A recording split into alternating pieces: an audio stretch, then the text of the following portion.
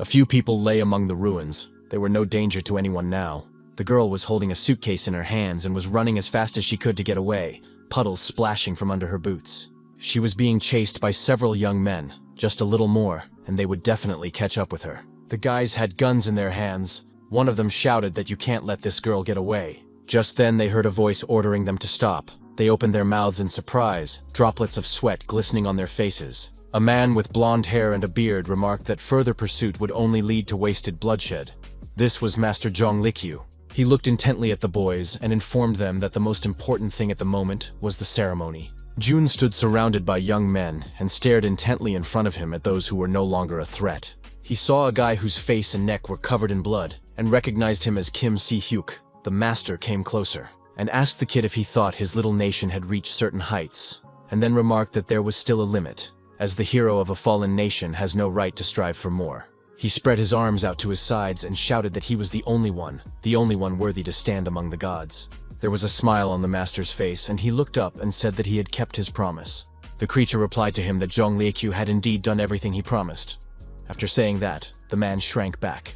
After a few seconds, he smiled again and remarked that it was now his opponent's turn to keep his promise, and asked that he make it an earth constellation. He raised his hands up again and screamed for his being to lift him up to the greatness of the so-called creator. That agreed, and a system message appeared in front of the man, which he began to read very carefully. He read that the target was ineligible and couldn't understand what was going on, started stuttering and asking ridiculous questions. System messages alerted that a qualified candidate for constellation status had passed away, and there was no longer any reason to continue fighting in the arena of Earth. Jun frowned with drops of sweat appearing on his face. He couldn't figure out what it all meant. And in front of him, one by one, there were reports that the land lease had been completely destroyed, and that with the end of the galactic arena, the rights to protect the land had been cancelled. The creature reported that Zhong Likyu most likely lacked qualifications, but the man only gritted his teeth and wondered how he had dared to deceive him. He was angry and confused. Then Jun shouted, "Didn't his opponent swear to him? He says that if he kills Kim Si-hyuk, he will become a constellation." The one replied that he had indeed spoken those words and remarked, then, as he had desired, he requested his ascension, and calmly added that Litsu was not suitable. The man only frowned harder and started making some incomprehensible noises. The guys next to him also began to scowl, cringe, and yell and roar.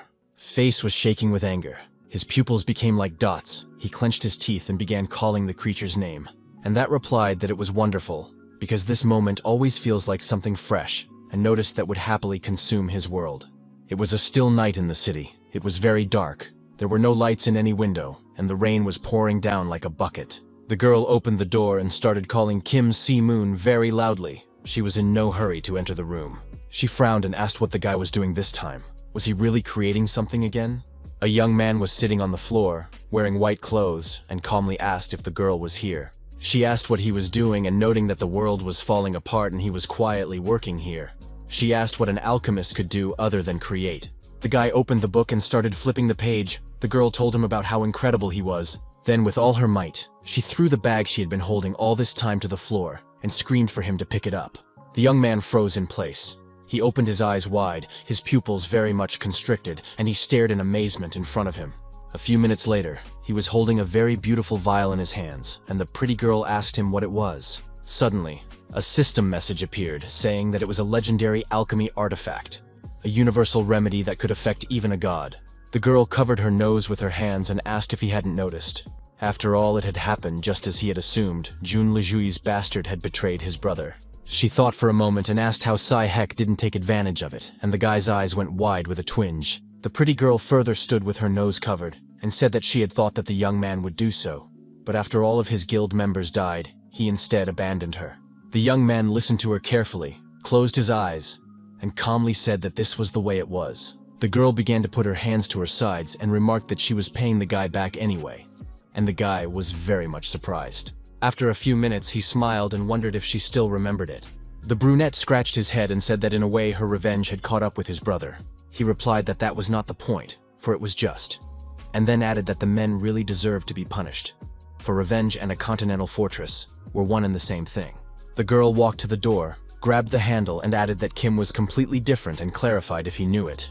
The guy stood up and said with surprise that the beauty was in a hurry to go somewhere again, and she replied that she was planning to cause havoc, and reported that she had seen Junliju summon something incredible. The young man was surprised, and the girl clarified if he had seen the system message of disenfranchisement. Indeed, there was a report that land protection rights were revoked after the Galactic Arena ended. She said the qualified candidate for status is dead, which was also indicated by a system message. The guy, on the other hand, was holding a vessel, and the girl was thinking about how his brother was perfect for the constellation, and she was the only one who knew his status.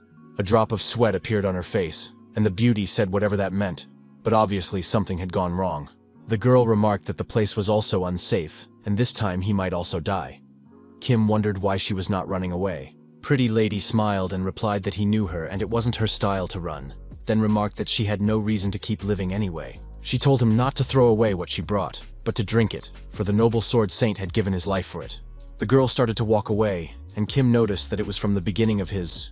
She thought surprised, but mentally thanked the guy for everything, as suddenly a status window appeared in front of the young man, showing title, class, nation, and other characteristics. He read the message carefully, then noted that it was just a pathetic statistic, and now it all seemed meaningless to him. Kim squeezed the vial harder in his hand and said that he needed a power source anyway, and now was the perfect time for it. He looked at the vessel and noted the culmination of all his time since waking up. And without the emerald tablet, he couldn't have even dreamed of this. The guy opened the vial and thought about the fact that even though it was overflowing with poison, his mind was clouded, and he was able to create the ultimate masterpiece of alchemy, an elixir. Kim himself was surprised that he was able to do it. The young man began to pour it out, and said that thanks to Shuhyuk and Malsuk, he was able to achieve the goals he had set for himself in life. He stared at the stone in front of him and wondered if what he had in mind could be done under these conditions. The young man knelt down and reflected that alchemy is always based on the principle of equivalent exchange. He realized it was time to start, so he gritted his teeth and started screaming very loudly. Suddenly, a small part of the city lit up as if from a huge spotlight, as if from a huge lantern, and the stone that lay in front of the guy scattered into different pieces, as if someone had broken it. A system message appeared in front of the young man, informing him that a legendary artifact had been created. He looked in front of him with a smile. A drop of sweat appeared on the guy's cheek, and he thought about the fact that it had been a success. Just a few minutes later, there was a message saying that he would receive 5,000 achievement points, and that there had been a deactivation due to the disappearance of this category. And then the guy was alerted by a system message that the legendary alchemy artifacts had been successfully created, and the first title of Alchemy Pioneer had been obtained. The young man gazed intently before him, and among the shards of stone he saw an oval, smooth pebble. A system message alerted the young man that it was a philosopher's stone. Thanks to this legendary artifact, any items could be created through the principle of equivalent exchange. The guy picked it up, started looking at it, and said it was a mandatory fee. He cut his finger and squeezed a small drop of blood out of it. It was needed for bound status. It went straight to the philosopher's stone, which literally turned red after a few seconds. The young man looked very frightened when he saw the hovering rock in front of him. He fell to his knees, clutched his chest, and began to scream very hard as the young man felt as if he had been electrocuted. Suddenly a breeze blew, and the head of the girl who had only recently come to see him was in front of him. He opened his mouth in fear, and the pupils of his eyes narrowed very much, becoming like dots. And she still had time to smile and call the young man by name. The latter answered nothing. He was distracted by the creature, who laughed, then asked if it was the philosopher's stone, and remarked that it was hard to believe, even though he had seen everything with his own eyes. The guy, however, clenched his teeth and stared intently in front of him, thinking about the fact that he was simply astounding. The monster remarked that a dimension could spawn an entire constellation, and added that it was an astounding and amazing discovery. The young man clenched his teeth and thought about the fact that it was all because of those two Si Hyuk and Mal Suk, and mentally cursed. One after another, system messages began to appear in front of him, stating that synchronization was complete, and the philosopher's stone was bound, and that the status had changed to unique. The guy was looking intently in front of him, drops of sweat running down his face, the veins on his neck ballooned, and he was as surprised as he was to receive a unique status. Kim clenched his teeth and thought about what it said, that he could create anything. He looked in front of him and realized that he wanted to do damage right now to the thing in front of him. The young man put his fist to his chest, clenched his teeth, and realized that he wanted to live without feeling powerless. It felt as if it was being turned inside out. Thus, a suitable target in the owner category was happening. A system message notified him that the search had failed. There was an expansion of the search area using the energy of the philosopher's stone. The guy grabbed his head and screamed as the energy needed for an equivalent exchange was not enough. He sat on his knees, and a message appeared in front of him saying that the utilization of the Philosopher's Stone's internal energy would be based on the state of the owner. The young man's eyes lit up and his hands raised, thus the autonomous production was triggered. Then, system messages began to appear that the appearance of an unseen artifact was causing them to close their eyes in amazement, and their attention focused on player Kim Si-moon. The creature screamed that it couldn't be. It was impossible. It also wondered how a human could manipulate his father's stupid creation. The guy who was just something on his knees fell face down. He passed out. After a while, he opened his eyes and read the system message that the first attraction of the constellation had occurred. Reports began to appear one after another that 1,000 achievements had been received, and that he had attracted the attention of an unregistered constellation. Kim had read that a title had been obtained, that he was among those attracted from afar, but it was immediately deactivated due to the disappearance of that category. The young man lay face down, system messages changing one after another, and he thought about how he didn't know what was going on. He looked at the girl's head and thought about the fact that he had dealt a very powerful blow to that creature. It was beautiful sunny weather outside, with birds flying in the sky singing their cheerful songs. A ray of bright sunlight tickled the young man's cheek, waking him up, and he opened one eye. The guy began to look at the room he was in. This place seemed familiar to him. Suddenly he sat up on the bed and opened his mouth in surprise. Since it was his old apartment, he thought about it being an illusion. But Kim had a feeling of suffocation like before he died. The young man could not forget him. But then, a sound distracted him from his thoughts, and he turned his head to the side. It was a cell phone, which he immediately picked up and read the news that China and the United States were the only survivors, but they too were subject to anarchy. He stared at the screen and thought that it was because of such news that he had stopped using the phone. But then his gaze stopped on the date. The year 2030 surprised him. The young man turned his head toward the window and couldn't believe that he had gone back 11 years. The boy cringed and thought about the fact that he had been reborn at the age of 28. Then he was sure that the Philosopher's Stone was moving his body and creating something. He began to realize that he had gone back in time. The young man started looking at his hands and moving his fingers and thinking about something. His pupils narrowed, and he began to realize that this sensation was different from what he had experienced before. Even though he was back in time in his 28 years, he didn't feel happy about it, for it was the most difficult time of his life after that incident had robbed him of his strength. The young man looked at the table and remembered that his vision was so blurred that he had to wear glasses. All his senses dulled and as if they had lost their power. He looked at his hands and thought about the fact that now that oppressive feeling of powerlessness and inability to do magic was completely gone. A status window appeared in front of Kim, where he familiarized himself with title, class, and level information. He opened his mouth in surprise as it said something about having a Philosopher's Stone instead of an inability to do magic. Juno put a hand to his chest and contemplated the fact that he must be in his body then. It was amazing to him that it became a character trait after his return, and furthermore, fulfilled his wish. The young man exhaled and said he never thought this day would come. And the inability to do magic felt like chains throughout his life. He stood up and thought about the fact that he couldn't even believe it sober. So he made the decision to have a drink.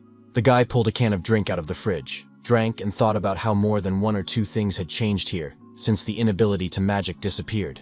His characteristics returned to their initial state. He rejoiced that he could finally taste the real flavor of beer. Just then a system message appeared in front of the guy. He read it and was very much surprised by such characteristics. He read that a tinker's strength was 10 points, but it wasn't magic power after all. Kim recalled the system messages that had appeared earlier and realized that the system had informed him of a unique characteristic. The guy looked in front of him and thought about the fact that he had become the bearer of a unique characteristic, and it was all on the first level. He thought that even in his past life, a player with unique stats were extremely rare. Most of them achieved high ratings, such as Sai-hek and Jun Liju.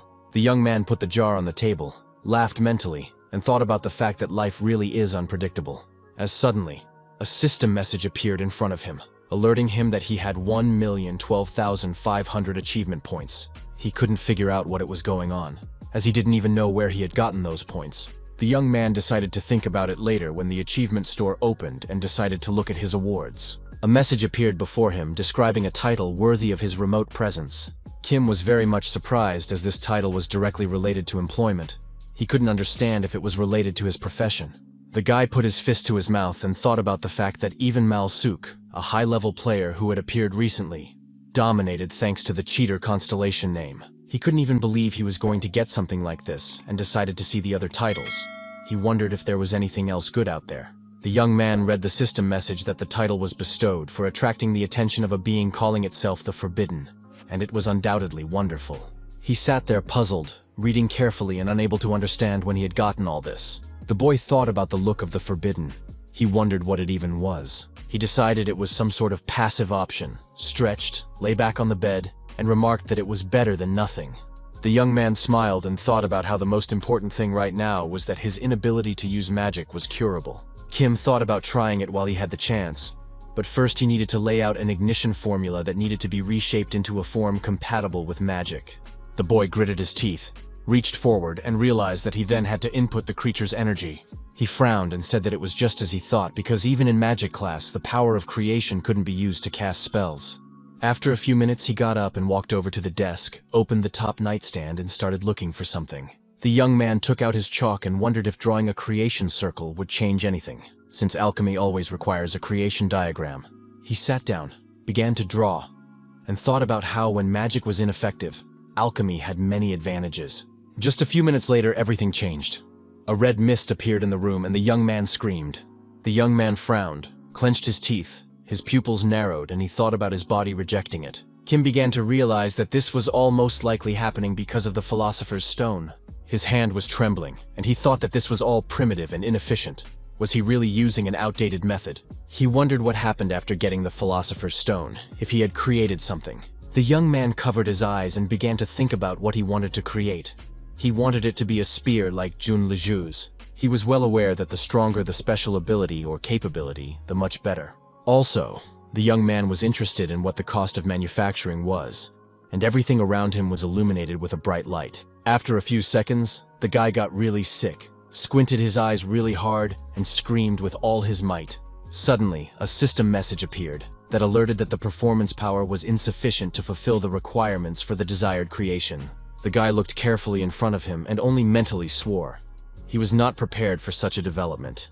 He clenched his teeth, gripped his chest with his hand, and read the message that the unstable Philosopher's Stone was looking for an alternative solution. One by one, system messages began to appear. One stating that a solution had been found with the rest of the owner's resources, and another that 1,000,000 achievement points were needed to stabilize the state. It was very absurd, but very quickly a message popped up asking if Kim would accept such an offer.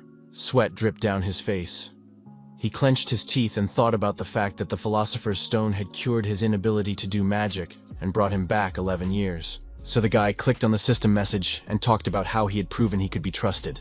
After a few seconds, he read that 1,000,000 achievement points had been accumulated. The young man opened his mouth wide in surprise, for he was not prepared for such a development.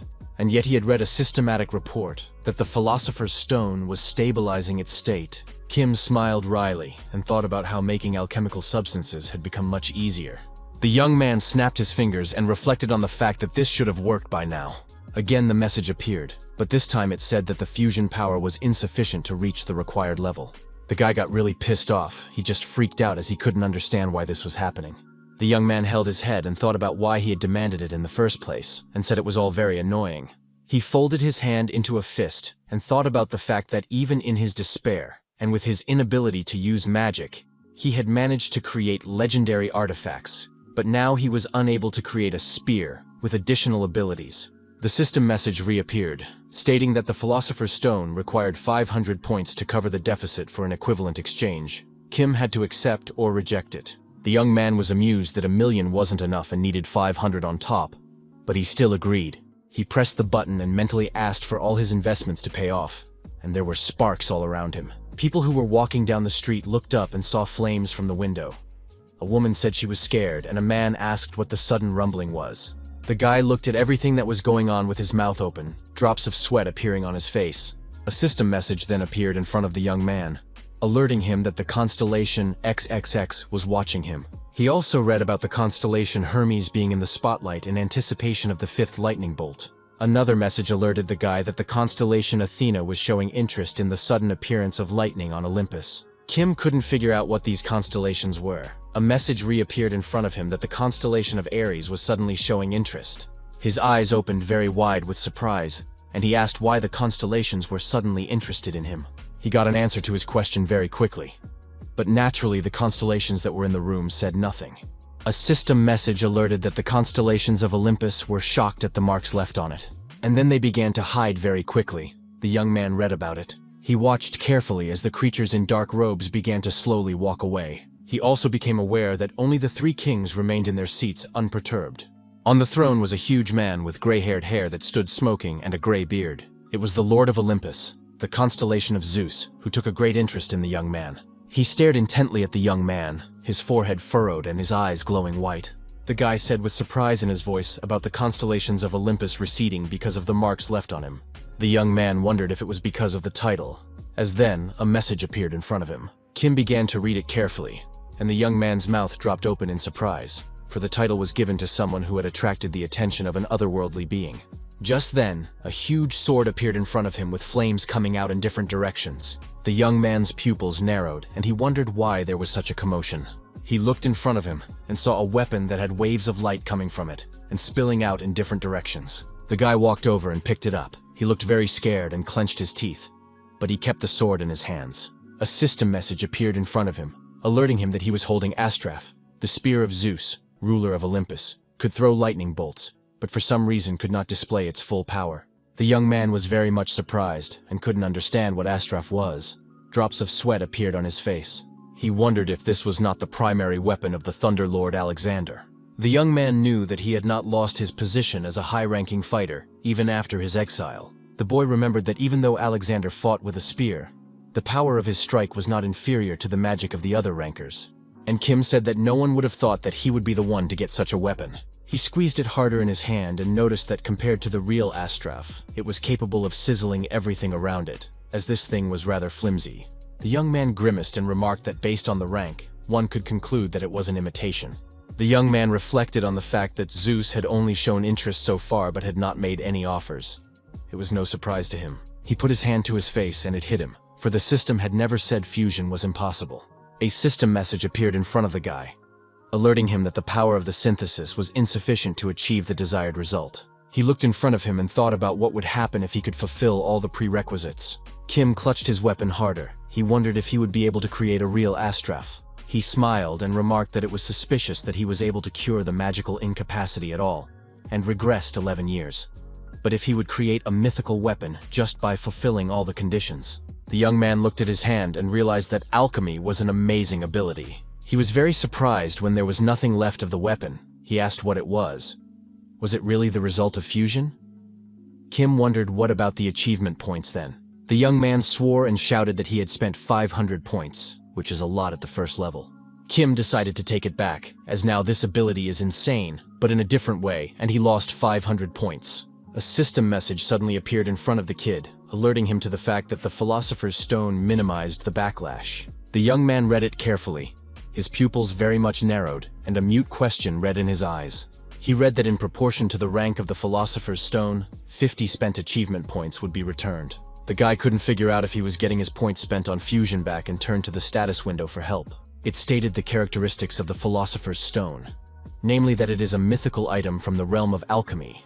When an equal exchange is established, anything can be synthesized. Kim looked at the status window and thought about the fact that there was no level, and in place of rank was a question mark. He realized it was most likely due to binding and regression, then asked the Philosopher's Stone if he could ask him a question. The guy asked if the change was due to the binding. It turns out that his growth is then affected by it. The Philosopher's Stone began to burn with bright red fire, with rays coming from it in different directions. The young man smiled and said that was most likely a positive answer to his question. There was real chaos in front of the young man, and he thought about the fact that mages must undergo special preparations, because alchemy requires the creation of a magic circle and the preparation of materials for synthesis. Kim reached forward and wondered who knew fusion without a circle could be so effective. Our hero smiled and began to realize that the process is completely different from the similar, and using the circle, and this is a real revolution in the world of alchemy. He looked at the things that lay around the place, intact and unharmed, and concluded that he had managed to properly work out the new synthesis method. The young man smiled and said that with this level of alchemy proficiency, learning would seem like nothing. The guy looked at his watch, which had been beaten a few minutes ago, and asked if it would be on at 5 today. He thought about the fact that on January 17th, 2030, at 5 o'clock in the evening, he received his first invitation to train to become a true arena player. The young man looked up and reflected on the fact that of all days, it was the day of training that he had regressed. Kim realized that it was probably to gain territory, and because of his inability to use magic, he couldn't even step forward, and was immediately shot in the head. He smiled and thought that he wasn't scared now because he had alchemy with him. The young man reached for his cell phone as he heard a text message come in.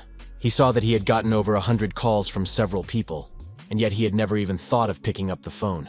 The guy read that Sihek was among the callers and said that he even felt embarrassed somehow since he was the older brother. Toth also left a message saying that he was accepted into the academy, and then also that he reached diamond rank and got a new characteristic, and he now has 3 of them, but he doesn't know how to use the new one. The young man remarked that his brother had written so much, including asking him about whether he went to meet the sunrise and noting that he was in his senior year, but didn't have time for such things. Our hero looked at the cell phone screen and thought that his brother was such a cheerful child. What he hadn't realized before was that Sihek was actually suffering a lot. The young man now knew that the target of the Galactic Arena was his younger brother. He could change that from now on. But first they need to establish a relationship with each other. Kim scratched his head and wondered what he should send to his brother, since he had nothing to say. He picked up his phone and began to type a message and wondered why he was even bothering with this. As the young man's mood suddenly changed dramatically, he clenched his teeth and began to consider something. On his cell phone screen, he noticed that Li Yu-jung had been trying to call him for a very long time. His hands shook, the phone almost fell out of them. He remembered that the girl was still alive then. He sat down on the bed and held his head, mentally calming himself down, because nothing had happened yet. He stood up remembering the event that had changed everything dramatically, that bloody evening. The young man clenched his teeth, covered his eyes with his hand, and concluded that he could change everything. He began to look through his fingers, his pupils narrowed very much. He knew he had to do this. Suddenly, system messages appeared in front of him saying that he had been selected to participate in arena training and would be invited soon, so he needed to prepare. The young man stared intently in front of him. He was very much surprised. As new messages appeared here, one informed him that the summoning would be in 9 minutes and 59 seconds, and if he had an arena access device, he needed to put it on before using it. The guy squeezed the bedding hard in his hands and thought for sure this time. He was sure that he would get rid of this miserable life of a loser, and prevent all troubles and build a new life. So he requested an early start. A system message appeared in front of the young man that he was invited to attend training. Kim also read that the main theme was to take over the territory. It was also stated that the number of participants was 100 people. He began to look around and said that it was the same as last time. The young man had the feeling that he had traveled back in time. A message appeared in front of him to earn points, capture territories, or kill other players. And the next system message alerted him that training was about to begin. Kim began to pace and talked about how he hadn't been in the arena in a while and promised himself to be more careful this time around and would tag in first place. Suddenly, the system message came up again and he read that the Zeus constellation's interest in him was growing. The guy looked very carefully in front of him, then grimaced in surprise. He read in a new message that the constellation of Zeus was giving him an assignment. The next system message announced that the mission window was activated, and the next one announced that constellation help was activated. The young man opened his eyes wide and thought about the fact that usually the mission and support are closed before training, but why is everything already available to him? In the message, he read that the constellation of Zeus expressed deep gratitude and promised a reward of 1,000 achievement points for first place in the battle to conquer the territory. The young man thought that was what was expected from the Lord of Olympus. He was worried about what would happen if he didn't take the first place. In such a situation, he was finished. Then he remembered that Zeus was offering 1,000 points for training. So the guy made a decision for himself that he owed it to himself and would take first place at any cost. Our hero lifted his head up, looked up and wanted to say something to Zeus. The young man laughed and added that it would be great if he could add another 100 points to it. Then he scratched his head and started laughing merrily, and remarked that he was just kidding. The lad went forward and thought about the fact that for the lord of the whole Olympus, he was rather greedy. Suddenly, some sounds came from somewhere, and the trunks of the trees colored red. The stranger fell to the ground, and with a huge, long arrow sticking out of his neck, he was no longer a danger to anyone. Another kid came up to him, laughed merrily, and remarked that all the awards would now be his. He began to pull the arrow out of the guy's neck and said that such magnitude didn't surprise him at all. The guy began to examine it, smiled and said that even the consumables here were first class. His name was Kim Min-yoon. He was a member of the Sung Sam Guild. The kid said that his guild members had asked him to just come back alive, but he wouldn't agree to that at all. Min-yoon clenched the arrow he had in his hand harder, and thought about the fact that he had been kicked out of the fucking academy, so he couldn't remain an ordinary guild member. His expression changed very quickly, and he thought he was going to make them regret kicking someone like him out. Our hero walked among the palm trees and talked about how he was sure it was around here somewhere. After a few minutes, he saw a rivulet and shouted that he had found what he was looking for and stopped beside it. He stood and watched the river flowing and said that he hadn't seen this river in a long time, and Min Yun, who was on the dever, looked at him. The kid smiled. He thought he had an easy prey in front of him since the player was completely out of gear and it was luck. He eyed the young man and thought about the fact that even if he was good, without armor, he was just another nub. The villain pulled the bowstring, smiled achidically, and thanked him for the free kill. Mingyun jumped down from the tree and immediately fired his bow. The arrow flew very quickly. And there, on the other bank, was our hero, who went down on one knee beside the river and bent his head. The arrows were coming towards him. They flew right over the river, which began to bubble, water droplets hitting them. Just a few minutes later, they flew over the young man's head, and he thought about exactly what he had envisioned. Min Yun was back in the tree. He looked down and thought about whether this was the guy he shot with the bow. He wanted to think about something else as he suddenly began to fall down. This was surprising to him as he held on tightly to the trunk. The villain fell to the sand and began to roll around in it. He also mentally cursed. Min Yun clenched his teeth, stared quietly at our hero, and thought about the fact that it was a mage most likely. He immediately picked up his sword to shoot, as he realized he couldn't lose to a dude with no equipment. The kid shouted to the young man to catch the arrow as immediately his face changed dramatically. He held the sword in his hands with all his might and opened his mouth wide in surprise, as he was not prepared for such a development. The young man stood in front of Mingyun and informed the one that he wasn't bad. The villain couldn't understand why. And the guy reached forward and noticed that he was aiming straight for the head, and noticed that it was a shame that such a talent was destined to die. The dude clenched his teeth, furrowed his brow, and started yelling at our hero that he was scum. Swords appeared in his hands and he started running towards the guy while asking him what he was even carrying. The young man began to use magic power and attacked his opponent while laughing heartily. And then noticing that he had applied the B-rank quick movement skill, Min's face changed, and he asked how he knew all this. The young man looked at him calmly and only smiled. He liked the dude's reaction. The one was already a few meters away from Kim and jumped up to attack him. But the guy calmly used magic. Yoon's face changed. He frowned his forehead and sweat dripped down his face. He tried to say something but only mouthed the word academy. The young man was completely calm and wondered if he wanted to ask if he was from the academy. Then he snapped his fingers and informed me that there was no way he would have been accepted into such a place, and noticed that the villain, judging by the full gear, was a newbie from some famous guild, and then said that the one was using a high-quality communication device, so the pain should be minimal. Kim informed him that if this was a real arena, the dude would be dead by now, and he himself realized that he went in without a device. Killing in a normal arena means death. It's not just quitting the game as it is now, it's death in real life. Furthermore, in normal arenas, things don't end with a normal death. If it's not mopped up, there's a rift. And if it's a dungeon, the monsters that aren't killed get into the real world, and that's a very bad thing. For this reason, the number of leaders in a country is directly related to its power. Unfortunately, after that incident, South Korea, like other small countries, was unable to fight back and was destroyed. The guy held his head up and said that until that happened, he needed to think about the present and decided to check on things. A message appeared in front of him about which player was currently in which position. The young man was very much surprised. His pupils narrowed very much, and drops of sweat ran down his face. He opened his mouth and wondered why such a small number of kills, since the training had already started a long time ago. The guy looked at the message and thought about how it was probably because everyone was just being cautious.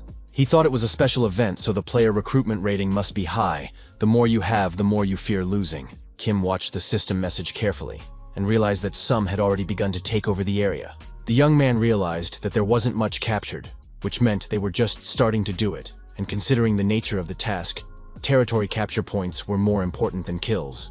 He held his hand up, snapped his fingers, and thought about the fact that he now wanted to better understand how fusion worked. A satisfied smile appeared on his face, and the young man said he would go in for the kill and get rid of the quiet ones first. Mingyun, although he was still wearing his uniform, was running so fast that dust was flying from under his feet in different directions. Kim laughed merrily at him, and the dude turned his head, drops of sweat appearing on his face, and called our hero crazy. The young man attacked his opponent with magical abilities, and the latter yelled that the guy was completely off his rocker. Shi Muong smiled and told his opponent that he was hustling, then stretched out his hand to attack. Yoon fell face first into the dirt, and Kim noticed that he was in steel armor. and it was all because of some speed skill. He stood with his arms at his sides and said that if he hadn't attacked first, he definitely wouldn't have made it. As suddenly an attacker appeared at his back, he clutched a sword in his hands and began to run towards our hero. The one turned his head calmly and looked questioningly at the villain. He wasn't scared at all. Literally seconds later, he snapped his fingers to utilize his magical abilities. It was as if the bandit had been replaced. His face twisted. He began to scream in pain and terror. Kim said he still had to attack from the bushes sometimes, and his opponent only groaned. Suddenly, a system message appeared in front of the young man, and he began to read it carefully. From it, he learned that resynthesizing increased his ability to transform, and from the second, that the level of the Philosopher's Stone had increased. The guy noted that raising stats at low levels was quite a common thing, but he didn't expect the level of the Philosopher's Stone to rise. Kim smiled and said that it was very good that he had decided to deal with the quiet ones right away. He noticed that 11 kills, and he would definitely not be attacked sneakily now. The young man began to look ahead and said the area was close, and said it was worth going forward. And the young man put his hands in his pockets and set off. He walked along the path between the trees. Suddenly, something alerted him very much, and he began to stare intently ahead. A very strong wind blew, and the sand that was on the path began to swirl from side to side. The guy stood near the trunk of a tree and stared intently ahead. He was very tense. The young man saw a huge amount of corpses and thought about the fact that he wasn't even inside the zone. So why are there so many corpses? He wanted to familiarize himself with the arena rankings, and a system message appeared in front of him. From it, he learned what rank was who, as well as the number of kills and the percentage of territory taken. He was very much surprised by the fact that the 1st through 4th place players had almost the same percentage of territory. Drops of sweat appeared on the guy's face. He read the message carefully and noticed that all of these players had been at the top since training. The young man furrowed his brow and thought about the fact that they were most likely from the same team. He looked at the corpses and realized that this was all a complete violation of the established rules. The young man stood behind the trunk of the tree and thought that as much as they wanted to take the top spots, how could they unite while studying? He wondered where they were, and an interesting thought struck him about the gambler grouping in the zone. The guy looked ahead and saw a tank in front, an archer behind, and 2 warriors on the sides. He realized that everything was perfect, and such a company would be difficult to defeat in one blow. Kim looked at his hand and talked about how he wanted to accumulate as much as he could since the reward for the mission would be shared.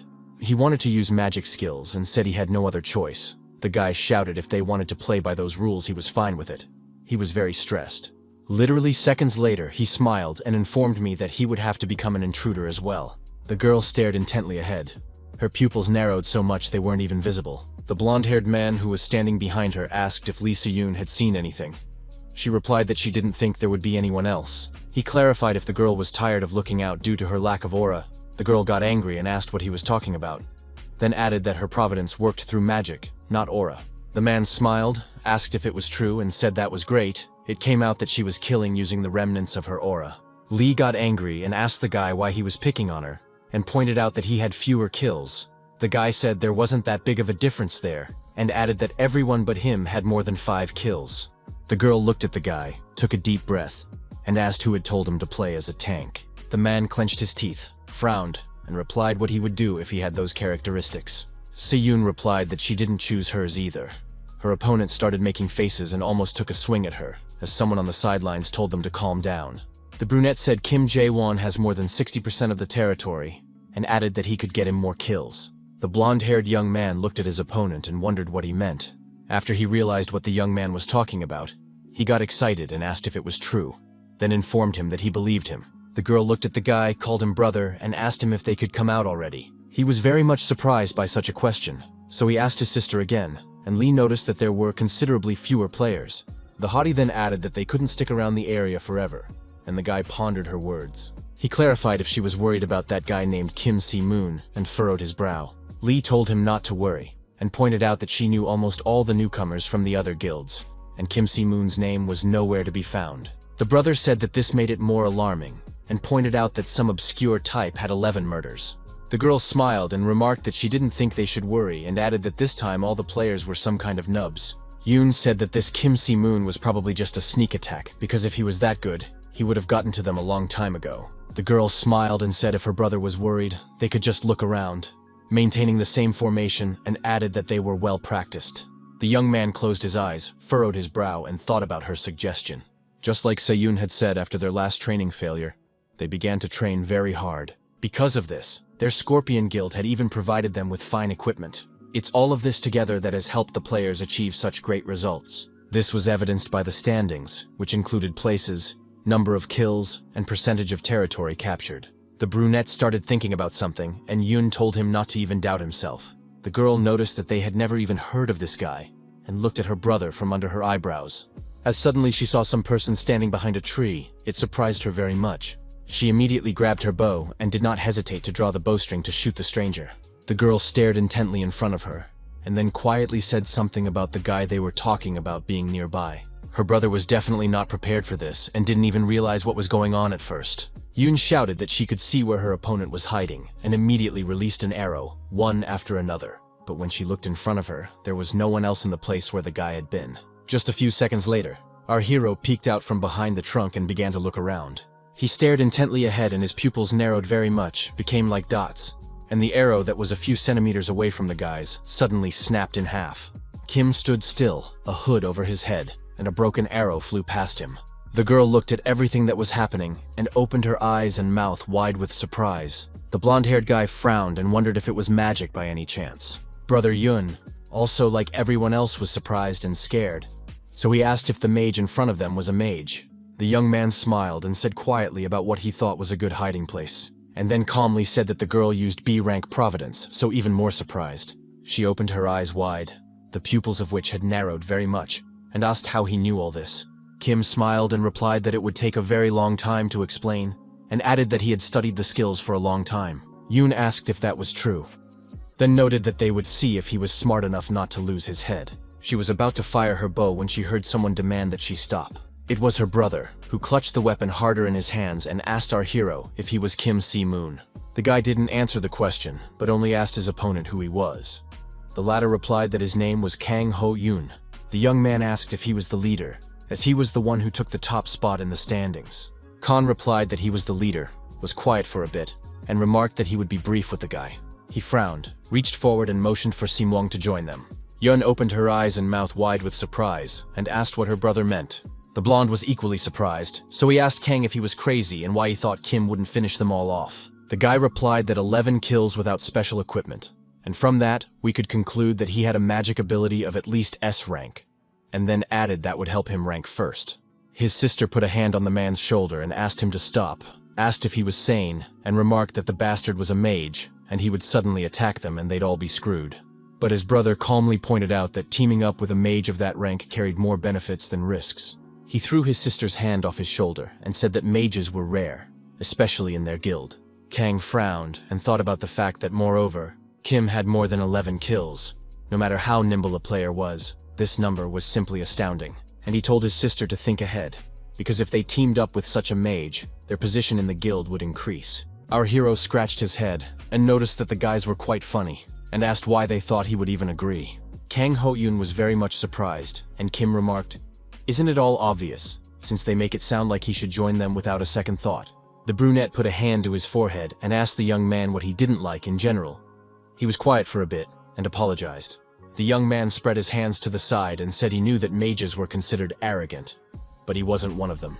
Hoen was very much surprised, so he immediately inquired what the matter was then.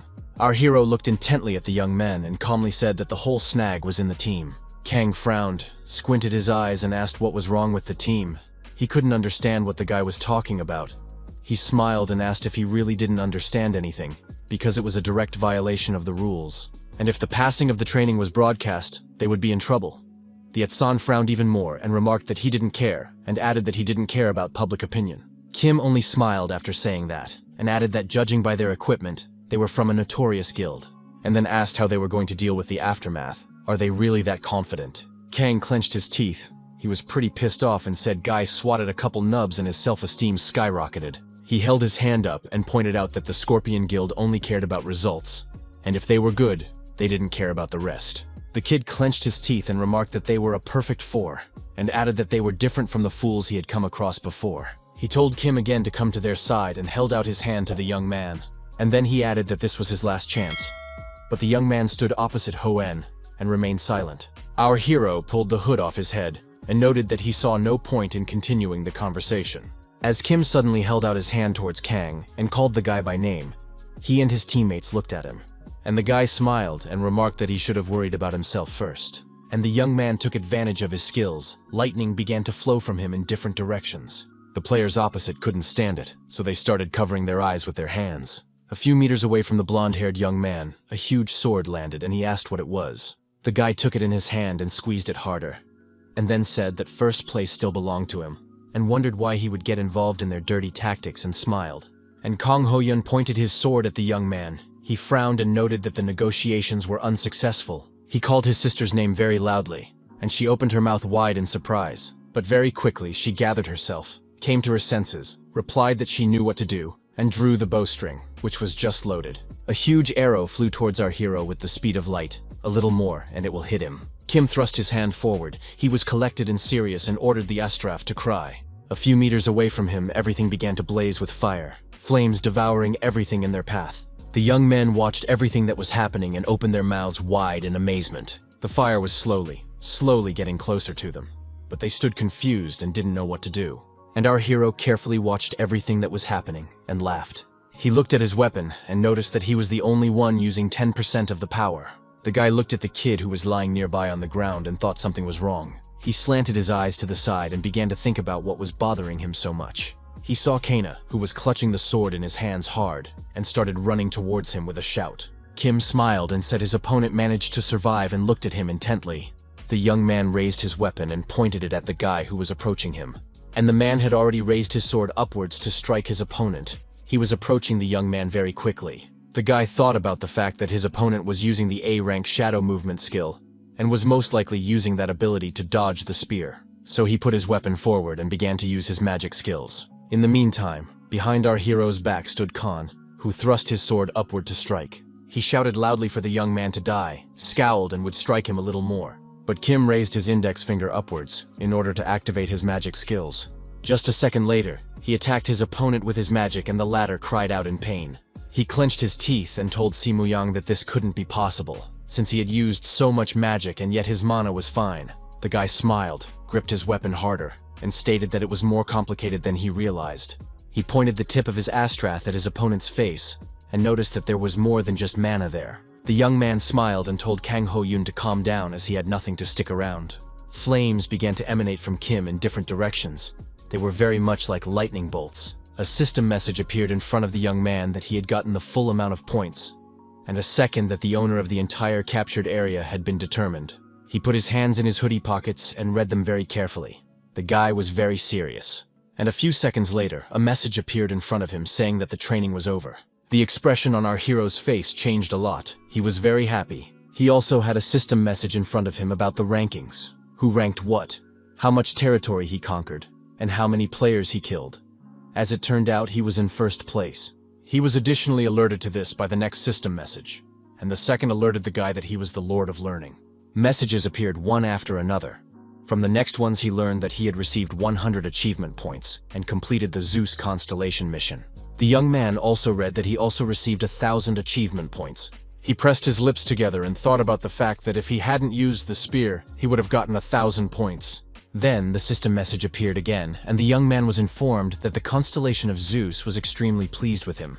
Kim thought about the fact that he had earned 750 points, and when he returned to the real world, there would be rewards waiting for him for winning the arena. The boy smiled, for he realized that he had gotten a lot out of this training. He was looking forward to what came next, and a system message alerted that he'd be back to the original distance in a couple seconds. At the headquarters of the Scorpion Guild, Seoul City, the guild leader called out to Kang Ho-yun. He was standing a few meters away, along with his team members. The man crumpled up some papers and asked the kid if he thought it all made any sense. And he added that the guy wasn't attacked from behind bushes or confronted by another teammate. The guild leader put out his cigarette butt in the ashtray and added that he'd been stripped of his head by a dude with no equipment. Kang frowned, droplets of sweat appearing on his face, and said about the fact that he had no excuses. The man frowned and stated that the guy was well aware that he wasn't punishing anyone for lack of skill, because that was something that even money couldn't fix. He walked over, closer, punched the guy and yelled that he just couldn't turn a blind eye to losing. The guild leader looked away, pointed at the young men, and noted that the dude had a team. He shouted that in teaming up, he should think of reputation first. The man asked if Ho Young understood what it meant, and Ho Young lowered his head and said he was sorry. And he handed the guy a stack of papers, which he began to read very carefully. And the head said that it was an account for those who, despite the guild's help, couldn't pass the training and caused unnecessary trouble. He noted that for the next 10 years, all awards received will go to the guilds, and stated that they should read the documents and sign them. The blonde-haired guy scratched his head, smiled, and noted that it was overkill. But before they could add anything else, the guild leader grabbed him by the neck. He frowned, his eyes burning with hatred, and the man added that the body would have to answer for its master's stupidity, and then wondered if that was his final word. The guy clenched his teeth. He was in a lot of pain, and he said he was sorry and began to apologize. The young men stared intently at the guild leader, and Kang quietly said something about how the documents had better be signed soon. At the Song Sam Guild headquarters, manager Park Min-chul folded his hands in a lock and talked about how he found it hard to believe. He looked at the boys and informed them that he wasn't accusing them of anything, and added that it was an incredible story. The red-haired kid frowned and remarked that he had the same feeling, and added that it was very strange that the magic worked without spells, and the young man they were talking about had 15 kills. Another dude reported that he did it all by himself, and then got rid of 4 highly ranked players, and a third added that he made sure of everything in real time. The manager corrected his glasses and stated that they would establish the details in the report, and the young men could be excused. They looked at him with surprise. The boys had drops of sweat on their faces. They wanted to say something else. But the man in glasses interrupted them and stated that he knew exactly what they wanted to tell him, and added that they shouldn't worry as their guild didn't penalize failure of training. After this phrase, the guys got very excited and started looking at each other. The manager just told them to try harder next time, and the boys replied that they would do their best. He picked up one of the folders and said that one of the players had single-handedly gotten rid of 4 players, and asked the girl if she recognized anything. Eun-hee lowered her eyes and replied to Manager Park that they were at work right now. Toth smiled and noted that she would take offense if he called her Wu's assistant. The woman smiled and said she wasn't offended at all and handed the man the folder. The one immediately started reading and said that it was as expected. He was familiarizing himself with the data on the Scorpion Guild. The manager read the document carefully and noted that 3 of the players had B-rank skills and 1 had A-rank skills. He wondered with surprise in his voice how a guild that was known for its dirty tricks was able to recruit so many talented fighters. His pupils narrowed very much, and he said that wasn't even the question, because someone had managed to get rid of them on their own. Eun-hee asked if it was a mage and he was using a unique firepower, and Puck wondered where a level 1 would get such power from, and if such a thing was possible, it would take him a long time to activate the magic. The girl said the report said he activated it at the snap of his fingers, and clarified maybe it was such a skill. But then it had to be S rank or higher. The manager had a dramatic change in his face and said that it was definitely possible, but he wasn't sure, so he had a different opinion. He looked at the document and noticed that the first level had its limitations as well, and there was likely something else involved here. Eun-hee checked with him to see if he was hinting at a constellation. He agreed, and pointed out that everything falls into place then. The girl closed her eyes and said that guy was just an ordinary level 1 player who had started training. There was no way he could enlist the support of a constellation. Park Min-chul thought about the fact that since the advent of the Galactic Arena in the year 2015, constellations only appeared at the diamond rank, or higher, but never lower. The manager said that guy is not an easy player or there is something beyond constellation. And he added that, whatever the case may be, one thing is certain, they must win him over to their side. Eun-hee remarked that she didn't think the others would like it, and the young man laughed and said she'd have to do a good job. Suddenly, he adjusted his glasses, slanted his eyes to the side, and asked if the guild leader agreed with him. The girl who was standing at his back opened her eyes and mouth wide in surprise, as a huge bright yellow fireball suddenly appeared not far from them. He was very much frightened.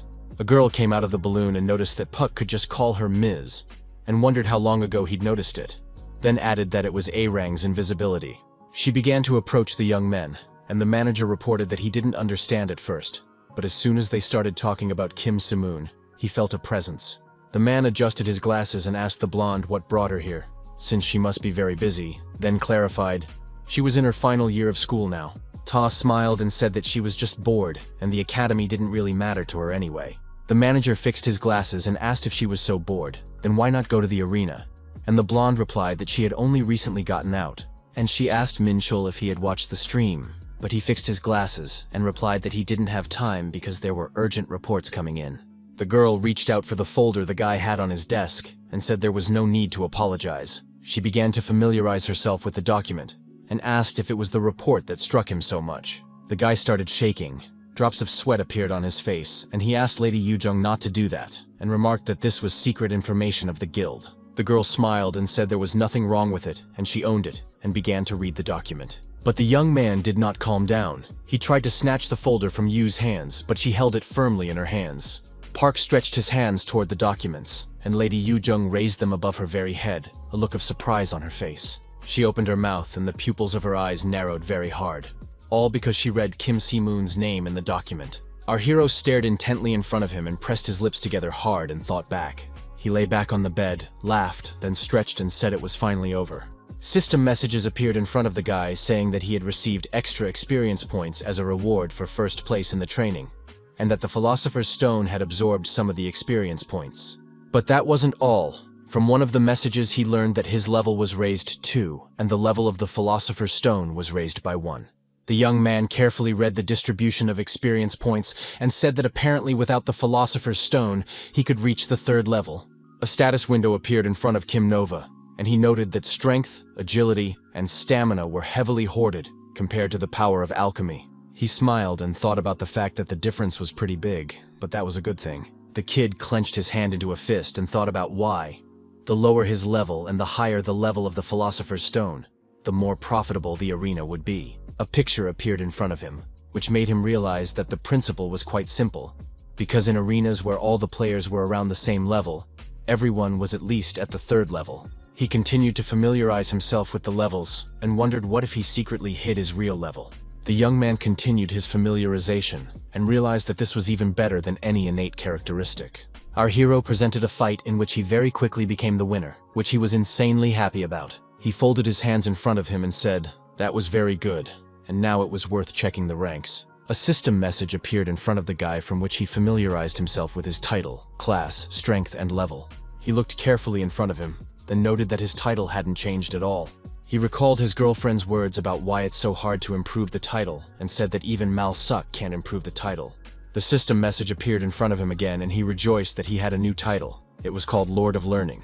The young man learned that Lord of Learning, it was a title given to someone who was able to take the first place very quickly and with a gap during the training. He wondered if there was other information, and then came to the conclusion that ordinary titles looked like this. They had been underestimated in a past life for some reason. Kim began to stare out the window and thought about how it was very strange that he had gotten such titles right away.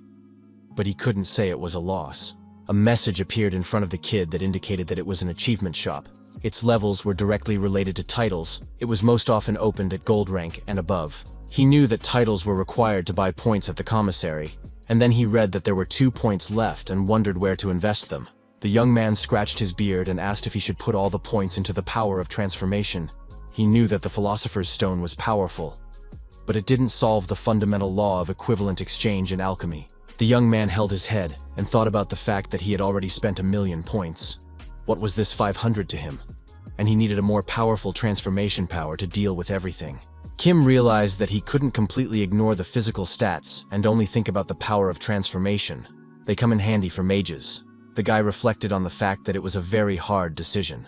The kid thought about the fact that they needed to be raised to at least an average of 5, and he would deal with the remaining points later. But suddenly it dawned on him. He stared intently in front of him.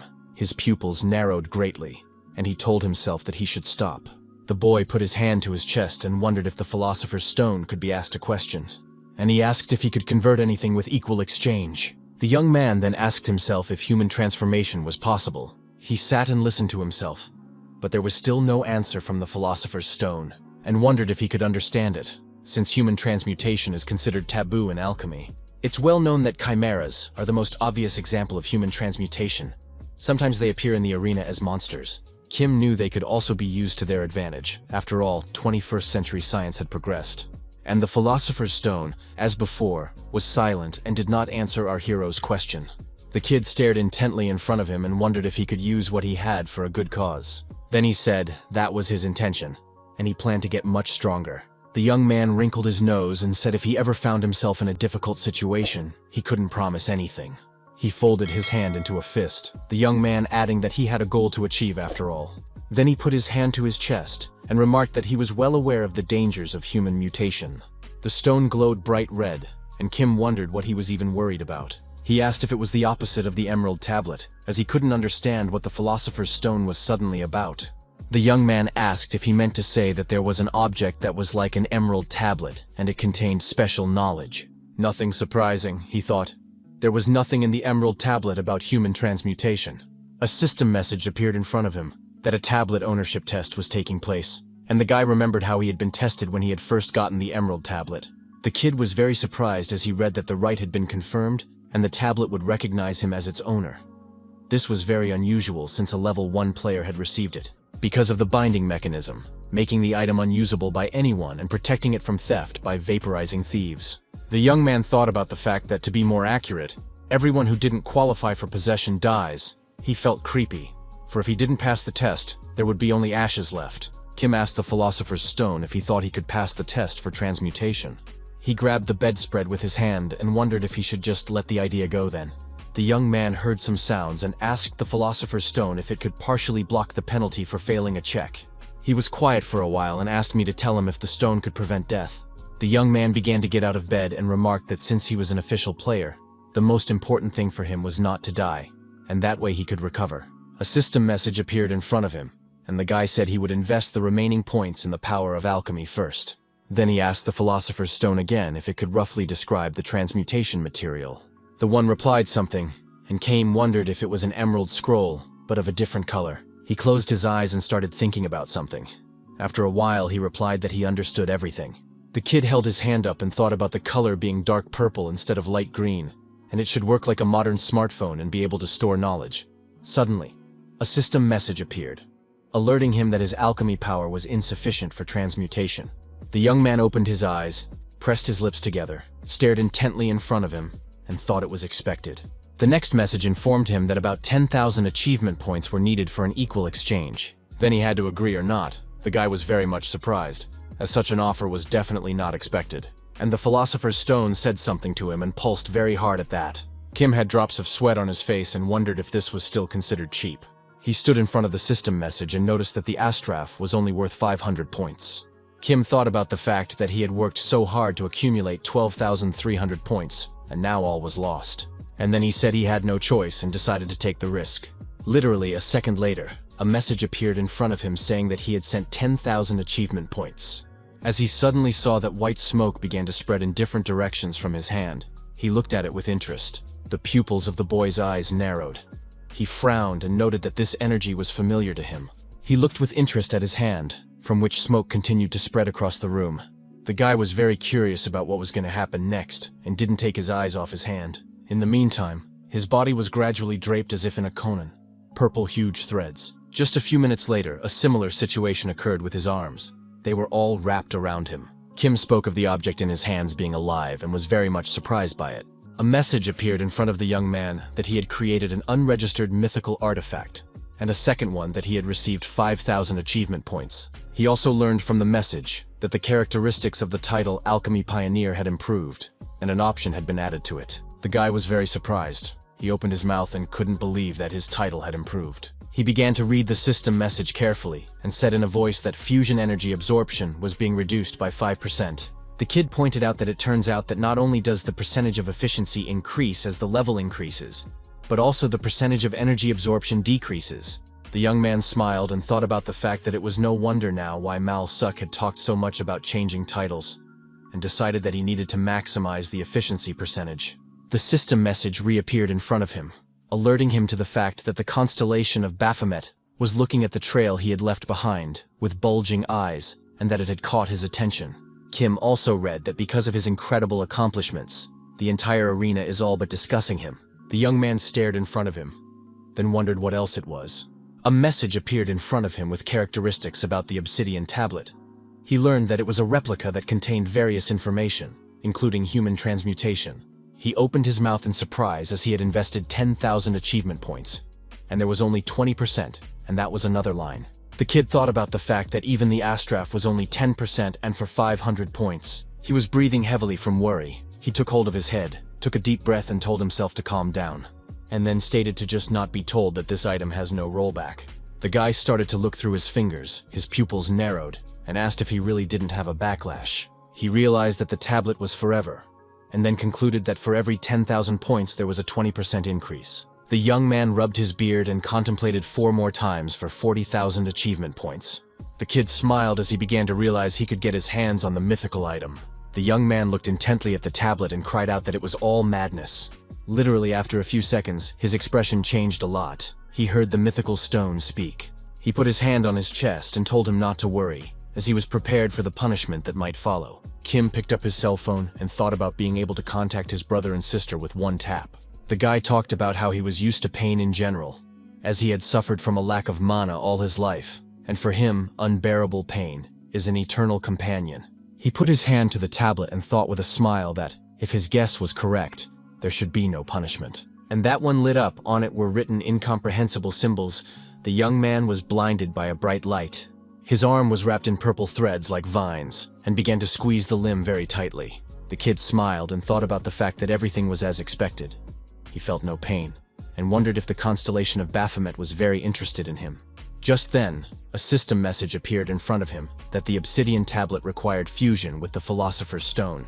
The boy clutched his stomach and clenched his teeth in pain as the huge ropes began to grip his torso and arms. He looked very frightened, eyes wide with surprise, and drops of sweat appeared on his face. A message appeared in front of the young man that the Philosopher's Stone was accepting the obsidian tablet's request. So he yelled out what was the matter, as he didn't understand what was really going on at all. Just a few minutes later, he fell to the floor and started screaming very hard in pain.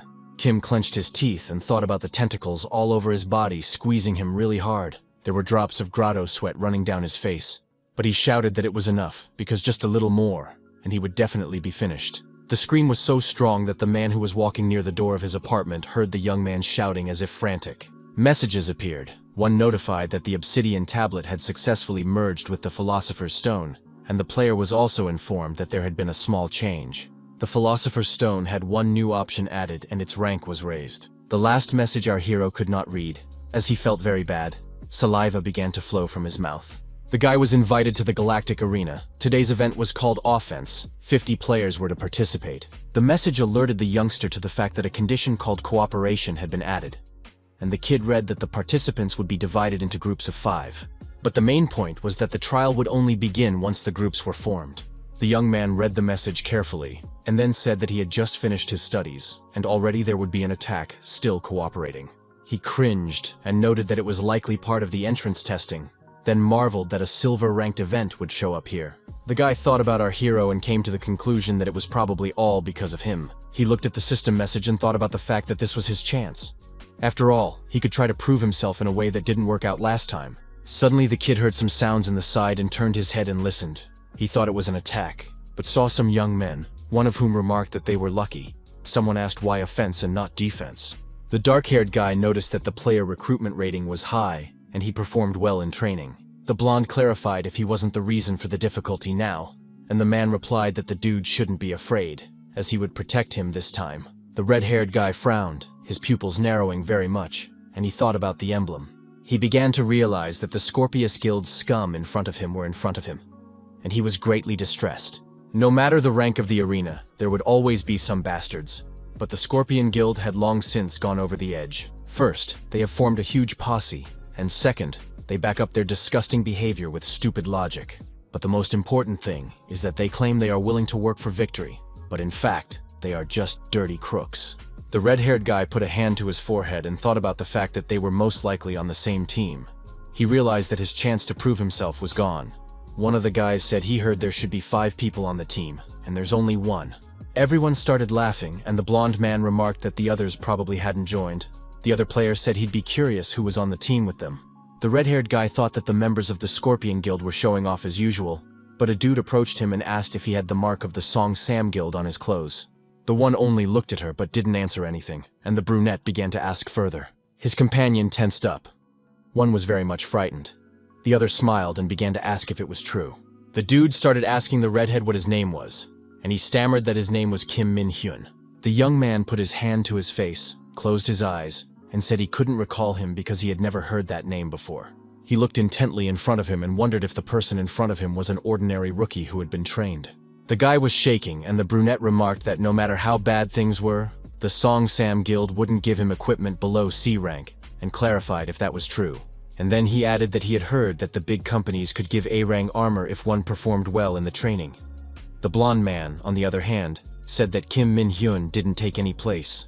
The red-haired kid clenched his hand into a fist, clenched his teeth, and mentally thought about how these young men were bastards, and he just had to be patient. He looked at the three of them and thought about how he would have arrived them that way. But he knew full well that they were stronger than he was. The kid clenched his hands tighter, closed his eyes, and thought for sure he'd play if he got into a fight. A brunette walked up to Min Hyun. He smiled and said they'll help the dude get by, he'll just have to do what they say. He clenched his teeth. He was shaking. He thought that the guys wanted to take all his awards for themselves and mentally called them names. Suddenly they heard a rustle behind their backs and turned their heads. The young men saw a cold light. It was our hero who put his hands in his pockets and leisurely approached the group of people. Min Hyun opened his mouth in surprise, staring intently in front of him and thinking about what this guy was doing here. The brunette put a hand to his face, started laughing, and closed his eyes, as he was not prepared for such a development.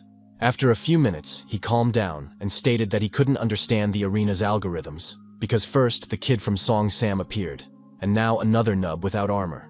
The young man smiled and quietly repeated after the brunette the word nub, his face covered. Then he looked intently at his opponent, and wondered if he was talking about him. The brunette held his weapon out in front of him, and wondered who else he could talk about like that. The young man wondered if they had decided to insult him, exhaled and laughed merrily. As his mood suddenly changed dramatically, he felt a philosopher's stone stirring in the middle. He asked what the guy had said, and noticed that he looked like his face hadn't been smeared on the pavement in a long time. And he added that he would sort it out now, but the young man took hold of his head, and he went on to say that he would tear his face to pieces. Kim smiled and thought about the fact that he had obviously touched his chest. But why did his heart hurt so much? Philosopher's Stone smiled and remarked what he should do if the young man was so concerned about him. Our hero changed in his face. Drops of sweat appeared on him, and the stone began to demand that he still did so. Shimwong thought to himself that if he had known that this would happen, he would have definitely stopped the obsidian tablet from fusing with the stone. He never thought that there would be such a reaction to a single phrase. And the Scorpius Guild guys started asking each other what the guy was doing, the blonde man noting that they scared him a lot. The brunette clutched his weapon harder in his hands and asked our hero if he was scared, and also called him a freeloader. The blonde man told Gi Yel that there was no need to talk to him since he was dumbfounded with fear. The third guild member laughed and said that the young man didn't even have a guild. The brunette smiled and remarked that Kim had been attacking some simpletons without armor, and informed him that he wasn't such a loser. Our hero furrowed his eyebrows, looked intently at his opponent, and asked if that was really the case. Then he smiled and remarked that if it was about the gear, they had it all wrong. Spruce slammed his weapon on the ground with all his might. Pieces of rocks and bullets flew in different directions, and shouted that the guy was getting frisky in general. He asked Kim what they misunderstood, and said he was trying to walk them through it now. The young man smiled and asked his opponent if his name was Cho Gi-yol, and added that it was busy, and then added that mages and supports often lacked equipment. He glared at his opponent, and either asked or noted that he had been in the arena for a long time. Our hero was silent for a moment, then asked the brunette if he was from the Scorpion Guild by any chance. Spruce smiled caustically, and noticed that the young man had absolutely no regard for manners. Kim smiled back and said he wasn't dumb enough to show respect to retards. The blonde clenched his teeth, folded his hand into a fist, and asked what the bastard had said, his comrade wondering how the freeloader even dared to open his mitt. Guy stepped closer, clutched his weapon harder in his hands, and remarked that Kim was completely underestimating them, and added that he would blow his arrogant face off. Our hero was completely calm. He stared intently ahead and put his hand forward to use magic. Spruce was shaking with fear. An invisible force gripped his weapon, which was why he couldn't strike his opponent. He clenched his teeth. The pupils of his eyes narrowed. The kid thinking that this couldn't be happening, that his opponent was stronger than him. The young man, however, smiled calmly and held his weapon with his magical power, while Guy mentally called him a pathetic brat. Kim noticed that he thought the brunette had high agility because of his speed, but his main characteristic was strength. The kid was shaking, clenched his teeth, furrowed his brow, and thought about the fact that his opponent didn't even flinch. His companions watched everything carefully from the side. They clenched the swords in their hands harder and started calling the guy by name. The brunette swung around. He screamed either from fear or exertion. He frowned and his pupils narrowed greatly. A few seconds later, a red-haired guy was at his back and delivered a crushing blow. The third member of the Scorpion Guild had drops of sweat appearing on his face. He began to call out to Sangbin. That was the blonde man's name. The one didn't answer. The guy got very angry and rushed forward with all his legs. He clutched the weapon in his hands hard. The red-haired kid turned around at the sound, his pupils narrowed.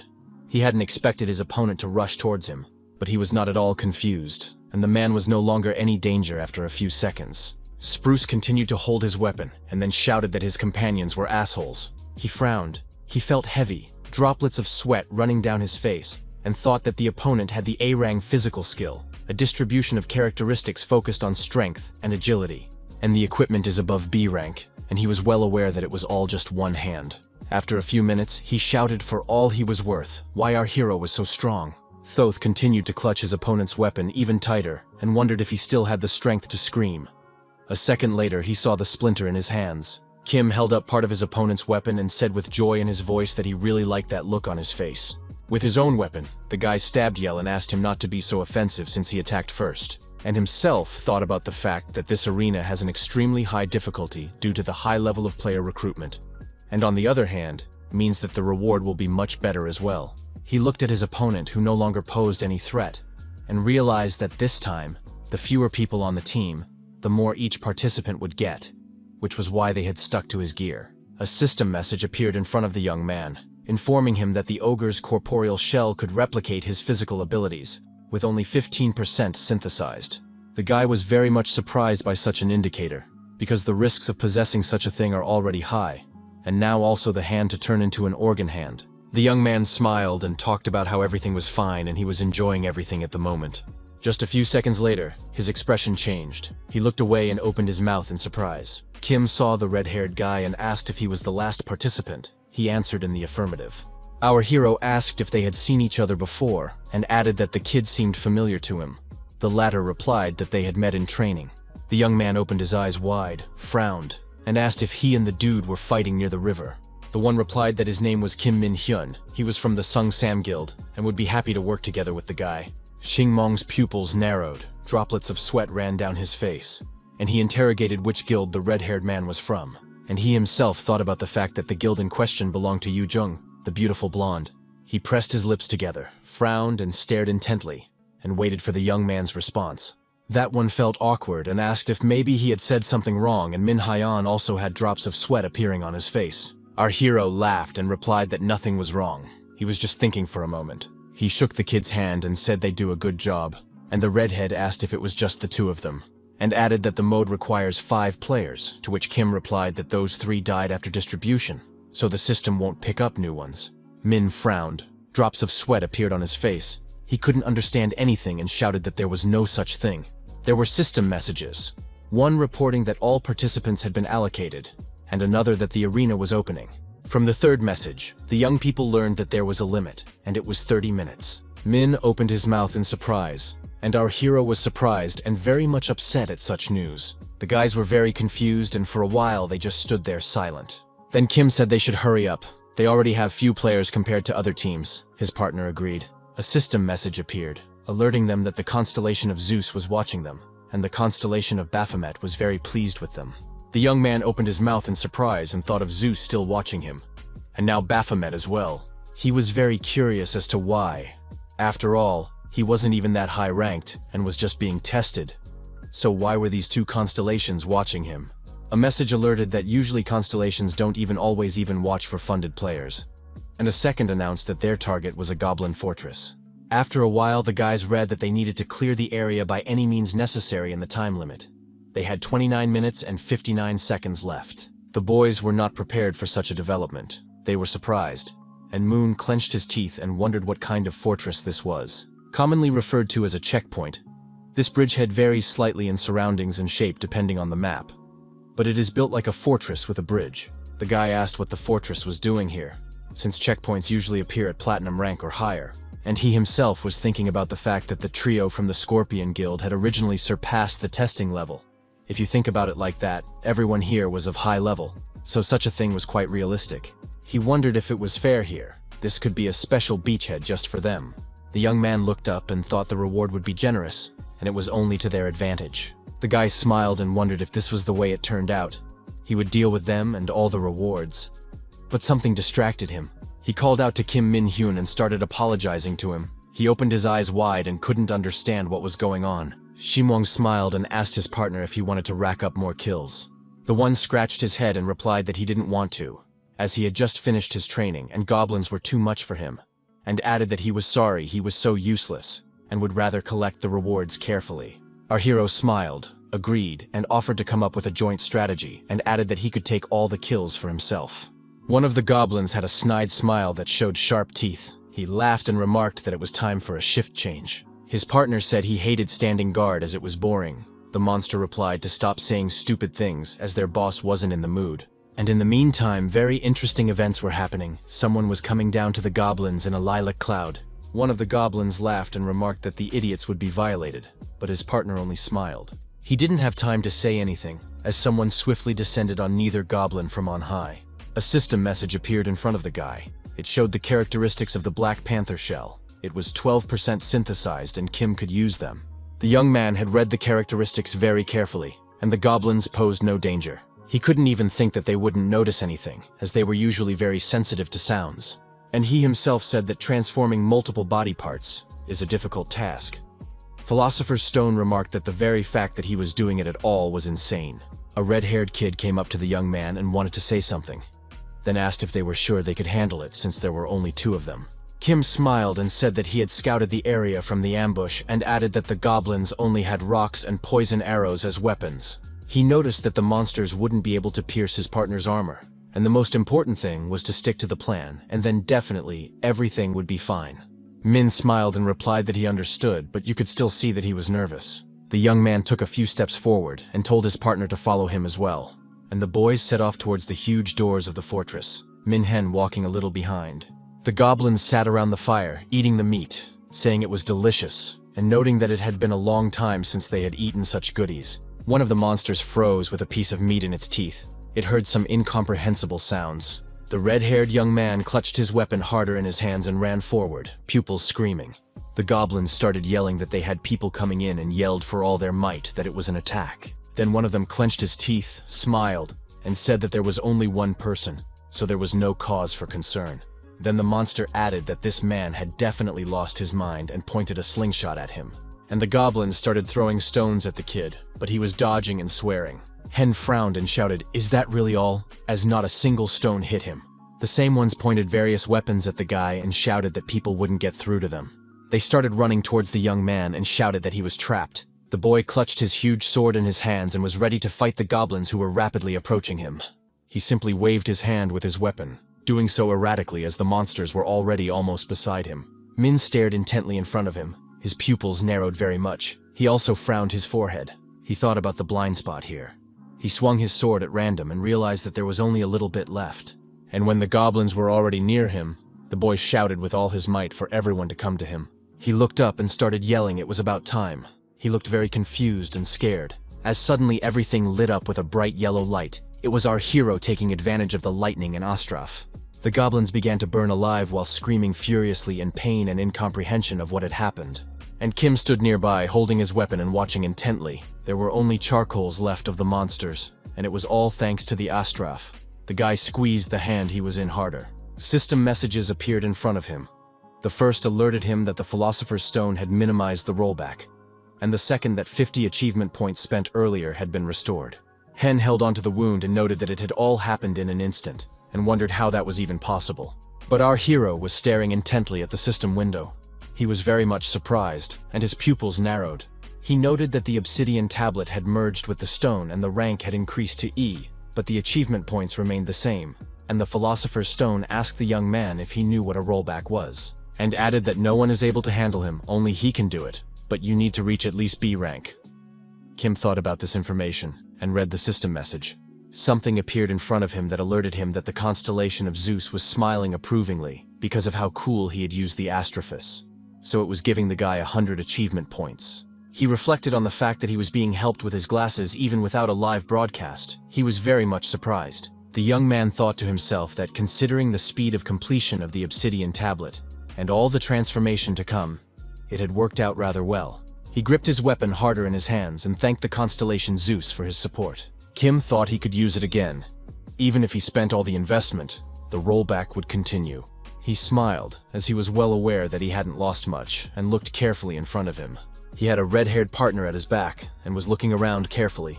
As suddenly he heard some extraneous sounds and turned his head, he opened his mouth wide in surprise. Then he said the main point appeared, pointed there with his hand, and remarked that it was time to leave. Our hero looked at the kid, smiled, and spoke about Min-hyun leaving here first. The one opened his eyes and mouth wide, and then asked what about him, since the goblins were coming soon, and then wondered if Kim was sure he could handle it. The young man noticed that his partner had seen everything for himself, and added that he would finish and join him. The redhead only opened his mouth in surprise, drops of sweat appearing on his face, but he remained silent. After a few minutes, he came to his senses and shouted to the guy to be sure to look into their guild, as they would be sure to repay the kindness. Kim walked forward, and the dude repeated his request again, and also yelled that he thanked him for everything. And the goblins clutched their weapons harder in their clutches. They were shaking with either fear or anger. Our hero clasped his hands together and noticed that it was time to finish what he had started. After a few seconds, a huge axe appeared in front of him. He began to look at it as he didn't realize who it belonged to. Suddenly he heard some sounds and turned his head at the noise and looked around. The guy saw a huge silhouette in front of him. The creature's eyes were burning and sharp fangs were visible. The monster growled, threw stones at the young man, and gradually approached him, while Kim dodged as best he could. The goblins were very excited. They were jumping and laughing as they saw their boss. The guy, however, stared at him intently and opened his eyes wide in surprise, his pupils narrowing very much. He saw a huge, burly monster walking leisurely toward him, clutching a weapon in its hand. The huge metal axe belonged to a large monster. Kim could see that. The monster approached leisurely. It bared its huge, sharp teeth and roared as it did not expect to see a human here.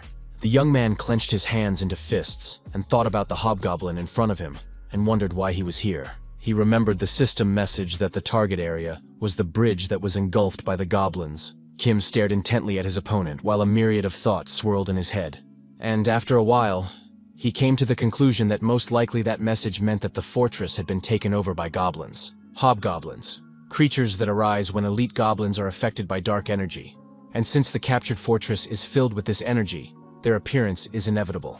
The guy thought that even with a high MMR, isn't it too much to take on and destroy a hobgoblin? And you need at least platinum level to do that.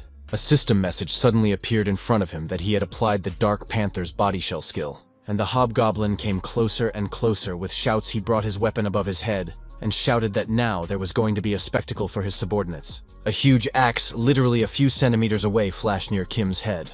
The enemy didn't stop. The guy fell to the ground and thought about whether it wasn't all too easy. He dodged as best he could, as he realized that the hobgoblin's physical abilities were inferior to the actual abilities of such creatures. Then the young man smiled, and mentally considered whether it was unfair. It seemed to him that they had some sort of conscience. Achievement points can be a waste of time, just in case they should be taken off properly, and Kim began to summon the Philosopher's Stone. The latter responded by waiting for him. Suddenly there was a system message that the constellation of Baphomet was frowned upon due to Zeus's constant lightning strikes. The guy froze in place. His pupils narrowed very much from bewilderment, and he began to think about investments. The system message appeared again, alerting that the constellation of Baphomet was expressing displeasure, pointing to the obsidian tablet. Kim reread it carefully and couldn't understand why this was suddenly happening. Meanwhile, the hobgoblin did not calm down. He screamed like a madman and his eyes glowed with hatred. Our hero stared intently in front of him and understood perfectly well that something must be done. So he began to attack the enemy. The monster roared, and the guy thought about how the hobgoblin was very dangerous even in a relaxed state. A message appeared again, announcing that the constellation of Baphomet had assigned a mission. The young man read it carefully. He opened his eyes and mouth wide with astonishment. He read that the constellation of Baphomet has a lot of resentment over his use of Zeus's lightning bolts. So he needs to defeat the hobgoblin boss using human fusion. The monster screamed like a madman, and from the next message, Kim learned that he would be rewarded with 500 achievement points. The monster began to attack him, and the young man shouted that he had only gotten 500 achievement points for the mission. It was too little. But the guy smiled and thought about the fact that it was already a matter of principle, and remembered that he was, in fact, an alchemist. Our hero looked up, raised his hands, and with a smile on his face announced that he was accepting the mission. Literally seconds later, a system message appeared and notified him that the constellation of Baphomet was expressing joy. The guy pressed his lips together and stared intently in front of him as the messages began to appear again. The first about the constellation of Zeus expressing displeasure, and the second that the constellation of Baphomet was furious. It threatened to visit Olympus. Kim couldn't immediately understand what was happening, and the exertion made drops of sweat appear on his face. A message popped up and he read that the constellation Zeus was shaking his head and saying that Baphomet never changes. And from the second one, the guy learned that the constellation Zeus had backed off after all. The young man stood confused and could not understand what this atmosphere between the constellations was. The hobgoblin screamed for all his might, screaming at how a human could mock him. The same answered nothing, looked at his hand and said that it was about human fusion. He turned his head, looked at his opponent, and said with a smile that nothing was impossible. And just a few seconds later, it lifted off the ground and flew upward like a bird. He approached the monster, but the monster did not stand still, but ran towards the guy with all his might. Our hero's hands were clenched into fists, and he saw with the corner of his eye the message that he had applied the skill body shell ogre. And he struck with all his might, but the hobgoblin had time to cover himself with his shield, so he was not harmed. The monster frowned and said that the person in front of him was a man with iron nerves. And then, unexpectedly for the lad, grabbed his head with a huge paw and squeezed it very hard. The hobgoblin laughed merrily. He already felt victorious, and continued to squeeze Kim's head harder and harder. The goblins, who were standing off to the side and watching everything, began to laugh and said things about the man being trapped. They said their boss was the best and each fired their guns. Our hero, on the other hand, was cleaning up as best he could, and even managed to look around through his paw. He wanted to see what was being done around him. And at the same time, wooden sharp needles flew into his back and dug into his skin. The kid screamed in pain. The hobgoblin was very much pleased with himself. He laughed and asked what the man would do now, for it was a little difficult for him to move. He began to squeeze Kim's head harder, and then said that humans are such weak creatures. The monster frowned and said through its teeth that the young man was so insignificant to have fallen for a simple trick, and had no defense against the paralyzing poison. He raised the hand that held the weapon and told the guy that he would start by chopping off all of his limbs. The young man answered nothing, and with his hand clutched the monster's huge paw that held his head. He couldn't understand what was going on and began to stammer some words. Drops of sweat appeared on the hobgoblin's muzzle. He remarked that this was all impossible and a normal human couldn't do this. The message that he had used the ogre's corporeal shell appeared before our hero again. As the monster suddenly screamed as if furious, the arm he was holding the guy with cracked. He began to scream as if frantic with pain as well as not understanding what was happening. The young man looked down at him and remarked that goblins were such weak creatures, and wondered if the man thought he would fall for such a simple trick. His eyes burned with hatred, and the young man clarified with the monster if he had any objections. The one clenched his teeth, breathing hard with anger, couldn't say anything to his opponent. The guy didn't think for a long time and hit the monster with all his might, and he sprawled on the ground. The goblins were shaking with fear. They asked each other how this could have happened. They also wondered if their boss was alive. And a message appeared in front of Kim that the Baphomet constellation's mission had been accomplished. He also read that he had received 500 achievement points, and that the Baphomet constellation was satisfied with the use of human fusion. But that wasn't all. The guy read that he had additionally gotten 500 achievement points. The next message alerted the young man that he had defeated the secret hobgoblin boss single-handedly, and was rewarded with 500 achievement points. Kim said that the secret boss was probably not created just to be defeated. A system message alerted that the galactic arena that had previously discussed him was surprised by his achievement. And from the second he learned that the constellation of Baphomet was taunting. There were a lot of messages near the guy, and he was thinking about the fact that it was probably his personality that was being discussed. Now that he thinks back on it, something similar had already happened when he created the obsidian tablet. Kim thought about the attention of the galactic arena. That was probably a good thing rather than a bad thing. He raised that this is likely a positive, as she always maintains a clear balance between risk and reward. The lad looked ahead at the light and reflected on the fact that as it was, there was nothing he could do now, for it was time to go after his reward. The young man stared intently in front of him. The light from the system message reflected on his face. From it, he learned that the rental stage of the tainted goblin fortress had been successfully completed, while the second notified him that Kim had single-handedly defeated all the enemies in a co-op playthrough with another player. The young man had read that rewards for successful completion were accrued based on results, and the linked trait Philosopher's Stone received a portion of experience points. Messages appeared one after another. He learned that the level had been raised to 4, and the level of the Philosopher's Stone had been raised to 2. Kim also read that he was given a reward called the Hobgoblin Battle Axe, and that he got the victory over the hidden boss alone. The next system message alerted the guy to the fact that he'd still gotten the monster's poison serum as a reward. He opened his mouth and eyes wide with surprise and shouted that he had so many awards. But the messages didn't stop. One alerted that he had completed a hidden achievement, and another that he would receive 1,000 achievement points. The young man didn't avert his eyes. He laughed and asked if the reason was because it was the first boss, and then added that the rewards were incredible, and demanded that a status window appear in front of him, which he began to familiarize himself with very carefully. A smile appeared on our hero's face, and he said that with such rewards, he would quickly gain 10,000 points. He wondered if 10,000 points would be enough for the Philosopher's Stone to synthesize an obsidian tablet.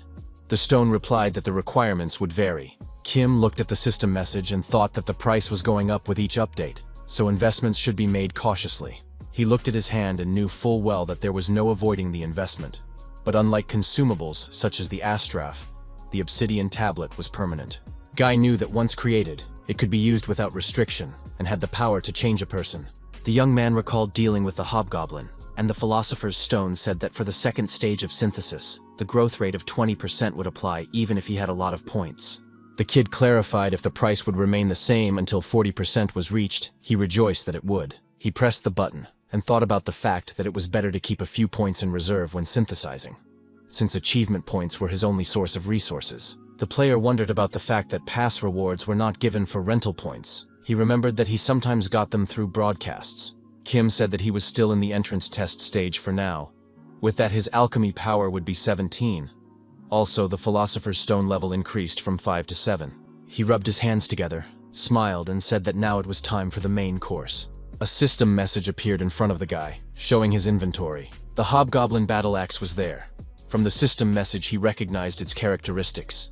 This item is favored by players in battle. It is common among such inventory. The young man asked if he had the same items as the Platinum rank, which is also plus 5 points to strength. But the thing is a top-level option. He thought that characteristics tended to increase from plus 1 to plus 5 for most items. This guaranteed a high price, which was incredibly favorable. The guy was staring intently in front of him and thinking about something. His pupils very narrowed. And then he said it hasn't been long since his regression, but it feels like he hasn't seen anything like it in forever. And reached out his hand to the inventory system message, and the Philosopher's Stone wondered what the young man was talking about. Kim pulled out a vial of serum and stated that about it, Stone clarified if the man knew what she was doing. Immediately, a system message appeared, stating that the serum contained a dark energy that amplified the poison.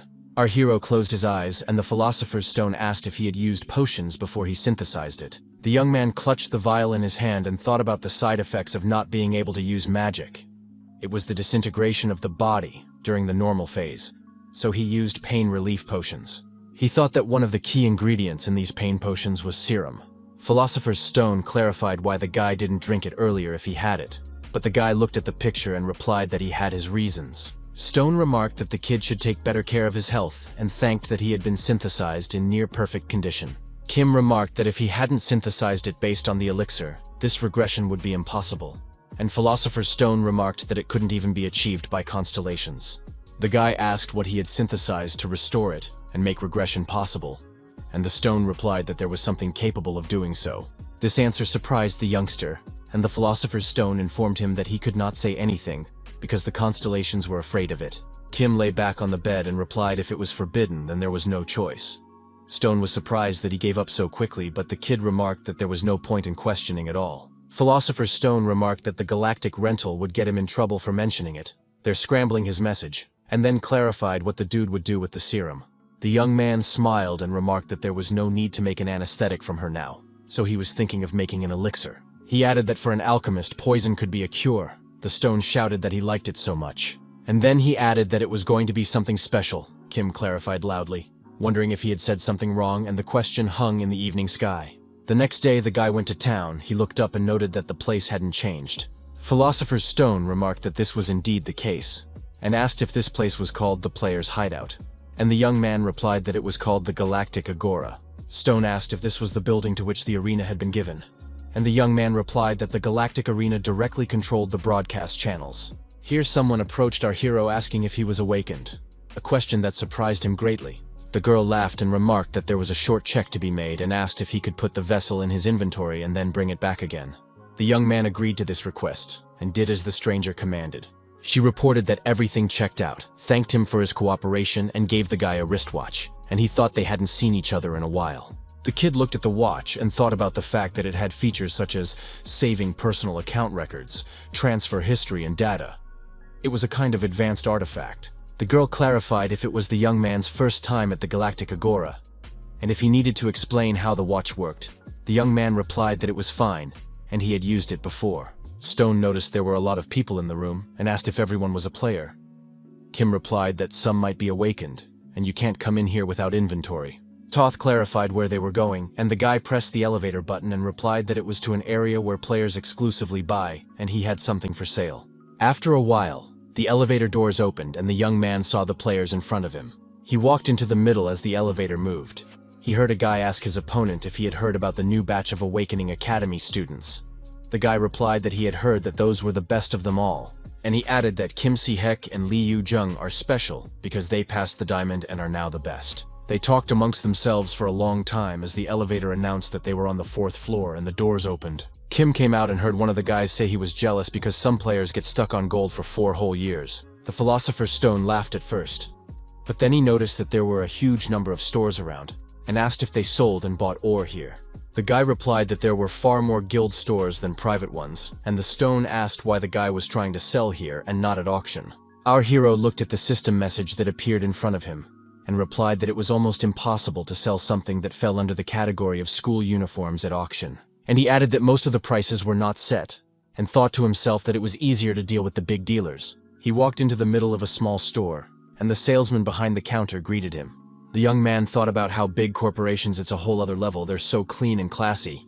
The man squinted his eyes, smiled, and asked if the young man was looking for something specific. Our hero smiled back and said he was here for sale, and the salesman stared at him questioningly. Then he talked about how they hadn't had someone come to them to sell something in a long time, and then asked what the guy wanted to sell, and the guy put a hobgoblin battle axe on the counter. The salesman immediately grabbed the weapon in his hands and began to take a closer look. He realized what it was, and added that the axe also came with high-level options. The young man replied that this was indeed the case and inquired if it could be sold now. The man smiled and indicated that it was possible, and then pointed to his watch and noted that it showed the latest trade prices and details of a hobgoblin battle axe in the Galactic Agora. Kim opened his mouth in surprise as his weapon could be sold for 42 million won. Yesterday it was sold for 38, but it had a strength of +4.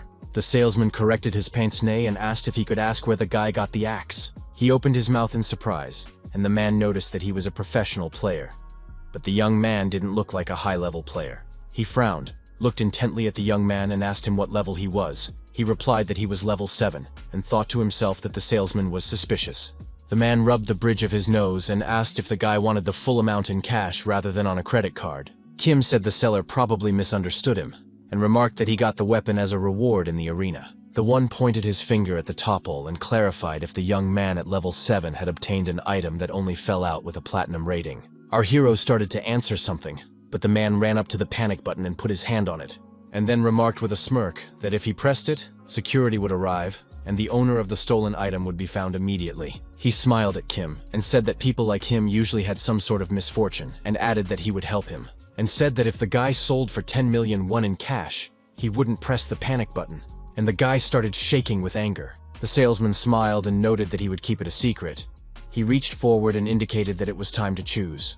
The youngster rubbed his forehead with his hand, and couldn't believe what he had just heard, and asked the man if he was mocking him. Just as someone approached him and noticed that the salesman was telling a rather interesting story, the men turned their heads and saw Lee Yu-jung, who said that the salesman had gotten very bold. The girl opened a can of drink and handed it to our hero. The young people were sitting in the park on a bench. The young man looked at the girl's hand and thought about the fact that it was the same hand. 9 years ago, Yu-jung's bloody hand was holding a huge bloody hammer. Kim thought she had smashed the head of her grandfather, Chairman Lee Sung-chol, with that hammer. It was a nightmare. At that time, not only the chairman but also several high-ranking officials were killed, and this case could be considered a turning point on South Korea's path to the end. He thought back to that silhouette and wondered why it had all happened, and it was unsettling. The guy thought about the picture that came on his phone then, and remembered the shock he had been in that day. He reflected on the fact that the girl that day was nothing like the Yu-jung he knew. The girl said that Big Brother used to really like cider, and then asked if his preference had changed. He replied that he was just thinking, and Yu noted that he hadn't changed at all when he was thinking about his own, not noticing anything around him. She squeezed her eyes shut and noticed that thanks to Kim, she knew what it was like to sink into her thoughts. The young man smiled, exhaled, and began to sip the drink from the tin can. As suddenly Yu heard someone call out to her. She turned her head and saw a dark-haired girl. She informed Jung that she had sent her the details she had mentioned earlier. The blonde looked at the system message and said there wasn't as much as she expected. The brunette covered her eyes and noticed that this was indeed the reality of the situation. Yu stared intently in front of her, her pupils very narrowed. She thought about something, and then declared that it was a beautiful job. She then told Kim that it was the payment for the hobgoblin battle axe she sold. Then he saw that the amount was 50 million, and noticed that it was above the usual price. The blonde replied that it was compensation for a mistake that one of her employees had made, and asked if it was too little, and noted that she would give more if she could. Our hero smiled and said it's okay and added, "Let you be in charge. But we need to separate business and personal matters." The one replied that brother, as usual. She smiled and informed him that he hadn't changed at all, and she was so happy to talk to him. The guy stared at Jung and wondered what it was that had suddenly happened to her. And then he began to realize that it hadn't been that long, so it was no surprise. The young man got up from the bench and began to walk somewhere, and there was a long pause between them. After a while, the guy asked the blonde how her aunt was feeling. The latter replied that she was still unconscious, but so far so good, and she decided to visit her regularly and keep an eye on her. The guy stared at Yu and clarified it wasn't because of the arena. She opened her mouth in surprise, then smiled and said that actually, she was using it as an excuse to frolic in the arena and had installed an access device in her chamber. Jung clarified to the young man if he had indeed gotten a special item in the arena. The young man answered in the affirmative. The girl stared at him and asked if he was fully recovered. Kim replied that he could use magic now. Yu was very excited and informed the young man. He smiled but didn't say anything back. She said she went a little overboard, and added that she congratulated him and asked how he had recovered. The guy was quiet for a bit, and then informed me that he was just lucky. He started to feel the magic coming back, and then he was cured. Jung said that she was very happy, and then added that she was actually worried and had taken a long time to find something that could help him. Yist replied that the effort she had put in over the past time was enough, and asked Yu not to blame herself. He noticed that it was random and he was just doing what he could. He fell silent as he thought about something. He said enough of all that and pointed out that it was his choice at the time. The young man noticed that even if he could go back in time, it wouldn't change anything. Shi-moon thought that it was actually just ridiculous, even though he said he didn't regret what happened. Why did he start answering messages from that day onwards? He realized that the pressure from everything had taken place. It was most likely the reason it had happened the way it did. Kim reflected on the fact that he was the child of an outsider woman. It was enough to get the family in trouble. That's when he lost the opportunity to be a player. He realized that most likely his Kim family wanted him gone. But to stop communicating with his brother and sister, it was his choice. But they continued to write to him even after he left the family. The young man was very ashamed, but if one were to come up with an excuse, then he simply couldn't accept his magical inability at the time. He had a bright future and a good performance, and then in one day he lost everything. So he shut himself off from the world and couldn't even take care of himself. He realized that deep down, he held a grudge against them.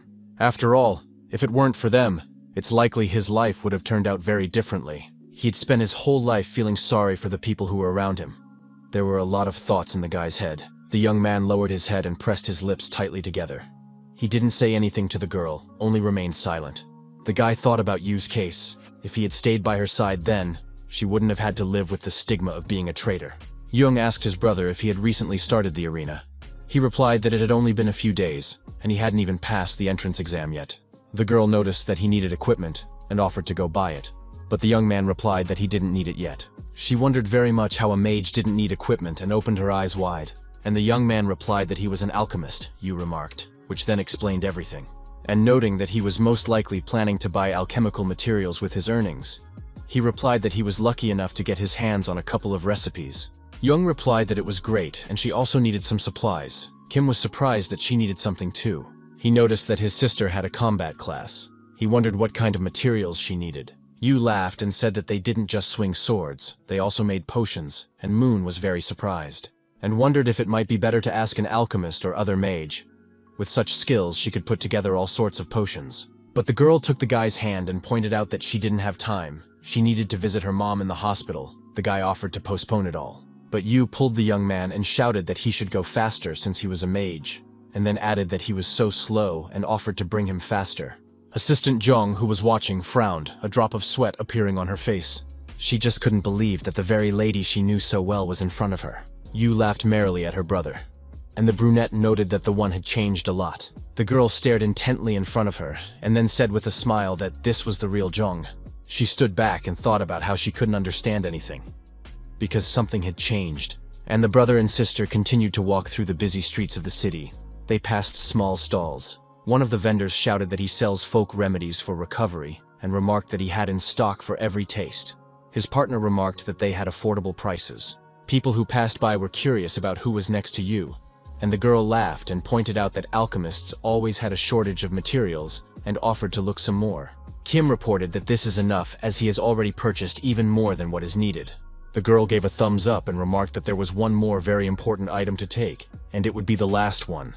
And the young man stated that his inventory was about to explode, and a system message appeared in front of them with his entire inventory. Yu glowed with joy and remarked that it wasn't true, and she would give him something anyway. The young man closed his eyes. A drop of sweat appeared on his face, and he thought about the fact that shopping with someone was scarier than it looked. Jung was running from one counter to another and yelling that that item was very small, the other one was too big, there was a color off. The guy wondered how she knew about alchemy. He thought that Jung, who does a thorough inspection, is usually not easy to deal with. And yes, got excited and was going to buy something. In just a few seconds, she was already near the young man, hands outstretched with the device on them.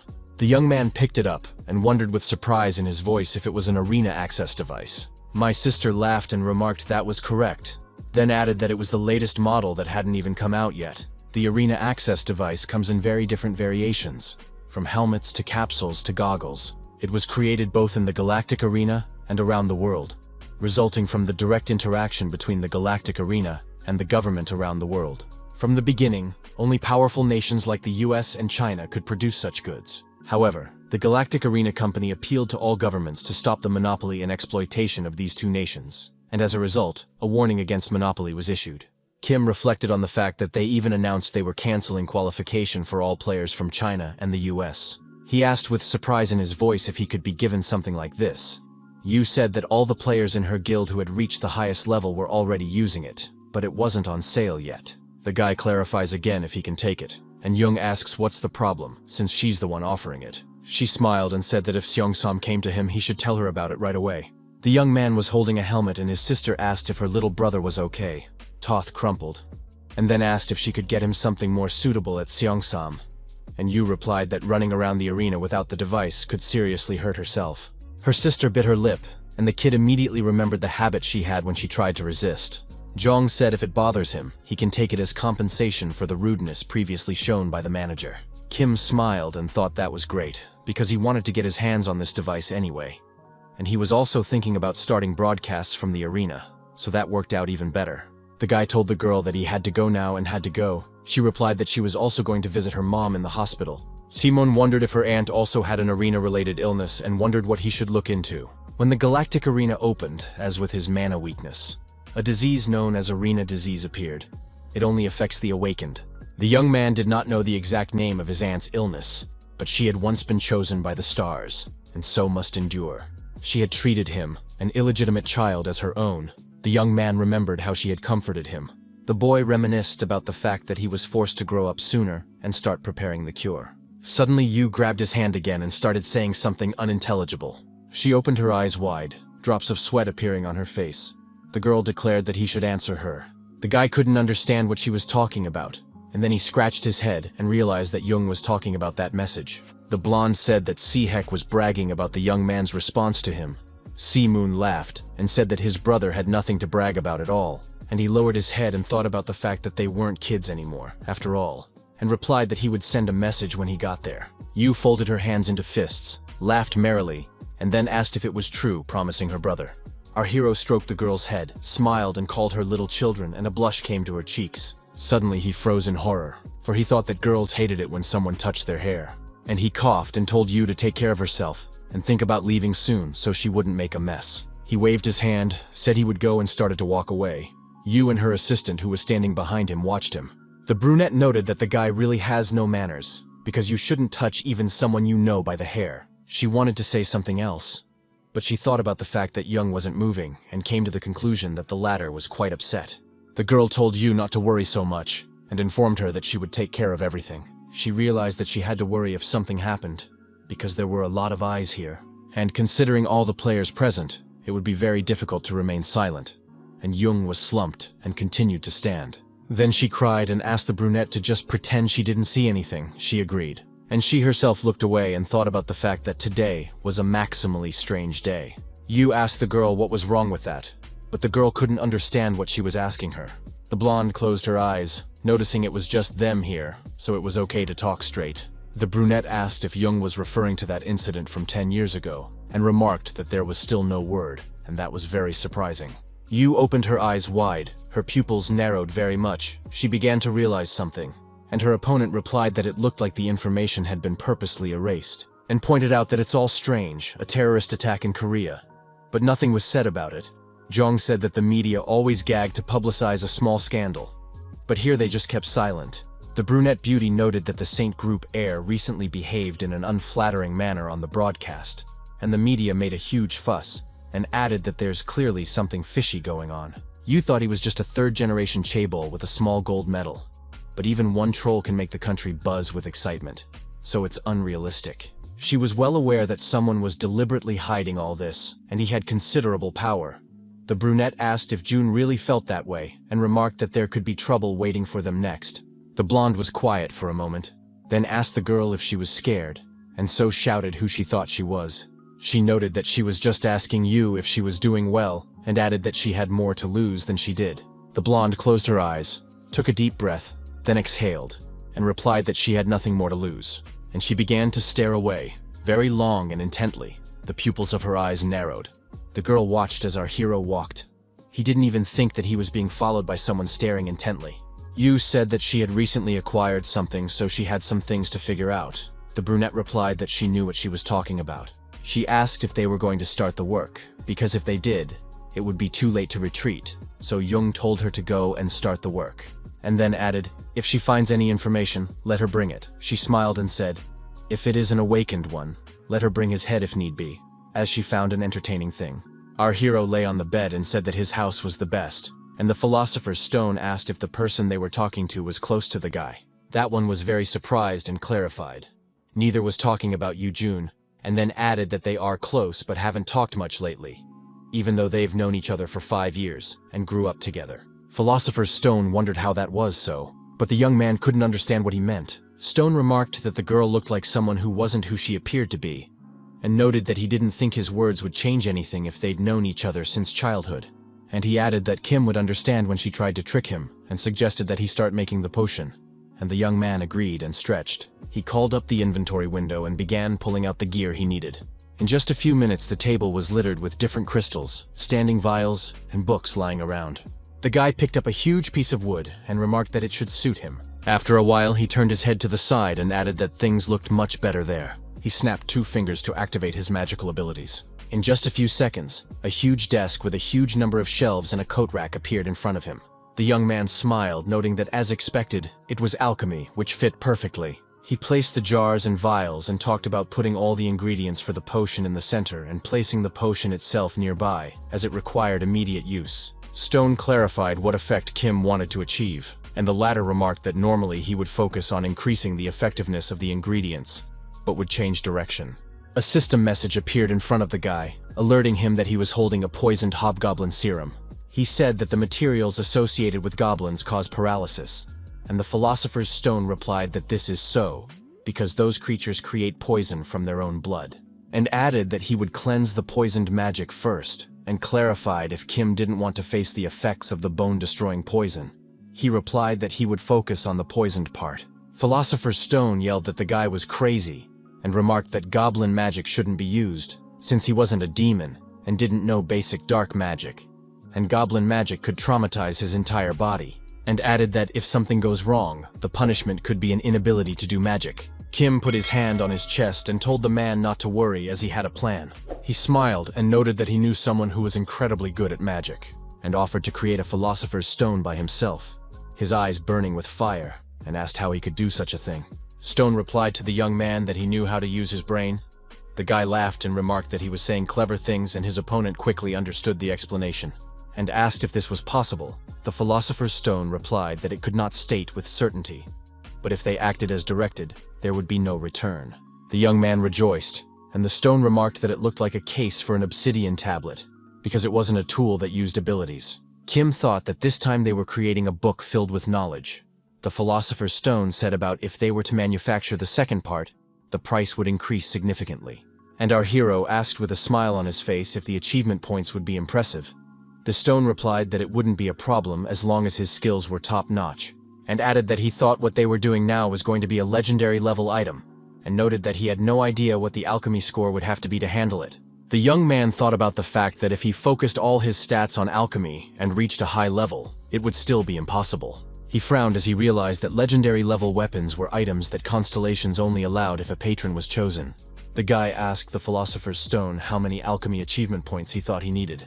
Thoth thought for a bit and remarked that it depended on their willingness to dive in, but they'd gotten very lucky with the last obsidian tablet. Philosopher's Stone noted that there was a bonus for being an alchemist and also because he was cute, and Kim clarified not Toto mean the special nature of the material. The young man clarified whether the stone meant that completion was of great importance. The latter answered in the affirmative. Our hero thought that probably the completion of the Philosopher's Stone could be referred to the rank of replica, and the obsidian tablet was also a replica. He rubbed his beard and thought about the fact that the lower the completion, the lower the cost would come out, and something resembling an astraph could work. But knowledge, that's completely different. If you stop halfway, it will be meaningless. Regardless of the amount of knowledge accumulated, you need to publish the ending, but maintain continuity. Kim asked the Philosopher's Stone if he could learn something. The Philosopher's Stone answered in the affirmative. The guy asked if he was connected to the obsidian tablet, and the guy replied that he had absorbed it, and added if it was material, it was still alchemy. The young man smiled and remarked that it turns out that knowledge can also be absorbed if it is material. The Philosopher's Stone answered in the affirmative. Our hero replied that he understood everything and suggested that they begin alchemy. The stone clarified what their goal was, and added that knowledge was different from materials. Kim looked intently in front of him, replied that it was only 10% and added that it was enough. Philosopher's Stone asked if he knew the structure of alchemical materials. The young man replied that he had a general idea, just as suddenly the record book began to fall. The guy recalled the girl saying that the cursed art of martial sciences consisted of 10 chapters for rank 10, but she was so stupid that she could only master 7. The young man was reading a book, and she asked if he was good at emotions, if he could interpret something like a formula. In his past life, our hero had asked for an explanation of the heavenly demon martial art. He thought about the fact that only the heirs could read it, and he couldn't even see the letters. But he knew that the heavenly demon martial art had 10 chapters. Logically, if you divide, you get 10% for each rank, meaning the part that corresponds to 10% completion of the art should contain the formula for the first rank. The heavenly demon martial art materialized a 7th-ranked high-ranked Malsuk demon. Kim thought about the fact that he was originally going to read and interpret the heavenly demon's martial art directly. But if the Philosopher's Stone can absorb knowledge from alchemical materials, then everything changes, and he doesn't need to struggle with interpreting formulas. He just needs to prepare the body. The young man looked at his hand and thought about how the body must get along with human alchemy. The guy asked the Philosopher's Stone how much it would cost to create with 10% completion. The Philosopher's Stone replied that the cost would be low, about 5,000 points. Kim repeated the quoted cost and remarked that it was cheap. The stone remarked that the next tasks would not be so easy, as it would be legendary level knowledge. The young man snapped his fingers and said they could learn the first rank right away, and that should be enough, and suggested they move on to alchemy. A system message appeared, alerting him that his knowledge of alchemy was insufficient to complete the required process. He read that 5,000 achievement points were needed to establish an equivalent exchange for the Philosopher's Stone. The young man read whether he accepted the offer. It was necessary to choose the answer yes or no. Our hero didn't think for a second, but immediately made a decision. He chose the answer yes. A satisfied smile appeared on Kim's face as he looked in front of him. And then he thought about the fact that everything was ready. A system message appeared in front of him. He read that the heavenly demon martial art had a rank of fake. It could be learned. But for some reason, one could not fully utilize its power. The guy put the sheet to himself and offered the Philosopher's Stone to absorb it, and it agreed. The young man stared intently in front of him and thought about the constellation not reacting this time. Stone reported that he had internalized everything, and added that it was really complicated, and added that some concepts were just hanging in the air. He began to look at his hands and wondered what it was. but he had felt similar things when he regressed. Our hero's eyes began to slowly close. He wanted to say something but couldn't. Suddenly, he was on a green lawn and looked around in surprise. He couldn't figure out where he was. The young man screamed after a while about where he was and what this was all about. Suddenly, he heard a voice behind him say that the guy was finally awake. It was an old man who asked the young man how he was and added that he wondered if his body was okay.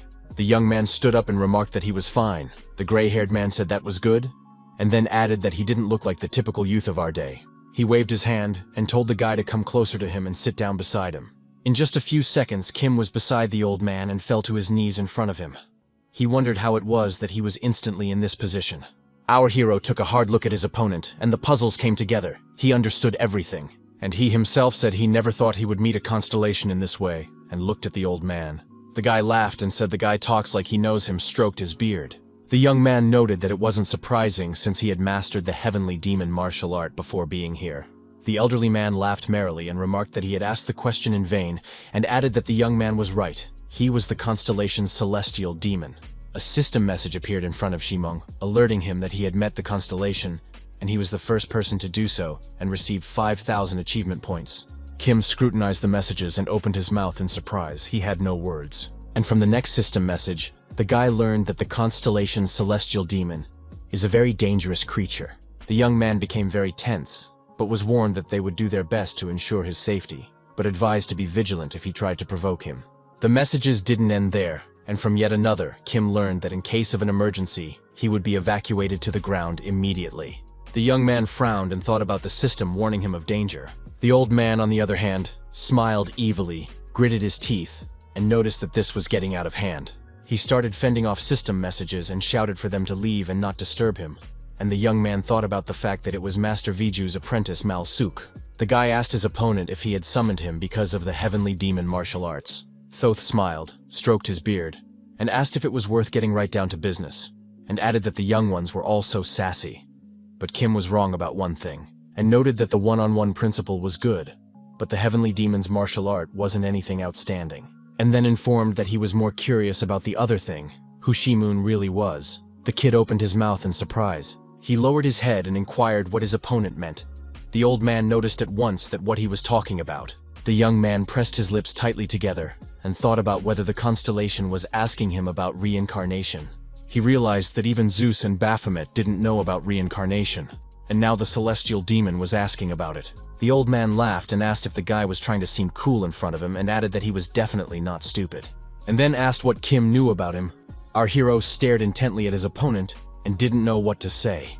There were a huge number of thoughts in the guy's mind, but he said that the heavenly demon constellation in front of him, and added that he follows the path of dominance, preferring strong, dominant beings such as demons. The old man laughed and noted that his young friend was quite savvy, and stated that the young man was right. His eyes turned purple in color. His pupils narrowed very much, and his opponent said that before becoming a constellation, he constantly sought power and followed the path of dominance.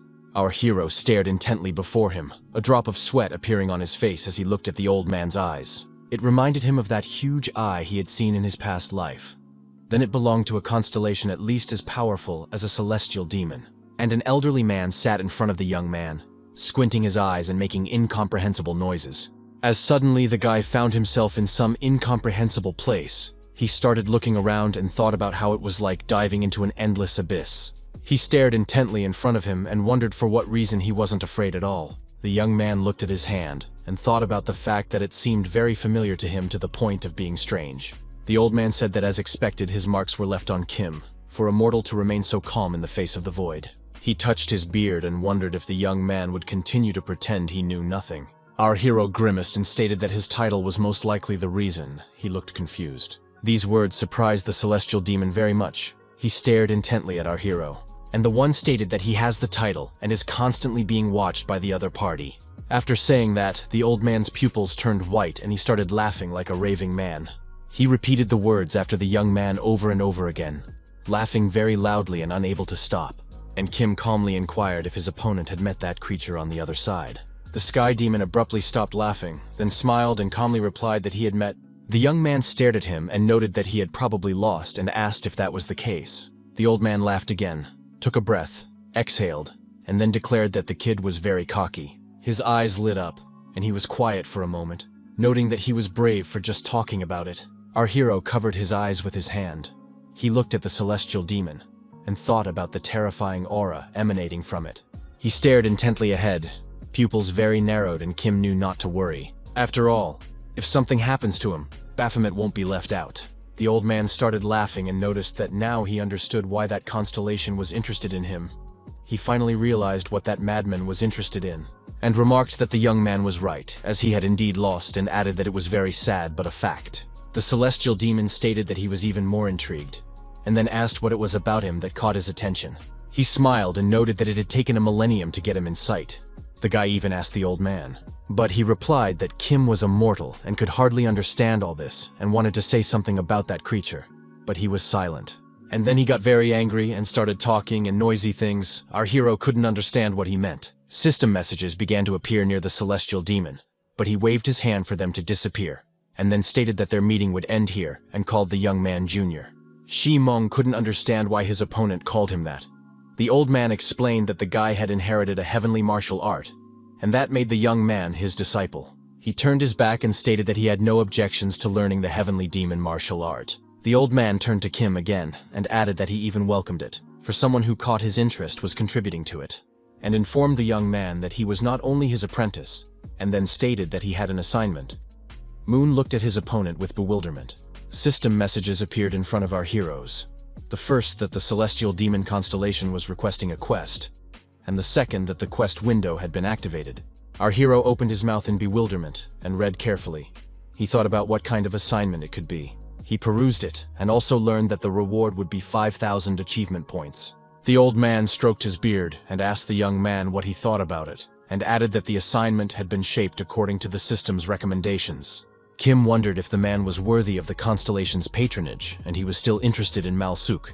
He realized that if he wasn't careful, his actions would affect her future. The old man said the guy must have unique knowledge since he caught his attention, and hoped the guy would fulfill a few conditions. And he added that it would have been much better if the young man had been a woman. This surprised him very much. The heavenly demon said that the girl should be young and beautiful, with a determined character, but a little reckless, because his martial art is very aggressive. The old man kept saying that the girl should have long arms and legs, and he also wanted her apprentice to have fair skin. And the young man remarked that these were not terms of cooperation but personal preferences, and reflected that Malsuk's future wouldn't change much after all. Just a few seconds later, the young man screamed very loudly. Drops of sweat appeared on his face. He was in his home. Philosopher's Stone immediately started asking if the guy was okay, wondering what had happened and why he had fainted so suddenly. Our hero stared intently in front of him, his pupils narrowed, and wondered if he had really fainted. He was quiet for a bit and stated that he had actually met the constellation. The Philosopher's Stone asked if he had met the constellation in an unusual arena. Stone shouted, and asked the young man not to talk about the fact that he had met a heavenly demon.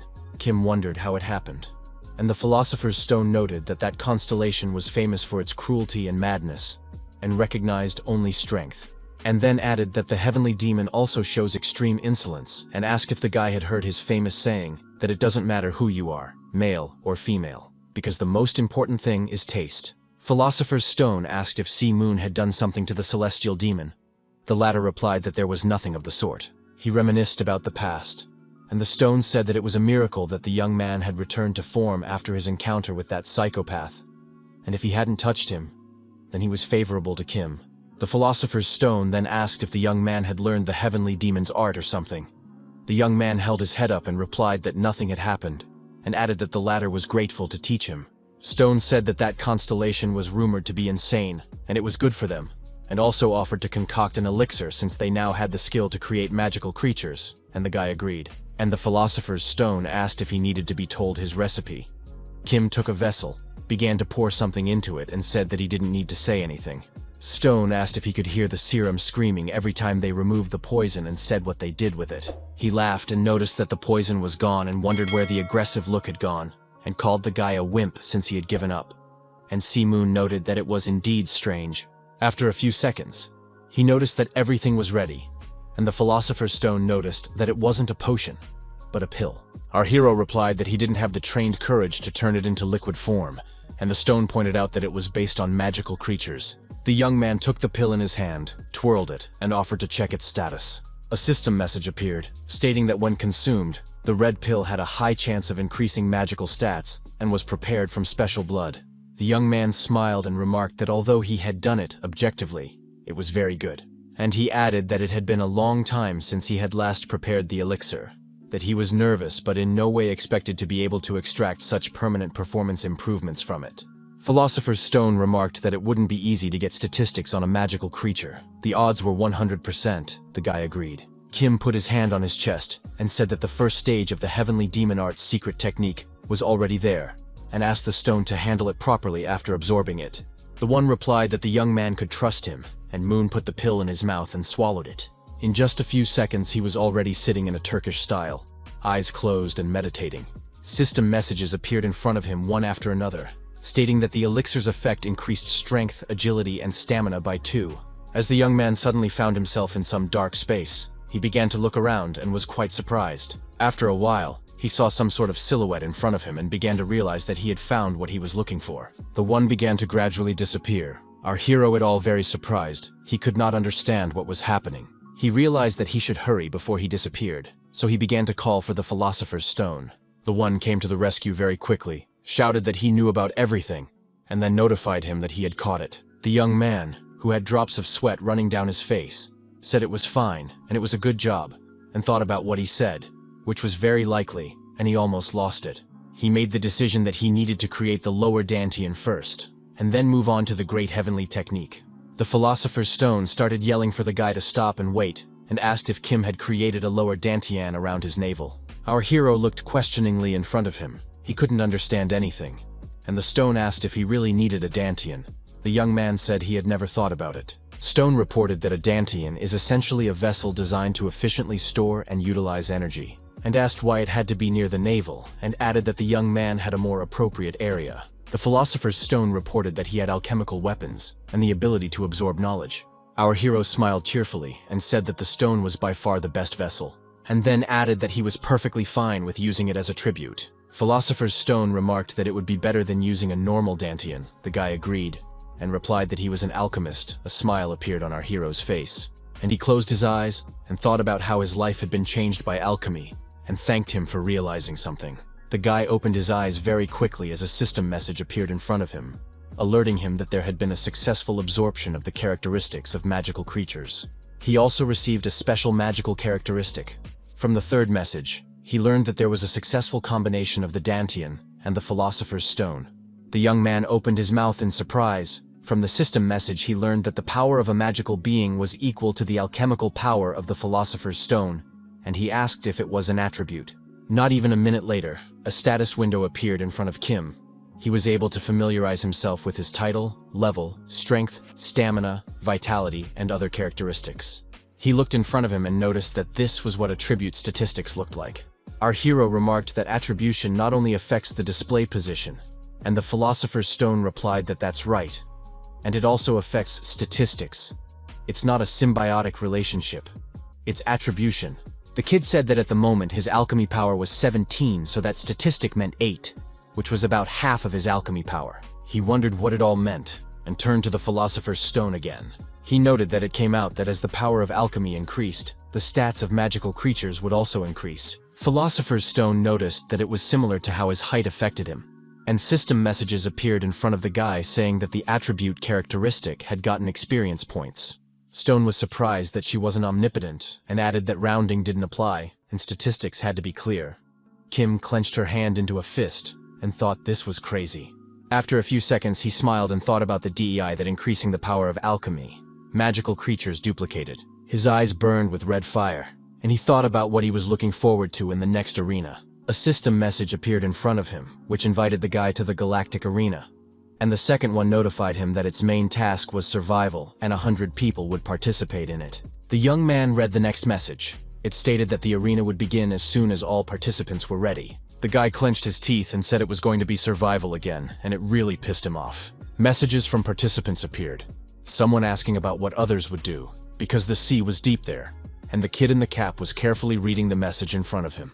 He closed his eyes, smiled, exhaled, and told people to be careful with their words, and noted that survival was common for high rank. Some of the participants agreed, while others drew the guy's attention to the words he had said earlier. As suddenly 3 young men appeared in front of him, who were armed. The guy in the cap put his hands at his sides and remarked that surviving in the wilderness was the hardest thing to do for the overall operation, and added that their company had already broken up. The boys were very surprised when they heard these words. They opened their mouths and eyes wide with surprise. One of them swore and said that he had paid 10 million, and asked what to do. And the chat continued to post a variety of messages. Someone even decided that the young man should be given a refund. The man who wore the cap said that survival prizes are distributed according to places. He smiled and pointed out that with 100 people participating, the minimum reward starts at 50th place, and the highest, for first place. One of the guys frowned and wondered if they would have a top 3. The one frowned, smiled, and informed him that this was exactly what would happen, and then added that his opponent had a lot of experience, so the understanding was simply unique. The guy then patted himself on the chest and said, "It's a money king. Despite being such an expensive endeavor, it's definitely worth it." Viewers started writing comments that the players were obsessed with money. Someone wrote to make the money king proud of his profession as a bus driver. One of the guys told the young man in the cap that he was assigning him the task because he knew his skills. The latter remarked that he was uncomfortable with the praise. The blonde clarified with the ringleader as he moved them from 1st to 3rd position. The one smiled cheekily and replied that it was very simple. They would put a team together. His opponent was surprised and frowned, and the other guy wondered about his reputation then. He stated that it is not something to worry about, and then added that it is very similar to the mind map. And he added that if the boys get a good hiding somewhere in the background, others won't even notice they're on the team. The players decided that made sense, with the brunette noting that at this rank it was unlikely they would be noticed. The guy in the cap said that the bus method was simple. He would wipe everyone out, and when there were 4 of them left, he would kill himself. The boys opened their mouths wide in surprise and asked if this meant that the 3 of them would determine the rating. The young man smiled and said that was correct. Since they had all paid the bus fare equally, he could not interfere with the rating. Viewers began to write comments again, some noting the professional approach, and some noting that it was a real confrontation. Suddenly the boys saw a bluish glow in front of them. They began to stare at it intently. The kid in the cap clenched his teeth and said it was really cool that he was going to collect free kills today. This appeared our hero. The audience began to write about the fact that the prey goes straight into his hands, because the stranger has no armor and guns. A system message alerted that the participants were assembled, and they were in an area called an abandoned mine. The guy in the cap exhaled and told the kid on his team that they would have a good place to hide. A caustic smile appeared on his face, and he began to stare at his opponent intently. Our hero stared intently at his opponent, a smile on his face. He was completely calm. System messages appeared, saying that the start of the competition has begun, and you need to destroy all enemies. Then came the announcement that the rules would be amended according to the results achieved and the MMR values measured for player Kim Si-moon. The next message alerted that the rank distribution phase for the alchemist was starting from this arena. The young man opened his mouth wide in surprise and wondered what the hell this was. His pupils narrowed, and the guy thought about the fact that they were going to end the selection period with just one match, assign a rank and build on it. He looked at his hands and thought about the fact that before the regression, he was at level 1 and was powerless, and realized that this time, if he reached the necessary level, he would advance further and read the system message. He clenched his fist and thought about the fact that now that his magical power had been restored, he was gaining powerful abilities, and this was a great opportunity. Kim said on second thought, he forgot to turn on the broadcast and started watching the message. He clicked to start the broadcast and said that, right now, there probably wasn't a single viewer. The constellation of Zeus appeared to join the broadcast, followed by the constellations of Baphomet and the celestial demon. The guy yelled out that could the constellations really be part of the broadcast too? Just then he heard a kid in a cap shouting to himself to wish himself a good appetite. He did not think long and immediately began to attack our hero, and he defended himself as best he could. He thought about how everything was going well, because before it was a fist that had almost reached the diamond rank, and the deep sea couldn't sustain it. Kim looked at his opponent and knew full well that this was the excitement of the bullying. Just a few seconds later, he caught his opponent's fist with his hand, and the latter was very much surprised by it. The struggle continued. Each of the young men had a different goal they were working towards. The guy in the cap was able to run away from Si-moon. He was clenching his teeth and breathing very heavily. Drops of sweat ran down his face and he thought about what he was seeing. The deep sea had managed to counteract that. Viewers began to write various messages, curious as to what had just happened. The kid in the cap pulled out his brass knuckles and said his opponent looked harmless, but could still fight back. and Kim thought about whether the opponent was able to minimize the damage the moment he moved. This is, after all, a high-level technique called evasion and involves moving the point of attack to minimize damage. The young man looked at his weapon and thought that he was a martial artist. Judging from the equipment, it looked unusual. The young men who hid behind the hill told the kid in the cap that there was someone else there, and he of course guessed it. Our hero looked at his opponent and asked if he was really a bus driver. He asked how he knew about it and added that anything was possible. But the young man remarked that he understood everything from the first time. The kid replied that it was great, and then asked why his speech seemed a little harsh. The young man stared intently in front of him, and then wondered if he should respect a man who was just driving a bus for money. I looked at it closely and thought that people who climbed the career ladder with bus rides and bus drivers who charge fares are the same people. The guy's eyes burned with hatred, and he thought that, to be honest, it was the driver who was causing the most trouble. The regular competitors suffering from such petty things. And the kid in the cap yelled that the deep sea has a different degree of confidence, as expected, and added that he knows he's a bus driver and acts like it. The chat was back on, with someone in the audience remarking that he was just crazy and an idiot who couldn't understand the situation. The bus driver laughed and said that calling him an idiot was very cruel, and he was just someone who was rising in rank. He began to look askew at our hero. So important to him was he to get angry. It was a provocation, because disrupting the opponent's train of thought and disrupting his rhythm was also a skill. A caustic smile appeared on his face, and he thought that the newcomer probably didn't know that. Then he clenched his hand into a fist and thought about how this kid dared to repel his surprise attack, and made a decision that he would definitely avenge the humiliation. Kim said, starting with a low rating and then clearly provoking his foul play. The bus driver smiled evasively and asked if that was really the case, then noted that it worked for him and asked if the guy was pissed off. Shimuyun laughed wickedly, and then calmly said that he wasn't angry at all. Then he stretched his hands in the joints and said that his dear audience had just given him a task, and he could not fail to fulfill it. The guy in the cap started laughing merrily and remarked that he didn't realize he was dealing with such an important person, and he was thinking about what the mission was. The viewers who were watching the broadcast got very animated and started stringing messages.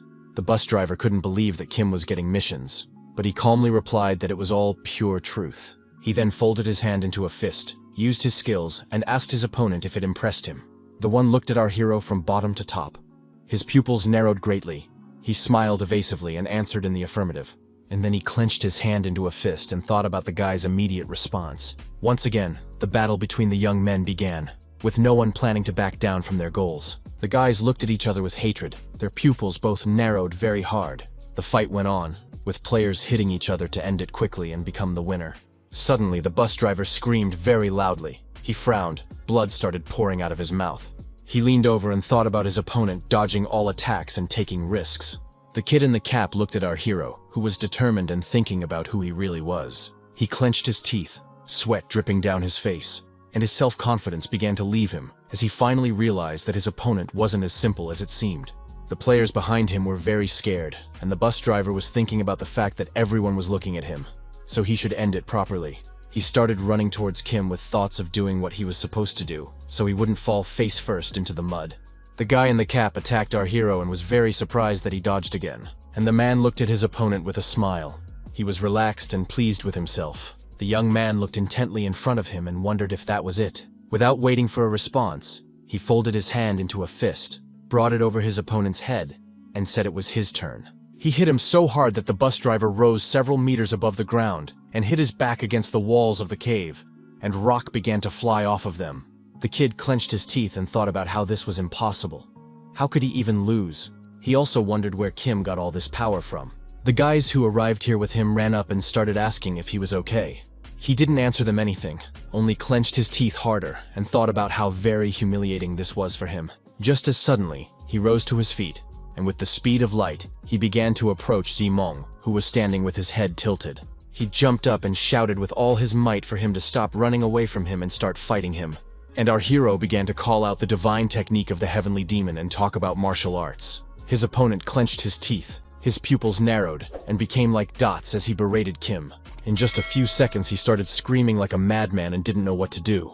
The young man watched carefully and thought about it being an A-level trait, charging and covering himself with his hands. The bus driver clenched his hand into a fist, started approaching the guy and yelled for him to die. And Kim thought he was finally putting his best foot forward, and always dodging was the right choice. The young man gave a thumbs up and thought about the fact that he couldn't miss this mission.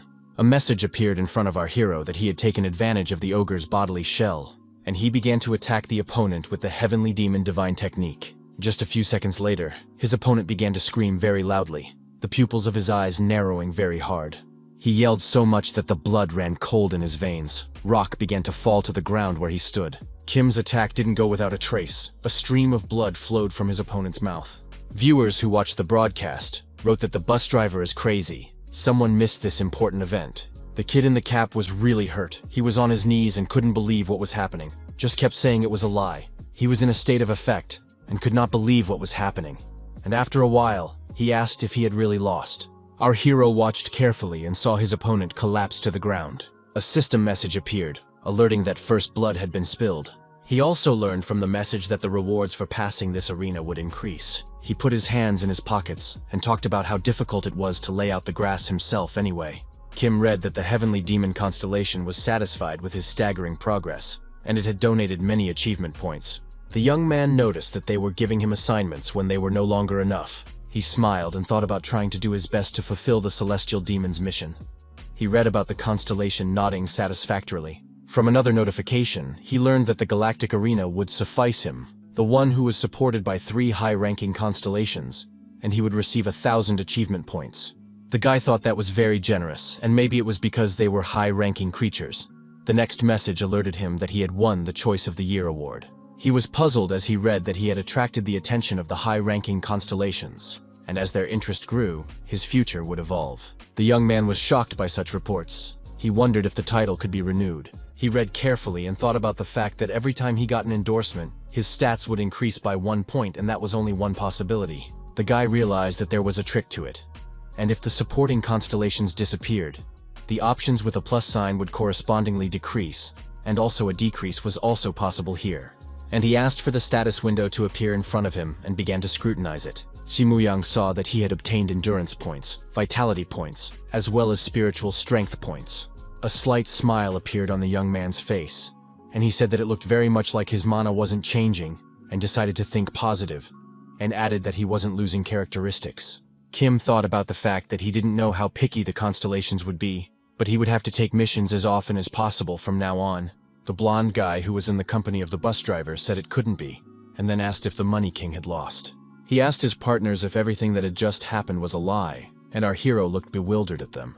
The boy was thinking about how he had forgotten that these people had been there behind the high ground all this time, and he put his hands into fists and began to approach them with determination, and they were confused. 2 of the boys put their guns forward and shouted at him to stay back, because they would slaughter him. Shimun clenched his teeth, looked at the speaker, and thought about how he had even gotten through training with such skills. He thought his opponent was pathetic, clenched his fist, and wondered if it's because of people like them who just purchase bus tickets that all the problems are there. Because of such tricky ones, real players are getting killed in regular arenas, and realizing this fact made him very angry. The young man looked hatefully at the boys and kneaded his hands, and just seconds later, screams were heard. The opponents, even though they were armed, could not do even minimal damage to Kim. He quickly disposed of them. Suddenly he heard someone behind his back tell him that he was very strong. It was a brunette from the bus driver's company, who stated that he liked that he had no mercy for the weak. Jiming gave him a hard look and stated that he had misunderstood something, and added that this was an arena where there was no room for mercy. His opponent smiled and replied that that was right, and he liked him even more, and noted that the guy knows there are some people who can't use their advantages. Our hero stared intently at the brunette, his pupils severely constricted, and thought about who was in front of him. Thoth smiled, informed him that that wasn't the case, and began pulling a paper rectangle out of his pocket, adding that the world wasn't built on strength alone. The brunette began to hold out a piece of paper to the young man, something written on it in small letters. Kim frowned, stared at her intently, and then asked what it was. It was a business card. The man's name was Hu Yong-ren, and he was the head of the mainland province's Human Resources Department. The young man looked at his opponent, who was smiling demurely, and asked him if he was a scout from China. The one said that his original suggestion was for the Money King streamer, because his talent is too good to be a bus driver. Chi-mun clarified why he shouldn't be given to the Money King. The man smiled and said that was the plan, and in case he ran the broadcast again, he would tell him. Our hero began to scrutinize the business card. He didn't even think that he would see an employee of the continental province here. Mainland province. one of the two largest guilds in the world, the largest in mainland China. It rose to the top, becoming one of the most influential guilds in the entire world. Shimuyang lowered his head. A drop of sweat was running down his cheek. He didn't expect that he would have to face them again. The guy stared intently in front of him. He thought they were going to get into action very soon. They had probably been recruiting talent for some time now. The man smiled and said that he understood perfectly well that Kim needed to think about it, and then added that he knew what the opinion was about China in Korea. Our hero said he assumed he must have had a post-transmutation match in the Korean arena. His opponent laughed and replied that there was nothing he could do about it, and added that player recruitment is available starting at rank platinum, and then clarified whether he was uncomfortable scouting in this way, and replied that it wasn't particularly enjoyable, but it wasn't inconvenient either. And the guy thought about the fact that after all, intelligence is what all the great powers around the world secretly do. He eyed the man intently and realized it was a common tactic for finding promising candidates, and the brunette who stood before them belonged to the category of such scouts. The man smiled broadly and asked how the guy knew. After all, there aren't many countries where one transmutes just to become a scout. Our hero opened his mouth in surprise, and then informed that he didn't think he had to tell him everything. The scout took a deep breath, then exhaled, closed his eyes and agreed with Shimong's words. He put forward his palm and 5 spread fingers and asked how about it, and said he was offering 5 million yuan. He smiled and said it was about 920 million won at the current exchange rate, and added that the payment was immediate. The young man looked at the brunette carefully, and the brunette noted that it was as a token of gratitude, and said that weapons worth 500 million won, and armor would also be provided. The man said with a smile that the contract was for 3 years with an option to renew, and after the contract expired, all items presented would remain in his possession. And he added, if the guy transmutes in China, he'll pay an additional 50 million yuan, which is 10 times the original fee, which is about 9 billion won. Hu Yongren thought to himself that the young man couldn't refuse. After all, such offers don't come to mid-level players. Kim lowered his eyes and remarked that it was an amazing offer, and let out a heavy exhale. His opponent smiled and asked what he had decided, and noted that it was very tempting, and over 90% would accept such an offer. He held out his hand to the young man, while he thought about the fact that for such a low rank like the Deep Sea, it was an offer that should not be refused, and the term of the contract was only 3 years. Guy realized that there were no conditions that acted like shackles, but he was familiar with the methods of the continental province. But he still extended his hand to Hu Yanren, and the men shook their hands in agreement. The man stared intently at our hero and thought happily that everything was perfect. Shimong also smiled and said that Mr. as a human resources manager, Mr. should be better at discerning talent, and he looked at him in surprise. And the young man did not think for a long time, began to attack his opponent. The latter screamed, as he was not ready for such a development of events. Hu Yanren frowned, drops of sweat running down his face and blood gushing from his mouth. He knelt and wondered if the young man would refuse such an offer, and asked why. He asked again why Kim would turn down such an offer, and Kim smiled and informed him that there was nothing wrong with that. The young man clenched his fist and informed the personnel manager that he just didn't like the conditions. He said that he knew from his own experience what Hu Yang was like before the regression, so he understood it perfectly. The man grimaced when he heard these words, whether from anger, pain, or hatred, and the young man informed him that he wouldn't fall for it again. He turned around, stretched, and told himself it was time to move on instead of dwelling on this. And viewers who watched the broadcast began to express their anger and bewilderment at what was happening. The chat got very lively, with viewers asking a huge number of questions of each other. Some posted about how they had never heard of Kim Si-moon, while others reassured viewers. The kid in the cap was holding onto his virtual reality goggles. He looked bad, to say the least. He looked at the cap that was on the bed and thought about how Kim had died a while ago. But why was he only showing up now? And in the chat room, the discussion continued. Most of the viewers were wondering who massacred the bus driver. The broadcast consisted of loyal viewers, so the kid was sure that everything would be fine. He said he didn't know what happened, but based on his experience, his opponent was definitely not up to that level. Viewers began to write that his opponent was likely using hacking software, and the bus driver was happy to see opinion leaning in his favor. He said that first of all, he owed his viewers an apology, and noted that there are usually no full refunds, but this was totally unexpected. The kid promised to give the money back, and the viewers in the chat room got really excited when they heard that. He took off his virtual reality goggles and set about going and thanked me for watching the broadcast today. The kid laughed, then took off his goggles, threw them down and swore, then shouted how it was possible that an opponent at such a rank used martial arts. He stood up and thought about using martial arts, At least level 100 characteristics were needed. He couldn't understand how such a thing was even possible. The kid took his head and realized that his opponent either had a natural talent or he was a prodigy and most likely had the highest diamond level and could not be in the bronze-gold grid. He clenched his teeth and realized he'd seen a lot of guys while he was farming. But this one was the first time he'd seen him. And after all, he'd come all the way from Platinum Elderly Finds, not to experience such humiliation. The kid was well aware that there was something, either a trick or an artifact. He wondered what the entity was. Then he remembered what his opponent had said about him getting an assignment and opened his eyes wide with shock. The bus driver grabbed his phone and yelled that there must be a recording of the broadcast saved somewhere. He stared intently at the phone screen. His pupils narrowed, and thought about what the hell this guy was doing. The kid was very surprised as he began to realize that his opponent didn't even have a rank. He looked at his cell phone and thought about the fact that the unrated status meant that his opponent still hadn't completed the ranking competition. The bus driver was sitting at a loss and decided to press the button to enter the streamer. He saw a huge cavern in front of him and heard heartbreaking screams. The blonde guy, who looked angry and confused, said that a guy with no equipment was incapable of doing anything. The kid saw his condition on the cell phone screen after Kim's attack and remarked that it was all just crazy. He then watched as the fight went on and mentally noted that his opponent's skills were truly incredible. He appreciated that Kim's every move combined attack and defense, subtle principles, and even martial arts theory. The kid opened his mouth in surprise and wondered what kind of training his opponent had. For then, when they fought, the guy was very much confused, as he did not expect such an intense attack. He also wondered how Shi-Moon, in complete darkness, found enemies so easily. He realized that the map of the abandoned mine was like a complex maze that resembled an anthill, with areas of absolute darkness known as black zones where even torches didn't work.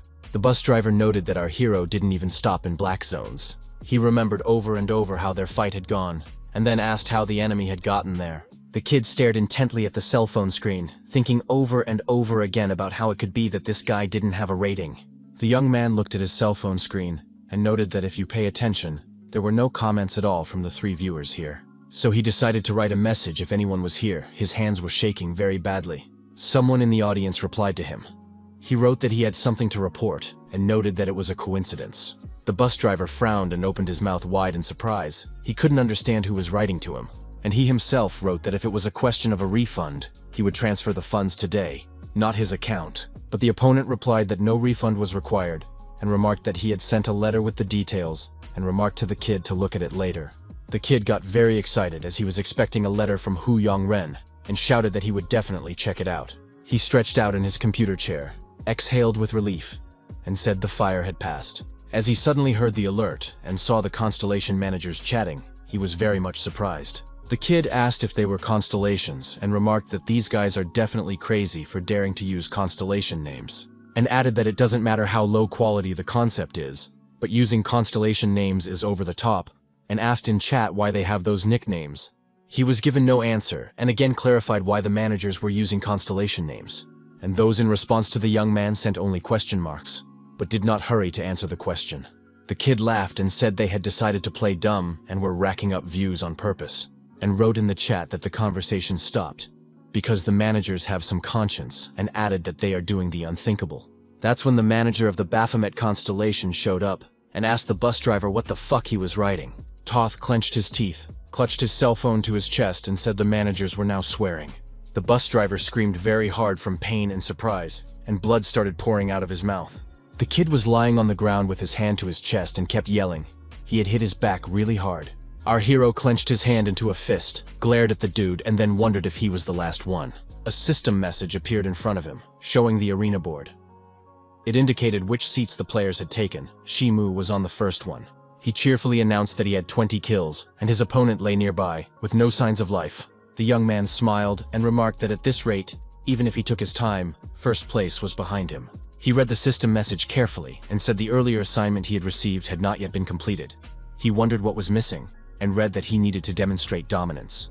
The young man realized that if you think about it, it's a vague mission. It's not about taking first place or achieving an overwhelming number of kills. He rubbed his beard and reflected on the fact that dominance probably meant showing off one's skills. Guy stared intently in front of him and thought that subjective tasks were usually harder than objective ones.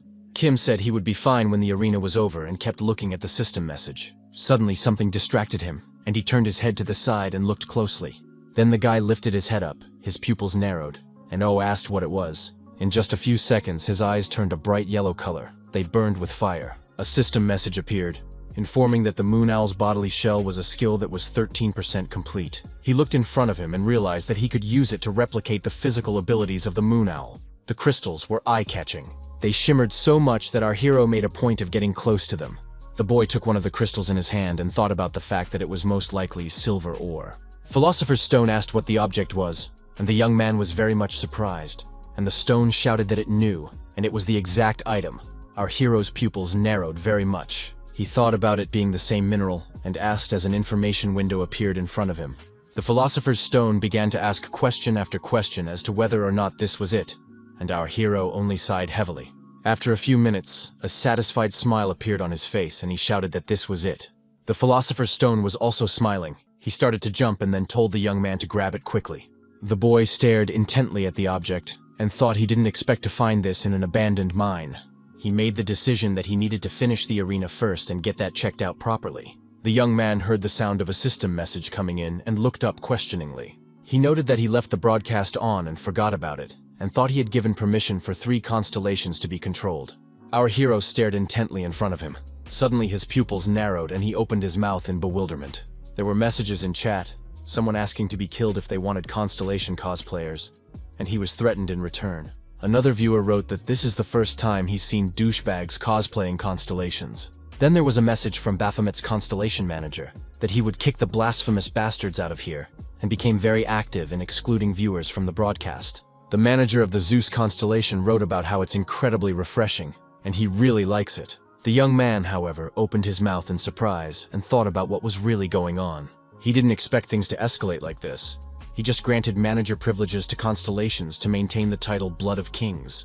And the whole thing turned into a keyboard battle, with constellation managers bickering with each other and the audience. Our hero took a deep breath, then exhaled and closed his eyes. He was very upset. He clicked the icon on the system message screen and thought about the fact that he had blocked 1,000 people out of 4,000. But this commotion had attracted even more people. Kim realized he had to deal with the constellations. He asked if his opponent was saying that he was first insulted by the Money King, and then Hu Yong-ren supported him. A system message appeared in front of the guy, alerting him that the constellation of Zeus was slowly nodding off. Shi-moon clarified if they tried to ignore it, but the Money King's audience pounced on them and escalated the insults. He read from a report that the constellation of Baphomet was frowning and nodding, and from a second he learned that it had said it would tear the Money King apart if he offered achievement points. Our hero covered his eyes and said that he couldn't do that, because if the constellation interfered before the official arena, the galactic arena wouldn't tolerate it. The guy thought about how dangerous it was, but if he ignored Baphomet's displeasure, he would lose his status as a Blood of Kings. All stats, at worst, can drop from +3 to +2, and that's strength, agility, stamina, and even fusion power, for a total of 4 stat levels. The young man stared intently before him. His pupils became like dots, and he thought about what he should do. Kim smiled and suggested that Baphomet take a moment to catch his breath as he realized what was wrong. So he would restore the manager's rights and reopen the chat room and asked him not to take the messages personally. A message appeared in front of the guy about Baphomet saying that he doesn't care about the common people. Shi Muong replied that it was a matter of course, and then added that he was very happy that he cared about him and smiled. One by one the messages reappeared, informing the young man that Baphomet was turning redder at those words, and then nodding in embarrassment. Then there was a system message that the constellation Zeus and Chameleon were smiling strainedly. The young man, however, exhaled and thought he had diffused the situation. He told the constellations that he preferred their existence to remain secret for the time being. In a world where even a single player selected by a constellation is used to gauge the strength of a nation, it leads to various shenanigans, and trying to move up in the rankings under such circumstances can be premature.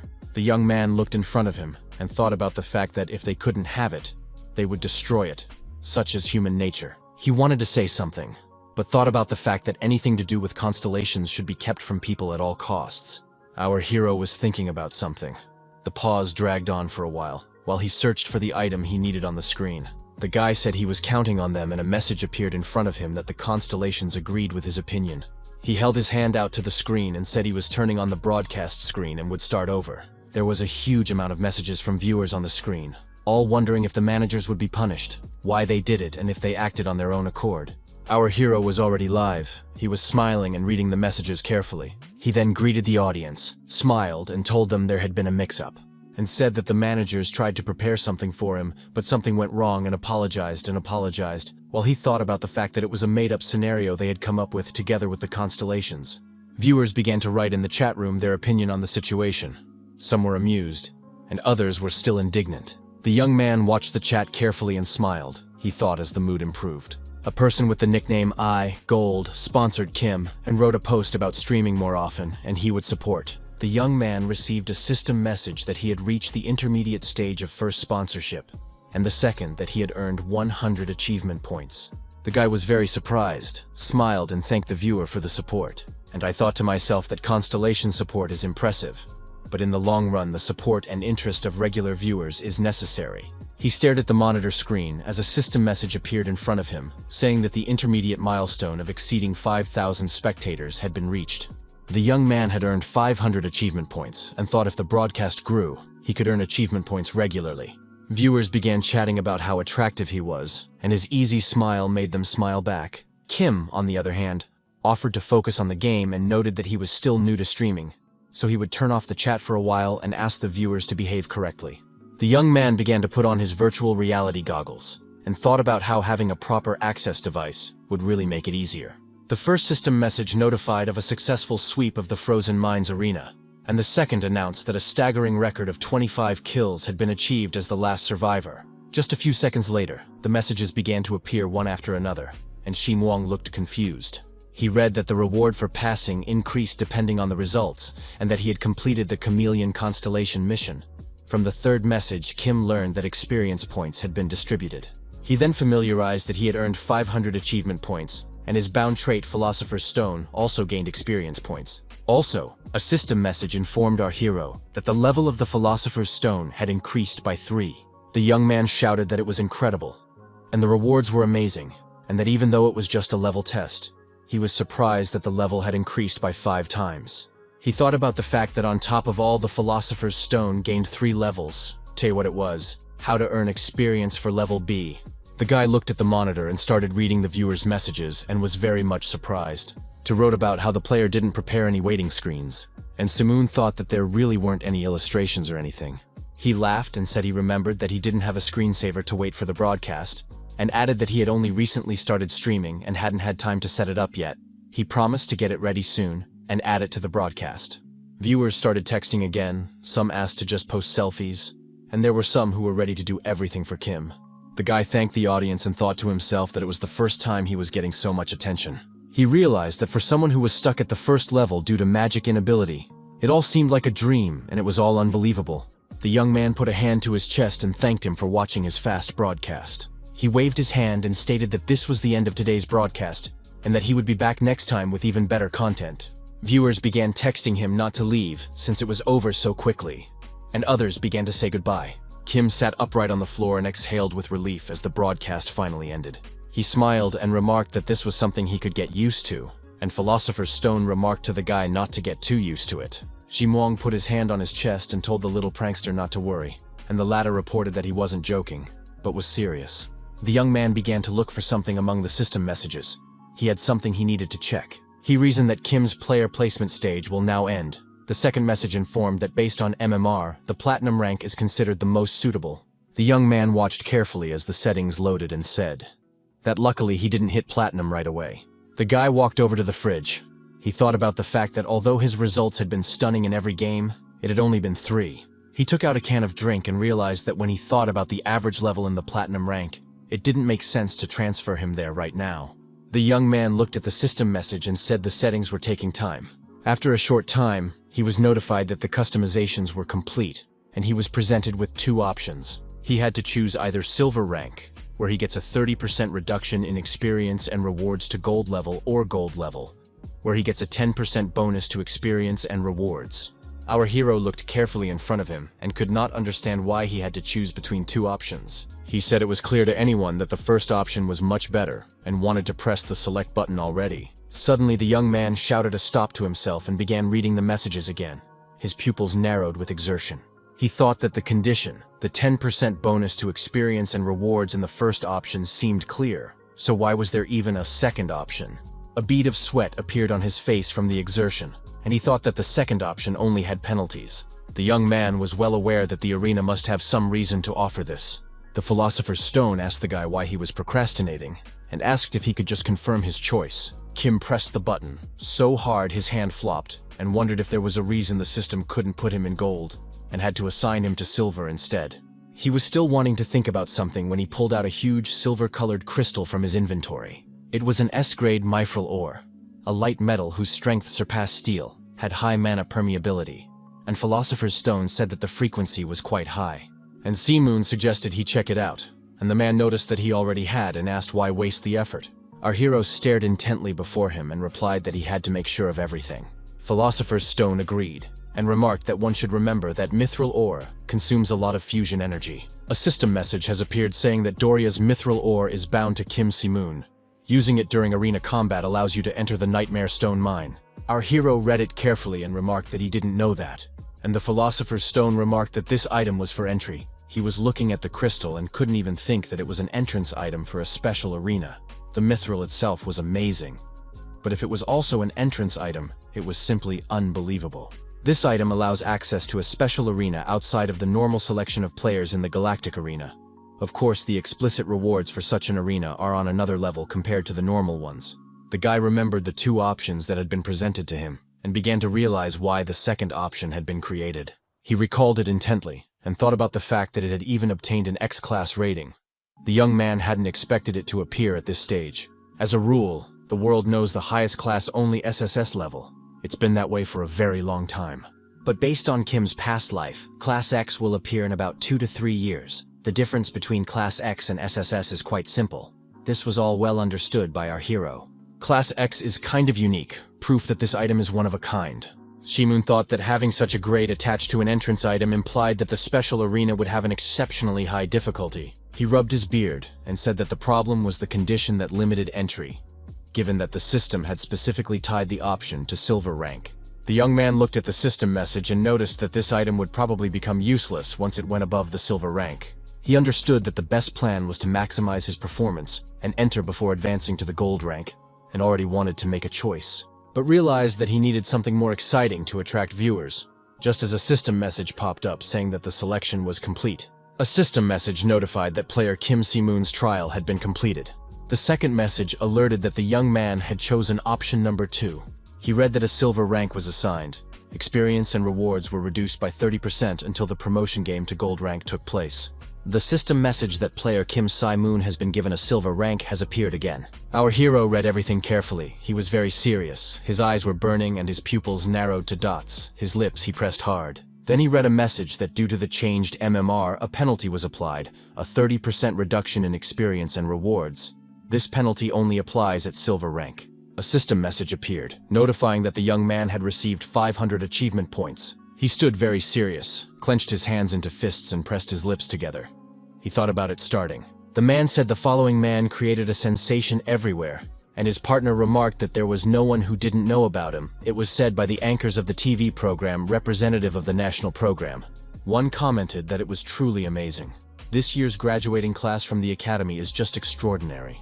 The other added that 2 of the graduates became rankers, and it's a big deal for their country. The host talked about how Kim Si-hyuk's broadcast, where he recently killed a raid boss, was overwhelming with over 500 million views. The viewers were very surprised since the broadcast was a few days ago and already so many views.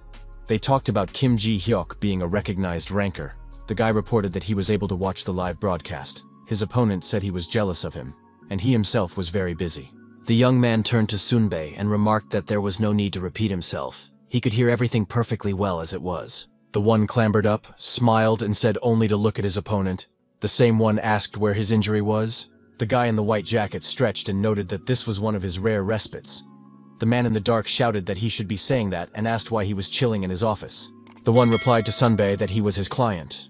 The opponent laughed and asked if their dear Kim Si-hyuk could look convincing, and added that just because he's his client doesn't make him the boss. The guy laughed and asked to be given a break since he has nowhere else to do it. Sunbae frowned, closed his eyes, put his hand to his forehead, and noticed that he really had a busy life. He poured boiling water into a glass, handed it to Si-hek, and told him to drink the coffee to lift his spirits. Toth became indignant and remarked that he wanted to take a nap, and Sunbai offered coffee, and Sunbai replied that he was giving it to Kim to cheer him up and stomp out of here. But the guy in the white jacket said he would sleep. His opponent remarked that he was very difficult to deal with. And then he threw a paper bag on the table in front of the young man. He opened his eyes in surprise, then asked what it was. Sunbi asked what he thought about it, and then stated that it was the information he had asked to find. Kim pulled some documents out of the bag and asked the guy how he was able to gather the information he needed quickly. The man put his hands behind his head and said that even if he was humiliated by an important ranker like him, he would still remain a professional. Shi-hyuk laughed and told the guy to calm down, and asked him when he had ever treated him like Night Hunter Park Jin-wook. Sunbae said then enough asking for favors and should start making normal orders instead of living off him. He added that the guy had a lot of dough, and then stated that rich people are evil. Kim said he was hurt to hear that, and noted that he had paid for his last AP order in full. Young asked if he realized what he was saying, and then added that he preferred cash, and if AP was worth it, he wouldn't have resigned and continued with the arena. Then asked if Shi-hyuk knew why he left. The latter didn't answer the question but remarked that his offer stands. Sunbai replied that he would only hurt his reputation.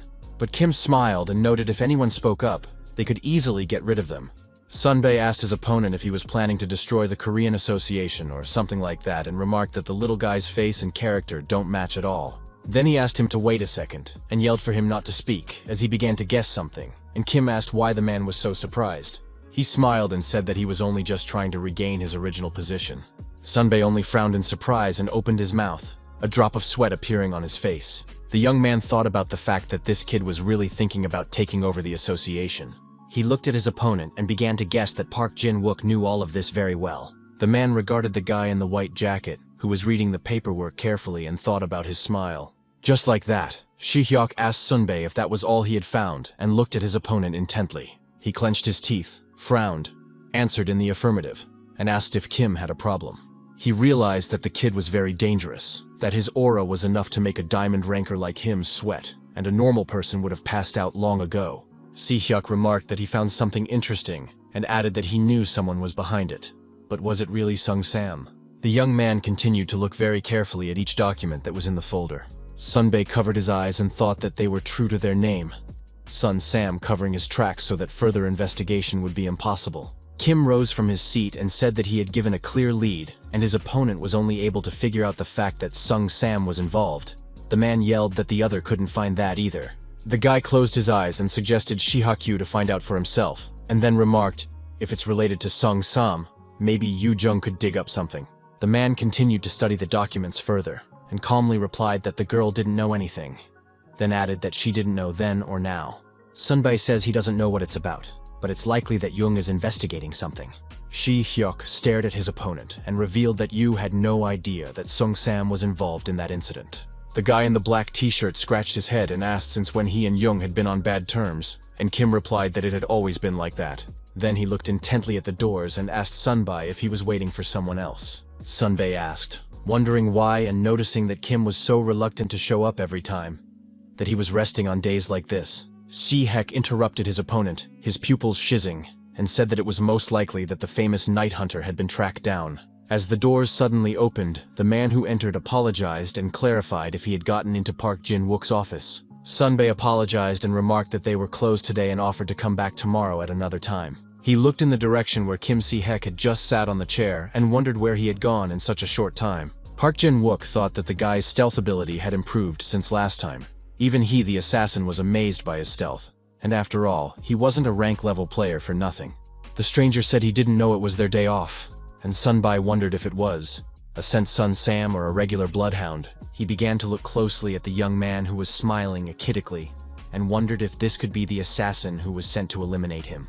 And the stranger smiled broadly, apologized again, and remarked that since he was already here, how about leaving them a request, and added that it was a very simple task. But Park Jin-wook didn't even want to hear, immediately told the man to leave. But the hooded guy started talking about finding one person.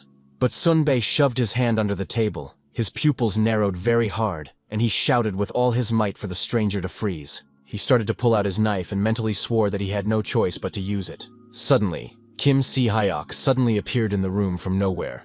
He was very tense, pressed his lips together, and stared intently in front of him. Park Jin-wook clenched the weapon in his hand harder. He was already ready to pounce on the intruder. Thoth stood calmly in front of the men, though he could see that they were both armed and ready to pounce on him. Our hero pulled the hood off his head and stared at the weapon that was a few centimeters from his throat. Kim Si-hyuk looked at the guy. His pupils narrowed greatly. A drop of sweat appeared on his face, and he opened his mouth in surprise. And when he turned on the light, he was even more surprised. This was not a development he was prepared for. Yes, and Si-moon was very surprised to see Si-hyuk here. He also opened his mouth wide. Park Jin-wook, who was standing to the side, frowned. He couldn't understand what was going on. A few minutes later, the young men were sitting at the table drinking tea. Sunbae asked Si-moon what request he had come to him with. The latter said he was looking for a man. The man laughed and remarked that the young man had come to the right place, and added that they were very good at this sort of thing. The young man looked at him, smiled demurely, and replied that it was a great relief to him. For the Night Hunter, finding a human is no problem. His SS-level trait, Blessing of the Night, is optimized for killing. Si-moon thought about how, like most in the assassin class, it was useful for spying and gathering information, which was why he came to Park Jin-wook. He looked at the guy sitting beside him and thought about why he was here. He wondered why he was hiding his gaze from him, and wondered if he felt guilty about the magical incapacity incident 10 years ago. Moon turned his head and asked Hyuk what was wrong with him, noting that he wouldn't eat him, and asked him to look up and clarified if he knew Park Jin-wook. He began to make incomprehensible sounds, scratched his head. A drop of sweat appeared on his face from worry. Park noticed that Si-hyuk was not only a student at the academy, but also one of his main clients. Si-moon sipped from his cup and thought about how it was very strange since in his past life, Park Jin-wook was not related to Si-hyuk at this time. He put the cup on a saucer and said he didn't know the guys were cooperating and added that they must be close. And the men grimaced and spoke of being mortal enemies. Our hero could understand nothing. Ah Pak frowned, took a heavy breath, and remarked that due to Rankahek's status, he was forced to serve him like a slave. That one folded his hand into a fist and asked Jin-wook what he was saying, and Moon noted that it must be hard. Our hero smiled and remarked that, to be honest, this guy could be a real pain in the ass. Park laughed and said that, as expected, he knew Hek well, and the latter was very surprised. The guy in the black t-shirt started laughing like a raving man, then remarked that he hadn't had a customer like this in a long time, and he asked Moon who he was looking for. Someone from overseas. The latter replied that the person was from Korea. The man said that was good to hear, as internal matters were much easier to handle, and clarified if there was a description or any other information about the person. The young man smiled and stated that he was looking for a girl named Go Mal-suk. The room became very quiet. Our hero thought for a moment, folded his arms in a house and added that she lived in Busan and was 24 years old. Puck repeated the data and noticed that the girl's age matched that of their annoying student. He looked intently in front of him and stated to the guy sitting across from him that he probably knew her. The guy smiled, a drop of sweat appearing on his face. He crumpled a little and replied that it wasn't quite like that. His pupils narrowed very much, and then he informed her that he had known her before the regression, but not yet now. Jin-wook replied that if the opponent doesn't know her, just giving her address is enough. Kim asked if the man can find her. Puck laughed and pointed out that if he couldn't find someone with that information, he was free to leave the job, and added not to worry the young man. The guy in the white jacket picked up some paper from the table, pointed his finger at it, and said it was time for Sunbae to retire, and the guy got very angry. Then he calmed down and said that the search would take a few days, not too long. Si-moon replied that it was a relief for him, and asked if only cash was accepted, and how much the services would cost. Puck thought about something, and said that given the amount of information provided, and that the request wasn't complicated, plus it was his first time applying. He thought for a few more seconds, looked intently in front of him, and informed me that he would do everything for free. Our hero threw his hands up and remarked that he appreciated his offer. But why was it all for free? And stated that he would not accept such a thing. And after all, Jin-wook has a diamond rank and cannot use his services for free. Puck laughed merrily and said that the young man was really different from his younger self, and added that now he was even more willing to do the work for free. And added, if it bothers him so much, he'll charge the pesky junior, and asked Hek what he'd say. He said he was fine with it. Moon was against it. He said it was his request, and added that he wouldn't let his junior pay, but he insisted, saying it was okay, and he had the money. Our hero told the guy that it didn't suit him, and then added that it wasn't about the money. He looked intently in front of him, and stated that it was about relationships. Puck was very surprised and asked the young man if that meant he wasn't just a one-time client. Moon agreed and said he planned to maintain a long-term relationship with Night Hunter. The opponent smiled and asked if that was why he was refusing the free request, and added that the one was completely different from his brother. Our hero was surprised after these words. He closed his eyes and asked how about covering the request fee under other conditions. This question surprised Park Jin-wook very much, and he wondered with surprise what the other conditions were. And the guy said he had heard about the man's recent purchases of high-quality materials, and the guy immediately asked how Moon knew about it. Our hero smiled and asked that Puck not to worry, and added that he wouldn't hurt him, and added that he just thought he could help him. Jin-wook interjected with surprise in his voice, wondering if his opponent could help him, and he answered in the affirmative. The man stared intently at the young man, while he thought about the fact that the Night Hunter had skill on Diamond's level. Kim glared at his opponent and thought about the fact that Pak had suddenly decided to leave the arena and was now taking private orders, while only receiving orders in cash. He realized that this was essentially a private detective agency. He wondered why such a specialist would choose to go down this path. From his past memories, the young man knew that the reason for Park Jin-wook's sudden resignation at that time was due to magic hardening syndrome. This syndrome is an arena disease in which magic gradually becomes hard. At the moment, there is no cure for this disease, so it is considered incurable. But the recipe for a cure is very simple, and he's very familiar with this recipe. Having been subject to magical incapacity himself, Kim has researched every possible cure. But also, he has another reason to help Park Jin-wook. The day Shur Hyok was killed by Jong Rich, he stayed with the little guy until the very end. If the Night Hunter joins Heck at the beginning, however, it can help with a huge amount of problems. Our hero was well aware that the internal problems of the country would be solved, as well as those of the continent, including association, and himself told Puck that based on the list of materials, it looked very much like he had magical solidification syndrome, and clarified if he was right. The young man stared intently at his opponent, his pupils very much narrowed. Shi-hyuk stood up from his seat and shouted for all his might. Did Sunbae really have arena disease? Pak grabbed his head and asked if the black market had gone too far. How dare they divulge his transaction history? Min remarked that this is how the black market works, and all he cares about is money. The man asked the young man what help he could offer for his magical hardening syndrome. The guy replied that it was very simple. If he gave him those materials, he would create a cure for magic hardening syndrome. Park Jin-wook frowned and looked at the young man in surprise. He couldn't understand what he was saying. Si-hek was also very surprised and asked if there was a cure for this disease and it would help. The Night Hunter covered himself in drops of sweat and said that he found it hard to believe, and added that even a diamond-rank alchemist couldn't create this medicine.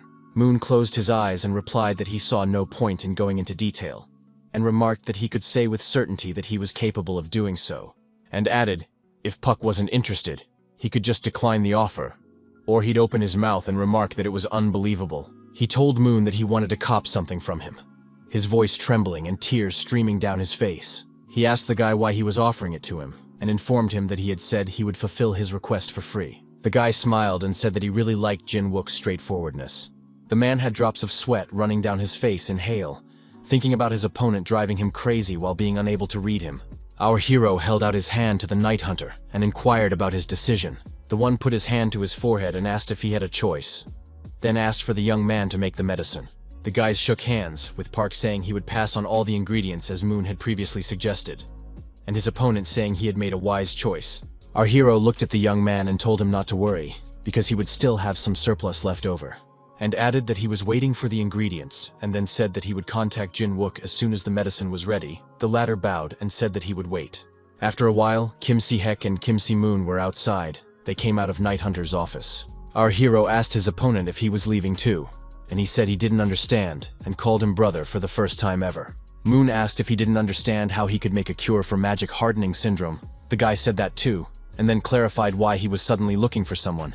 He wondered why his brother was investigating what happened 10 years ago, but he didn't listen to it for a long time, but immediately hit the kid on the head and he screamed. Moon noted that he was saying that it was an accident. His opponent grabbed his head and questioned him again. The young man repeated that it was an accident. The suspects were known repeat offenders, and they were caught by some lunatics, that's all. He thought about the fact that he didn't keep in touch with Yu Jung and Si-hyuk before the regression, and he told himself that it was all in the past, and wished that his brother and sister would stop thinking about it. The guy realized that some part of him still felt guilty, but not now, and told Huck to stop dwelling on the past and look to the future. He had already told his brother everything in his previous life, and he stood there looking at Moon in surprise. Then he smiled and remarked that he never thought he would say something like that. Our hero smiled and remarked that he was surprised too. He realized that they couldn't dwell on the past if they wanted to change the immediate future, and his younger brother should move on. Our hero lowered his head and thought about how important it was when he was about to become a trustworthy land. Moon asked if the brother knew that power was divided according to rank and had high expectations of him. The latter replied that he didn't know the guy was such a patriot. Young remarked that he was worried about losing membership, a category in the status window. Heck remarked that it was the only useless category and asked if it affected anything. The young man thought about what influences and his brother would realize if he lived as a detached man. A system message appeared in front of Moon that he had lost access to this category, and he thought that with this system, everything leads to stagnant growth. He was well aware that from this point on they didn't understand the importance of membership, and Psy-Heck even less so, and he thought about the fact that he needed to come up with a plausible excuse. Our hero told his brother that he had some information about membership. The latter was very much surprised. Heck smiled and remarked that given his access to Sunbei's transaction history, he must have a good informant, and then said, if his source of information is so good, why ask for help from Sunbei?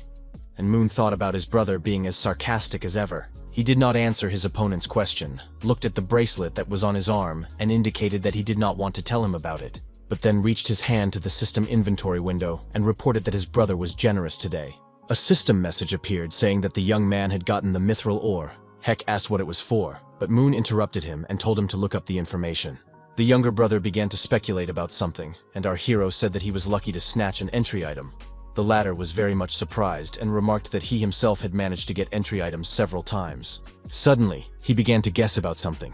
The kid opened his mouth, drops of sweat appearing on his face. The young man smiled and stated that he had gotten rid of his inability to use magic, and had recently completed his rank distribution.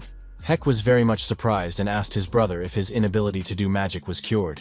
The kid was thinking about the arena disease he got because of him and Yu Jung, a disease that robbed him of an incredible future with 10 points in magic stats. He couldn't even believe that such a disease could be cured, so he asked how it happened.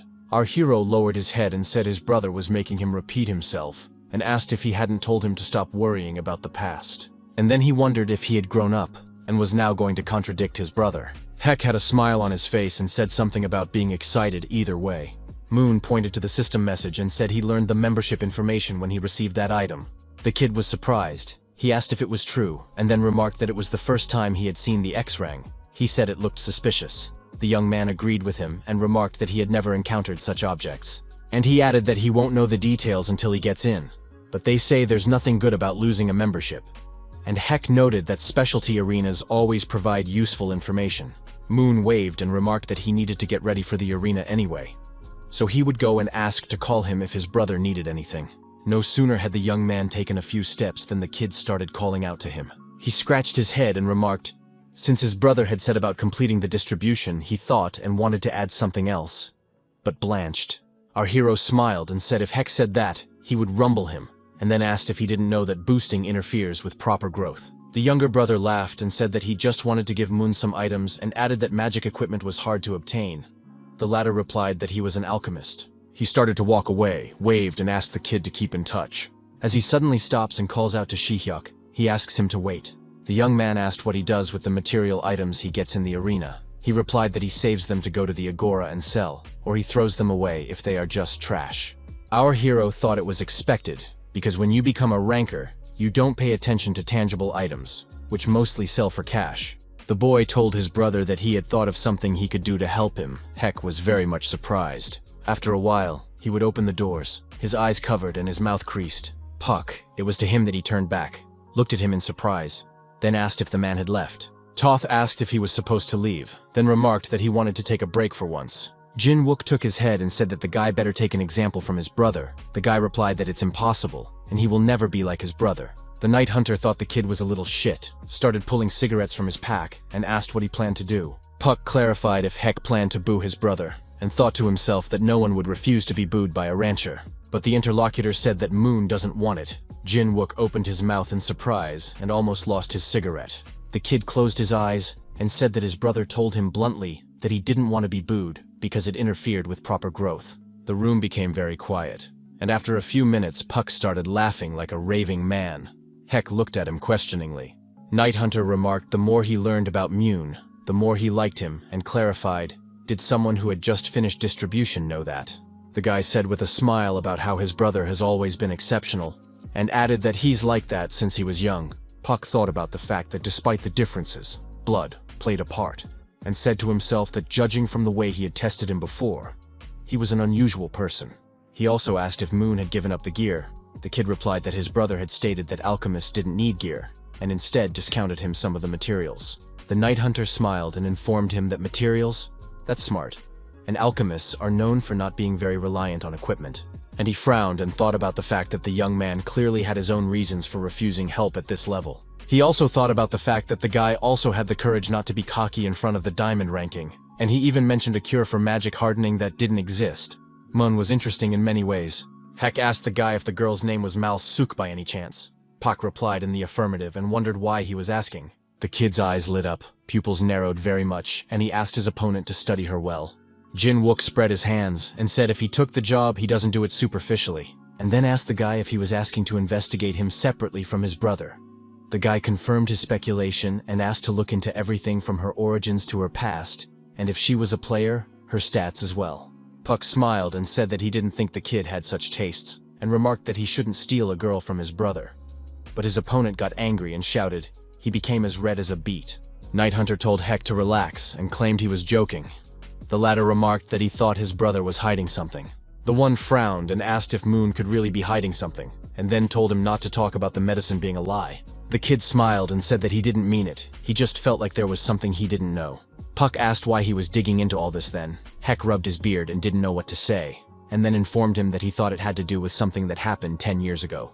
The door to the room opened, and the young man told the boys to sit quietly and not worry about anything. This is Moon speaking.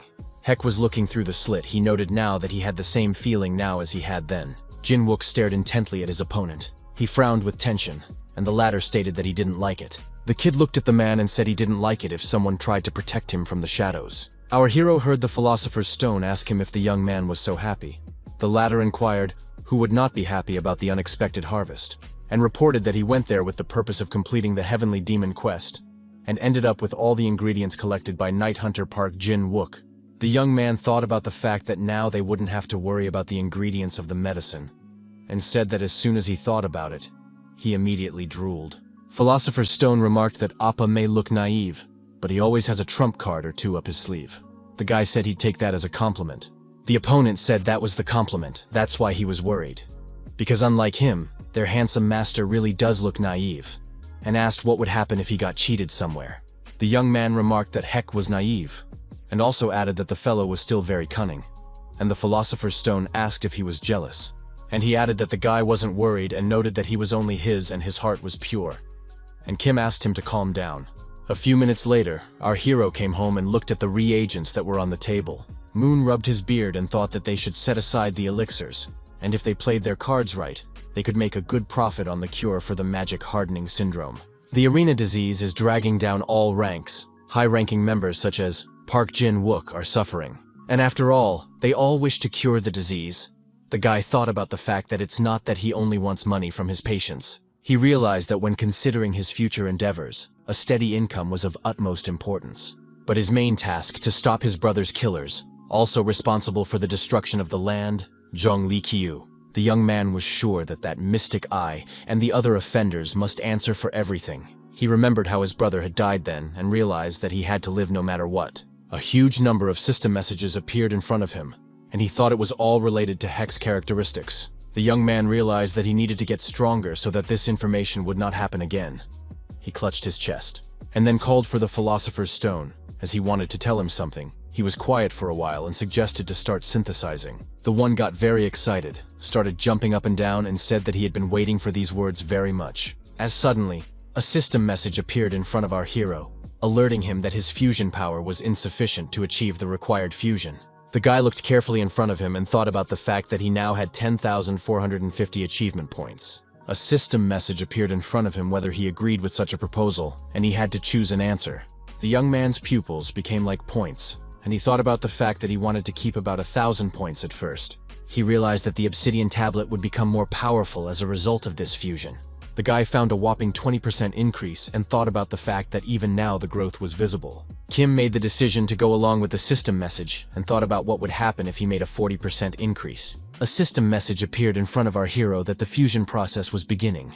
A purple star lit up in the chest area. From the next message, Moon learned that the synthesis was complete and the obsidian tablet was 40% complete. This pleased him very much, for these figures were much higher than before. System messages appeared.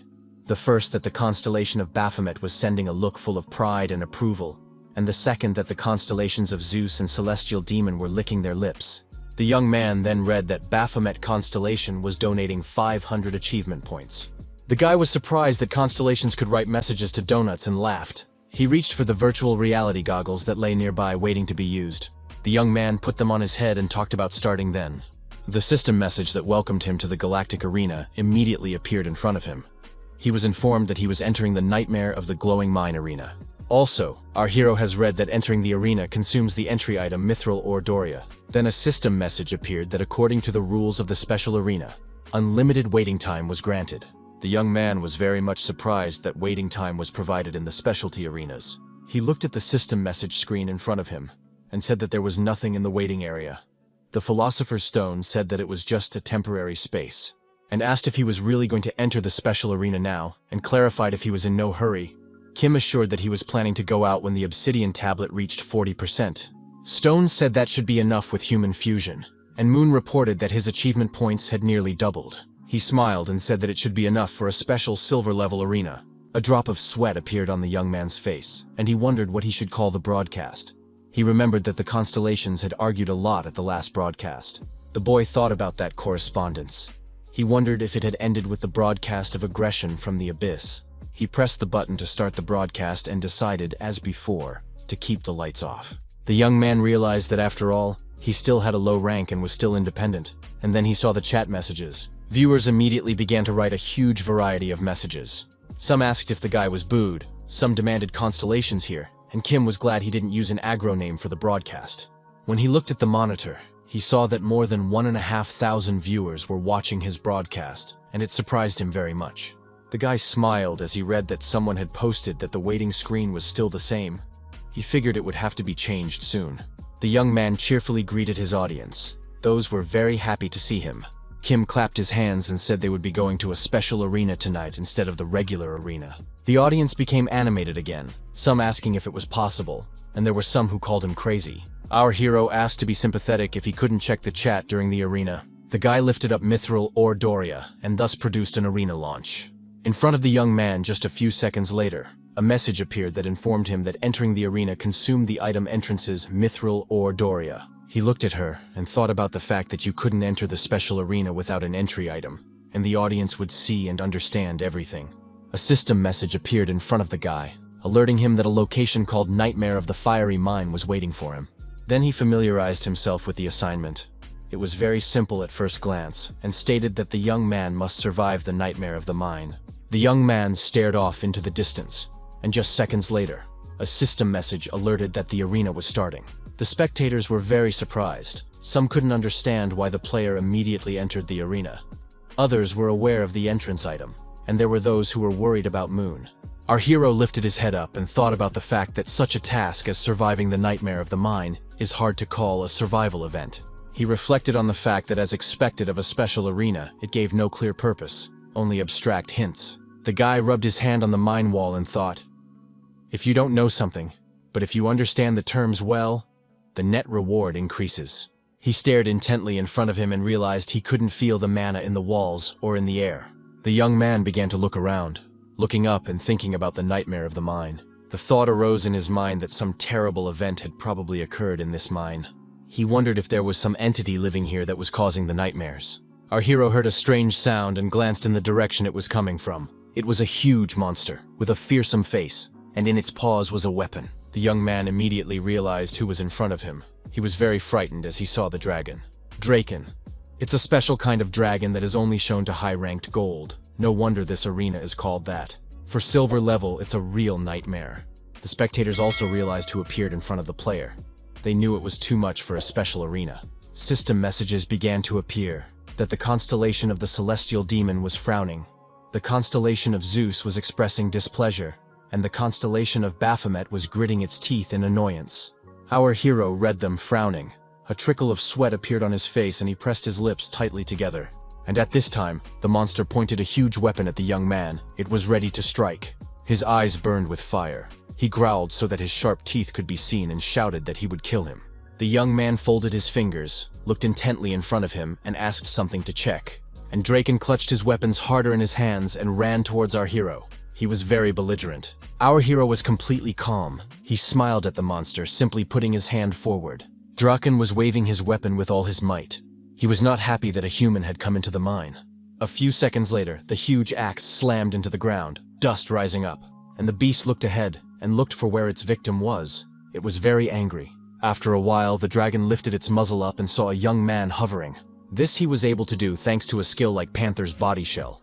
The guy smiled and asked the monster if he happened to be looking for him, and remarked if he didn't catch it, he would hit it. The dragon was very angry. It paid no attention to the young man's fist, but roared and bared its huge fangs. And a system message appeared in front of our hero that he had activated the ogre's corporeal shell. The dragon began to yell something to the guy, but he was not going to listen to him, and began to strike with all his might.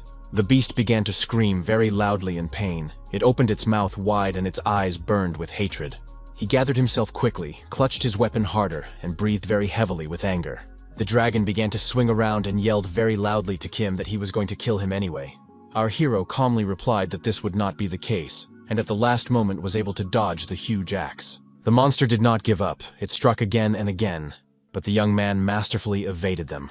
The guy got tired of dodging punches and decided it was his turn to attack. He put all his strength and ability into the punch. The monster screamed very loudly. Just a few seconds later, the monster was lying in a pool of blood and posed no threat, and Moon was standing beside it, the onlookers very surprised at what had just happened.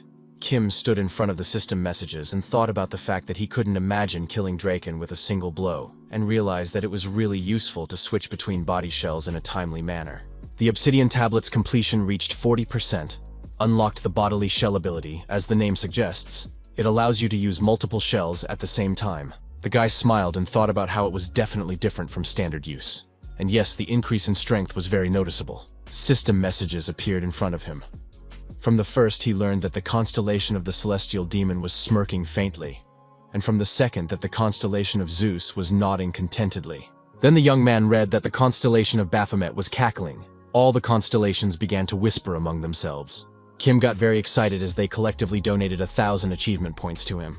He didn't expect to get them for killing a single dragon, because usually it's really difficult. The boy looked at the monster that was no longer a threat, and thought about the fact that it wasn't just Draken. He scrutinized the system message and concluded that the constellations basically hated the dragon race, and came to the conclusion that the Dragon Lord most likely had some sort of conflict with them.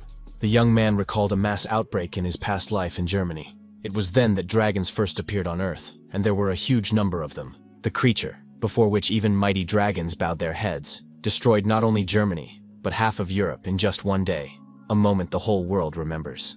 Kim thought about whatever the reason was. If the constellations hated dragons, it was only to his advantage. He walked forward and thought about the fact that dragons appeared in the arena as raid bosses all the time. Because of their tense relationship, he would get a lot of donations. Suddenly, our hero stopped and began to listen. There, in the distance, he heard strange screams. Just a few seconds later, the dragons appeared in front of him. They rejoiced. They thought they had met their prey. One of the dragons had already raised his arm with a weapon to strike his opponent. But just seconds later, he screamed in pain, his chest pierced by a huge spearhead. The other dragons heard some sounds and turned their heads at the noise and froze in bewilderment. They saw the man, and our hero, with a smile on his face, extended his hand to them. Since the monsters weren't prepared to see him here, they began to shout as if frantic. The guy heard those wanting to kill him, snapped his fingers, and noted that it was also reckless. In just a few minutes, the monsters were already lying face down on the ground and only moaning. Some of the dragons started screaming how a common human dared to behave like that to them. The monster rose up and screamed that it was about to tear the young man to pieces. He started to look at what kind of weapon the guy was holding and couldn't believe his eyes. Kim started laughing, and then asked the dragon if he expected this. Asked if his paws were shaking, and then remarked that he hadn't tried for nothing. He clenched his teeth and began to shout, shouting with all his might. How could an ordinary human wield such magic? He saw the gun stop a few millimeters from his mouth and yelled for the guy to stop. Our hero's eyes glowed with excitement. He stopped, but literally for a minute, and then said goodbye to the monsters and struck. A system message appeared, notifying that the use of bodily shells of simultaneously high complexity had been successfully completed. He looked at the dragon and thought that there was no weakening of monsters in this particular arena, like the last battle with the hobgoblin. Kim realized that even a low-ranked dragon species could be lost with double the strength. After all, dragons are dragons. And viewers actively wrote comments. They admired the young man as he destroyed 3 dragons. Our hero watched the correspondence closely and wondered what was going on there again. He thought about the duel with the Money King and had only used the capabilities of his body so far. And viewers wrote that Moon was using magic. Some insisted it was something else. But whatever the case, the chat activity was at an all-time high. The guy covered his eyes. A drop of sweat appeared on his face. He thought about the fact that the chat room definitely needed a moderator. But he remembered what had happened before and knew full well that calling the constellations would be too much, and made the decision to tell the audience all by himself. The young man announced that he was not a fighter, but actually a mage. The chat room got very hot again. Kim scratched his head and said that he used non-spiritual magic. The viewers began to write a huge number of messages. Our hero squeezed his eyes shut as the audience continued to pee and thought about the mess again. He came to his senses and told the guys to calm down because he can't reveal his ability, but he can confirm his class and remarked that he really is a mage. Then he heard some sounds, and with the edge of his eye he started to look away. He tensed up a lot. He saw a man lying there covered in blood and faintly begging the guy to spare him. The young man was very much surprised. His pupils from surprise became like dots. This was something he definitely didn't expect. It was a gnome girl. She was lying in a pool of blood and moaning in pain. The guy wasn't ready to see her here. But he remembered that upon entering the place, it had been mentioned that it was sacred to the dwarves. While the guy was thinking, the girl started coughing really hard. She got a vapor on her face. Our hero was startled and noticed that this was not the time for this at all. And the little girl was bleeding and moaning. She opened her eyes. Drops of sweat appeared on her face. She wanted to say something but couldn't. But a small shiver ran through her body. Kim noted that she had serious wounds and added that the fact that the girl was alive was a miracle. He thought, judging by how cruel dragons could be, he wondered if they had tried to make her suffer as much as possible before she died, since the dwarf had fractures and cuts all over her body. The guy started tearing at his clothes as he realized that if he left her in this condition, she would definitely not survive. While he was bandaging her wounds, Philosopher's Stone said she could die at any moment and suggested looking for another survivor. Our hero was very much scared and said about it not being an option, and it's not about any sympathy. He said it wasn't that he felt nothing, and began to stare intently at the wounded woman, and then said that the entrance item Mithril or Doria clearly indicated that this place was sacred to the dwarves. This means that the gnome must be a key figure in this particular arena, and he was watching to see how the girl felt. It bothered him that after the old arena, it was simply impossible for a silver rank to get here so quickly. And by that I mean it should be dead before any player arrives. He looked at the girl, a drop of sweat protruding on his face, and thought he had to save her. System messages appeared, that the eyes of the constellation of Zeus glittered with interest. The constellation of the celestial demon watched with anticipation, and the constellation of Baphomet sighed. Our hero did not think for a long time, but began to examine the inventory he had present. The Philosopher's Stone asked what he planned to do with these materials, and added that he had set them aside for alchemy. The guy smiled and said that he could create something, and asked if he had forgotten that he was an alchemist. His opponent said that he had managed to forget since he had been using human transmutation a lot lately. And Kim smiled and said he would focus on alchemy. He started looking at the inventory, and added that he would also focus on saving this girl. Philosopher's Stone asked if the young man was serious, and asked how the deal was then, and added that it was not worth it to succumb to the seduction of that dastardly Baphomet. Kim laughed. The guy said he remembered about the deal, and asked what the guy was so afraid of, and started staring intently in front of him. The girl felt very sick. She closed her eyes again, breathed heavily, and started coughing. He was well aware that the dwarf was holding on with his last strength and put a hand to his forehead. Looking sideways at his inventory, he thought about the fact that he had prepared all the materials. But if he tried to brew a potion, it would take too long. He thought about the fact that he needed another way. There was an overwhelming amount of thoughts in the guy's head. The young man put his hand on his chest and told the Philosopher's Stone that he needed to transform something. The Philosopher's Stone asked if Kim would use it to cure the girl, and added that her injuries were too serious. Normal transmutation wouldn't be enough. The guy said he knew that, and wanted to use achievement points. Kim remarked that external wounds are not the biggest problem, so we need to find something for that. And then it dawned on him that John Wick's staff should definitely help, and a satisfied smile appeared on the young man's face. The staff has incredible healing powers, It was the most important weapon of John Wick, who in his previous life was the second-ranked healer. The sacred artifact of Asclepius that sponsored him, our hero was content to remember it. And the staff, after all, is the very tool that helped John take second place in the rankings. Our hero snapped his fingers and thought to himself that this should be quite enough. A system message appeared in front of him, alerting him that there was insufficient transmutation power to complete the required transmutation. Then a message appeared that the Philosopher's Stone required an additional equivalent exchange. An additional 500 achievement points were required, whether he agreed or not. The guy was surprised, since Asclepius, a constellation that is lower than Zeus in rank, but it's worth the same as Astrophus, and it was a lot more expensive than he thought it would be. The Philosopher's Stone noticed that his assumption was correct at first. His cost was 300 points, but it wasn't enough to save the girl. He spent more points to become stronger. And he added that it wasn't usually the most effective method, but Kim had to guess why the stone did that. And he was upset because he thought he couldn't transform something strong at that level anyway. The Philosopher's Stone calmed him down, and noticing that he had specially adjusted the exchange rate and 500 points was enough, our hero exhaled with relief. He knew that when trying to create something beyond one's abilities, the exchange value increases, and reflected on the fact that he became stronger when he beat a platinum-ranked bus driver. Moon thought about what would be, because compared to his past life where he was completely deprived of the ability to magic, this was much better, and smiled. And then he said the rest. It was just a matter of time, since his growth was already crazy, and pressed the button. Literally seconds later, a message appeared saying that the transmutation was beginning. From the next message, he learned that the staff of Asclepius was capable of bringing the dead back from life. Our hero looked that the level of the artifact will be less, and it is 33%. The Philosopher's Stone noticed that he spent 200 extra points, and at first it was 25%. The guy asked if Astroph wasn't worth more than 500 points for 10% completion, and added that the staff of Asclepius was much better in comparison. The young man believed that constellation rank directly affected how well artifacts could be created, and the Philosopher's Stone asked him to never say it out loud. The young man had read that the constellation of Asclepius was taking an interest in this unexpected creation. Then, a system message appeared, alerting that the constellation Asclepius was scrutinizing the wounded gnome.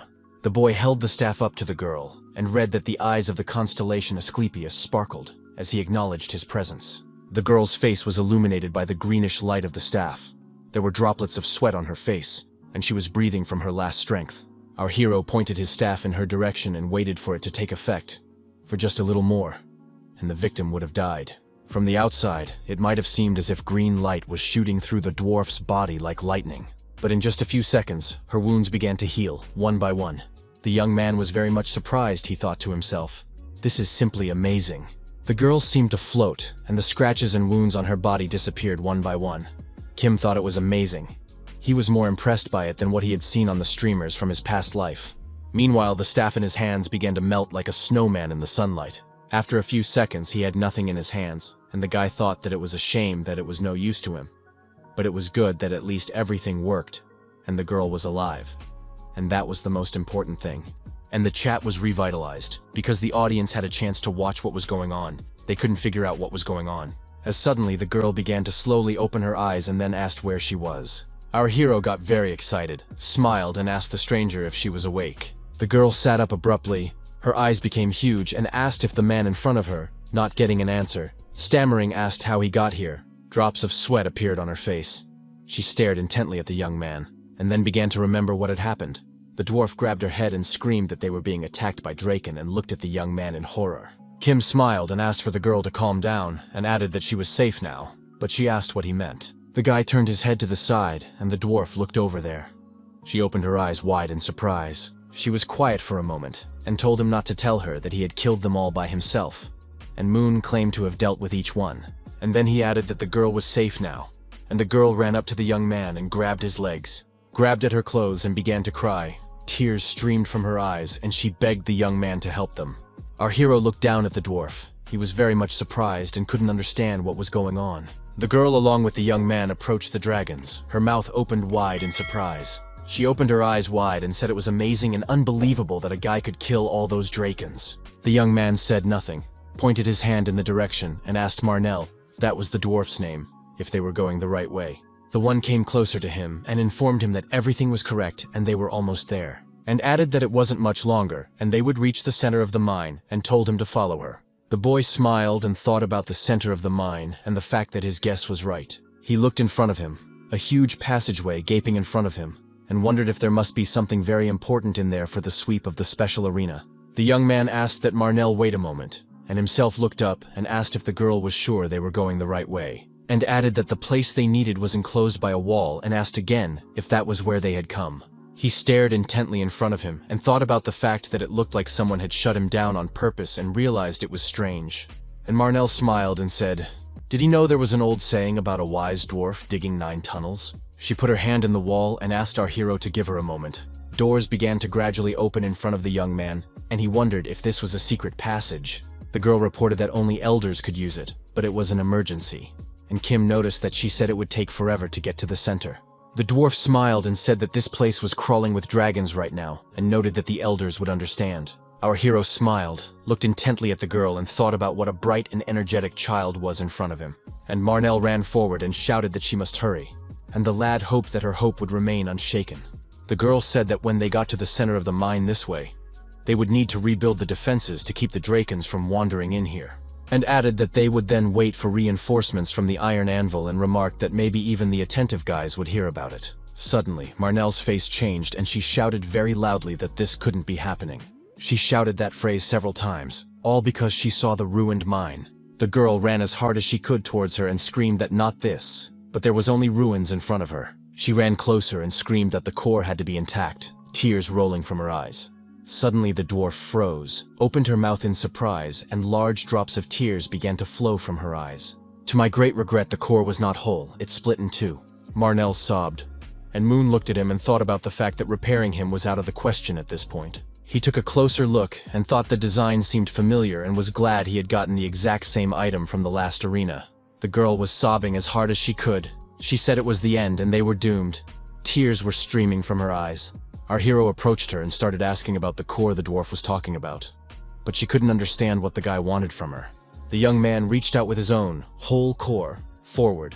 A system message appeared in front of him that it was a vanished mine core. Tears instantly dried in the girl's eyes. She stammered and began to ask him what it was, while the young man thought about how the item was meant to be used here. The viewers continued to watch everything that was happening. They actively wrote comments. Kim smiled and thought to himself that it looked very much like he'd gotten lucky this time. Marnell took the core and told our hero that this core looked very similar to the one in the center of the mine, and noticed that they couldn't use it.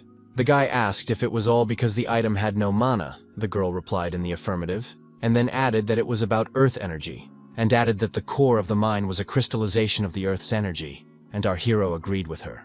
He smiled and thought about the fact that normally a mine core that disappeared would be recovered by replenishing mana. The young man understood that earth energy was connected to the earth.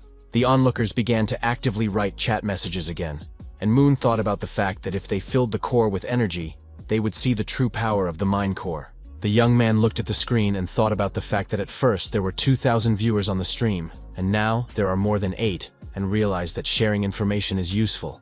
He smiled as he knew full well that he was getting stream revenue and achievements in return, so he wasn't losing anything. Viewers, on the other hand, wrote thank you notes, while others sent large donations. There were a huge number of such messages, and the young man realized he was getting a lot of them. The Craft Guild had donated 100,000 achievement points. The guy realized that these were huge numbers. He stared intently at the screen and saw that he had gotten huge donations, and was very surprised by it. Many system messages appeared in front of him. The first was that he had received 100,000 donation points. The second was that he had earned 500 achievement points. And the third was that 10,000 viewers had watched him. Indeed, Moon's stream was watched by more than 11,000 viewers. He also got 1,000 achievement points. He learned this from the system message. Our hero smiled broadly. He couldn't believe his eyes that so many spectators were watching him, and thought to himself that the special arena was something. The boy rubbed the bridge of his nose and began to talk himself into concentrating. After all, they were still in the arena. He held out his hand to Marnell and said they had a chance. She wanted to say something about the mine core, but the young man reassured the girl and said he could restore it completely, and asked her not to worry. The dwarf lifted her head up. Her eyes grew huge and she wondered if it was all true. Marnell pointed her finger at the ruined mine and asked if the guy could handle it, because without this device, there was no way to activate the mine core. The girl looked at our hero with hope in her eyes.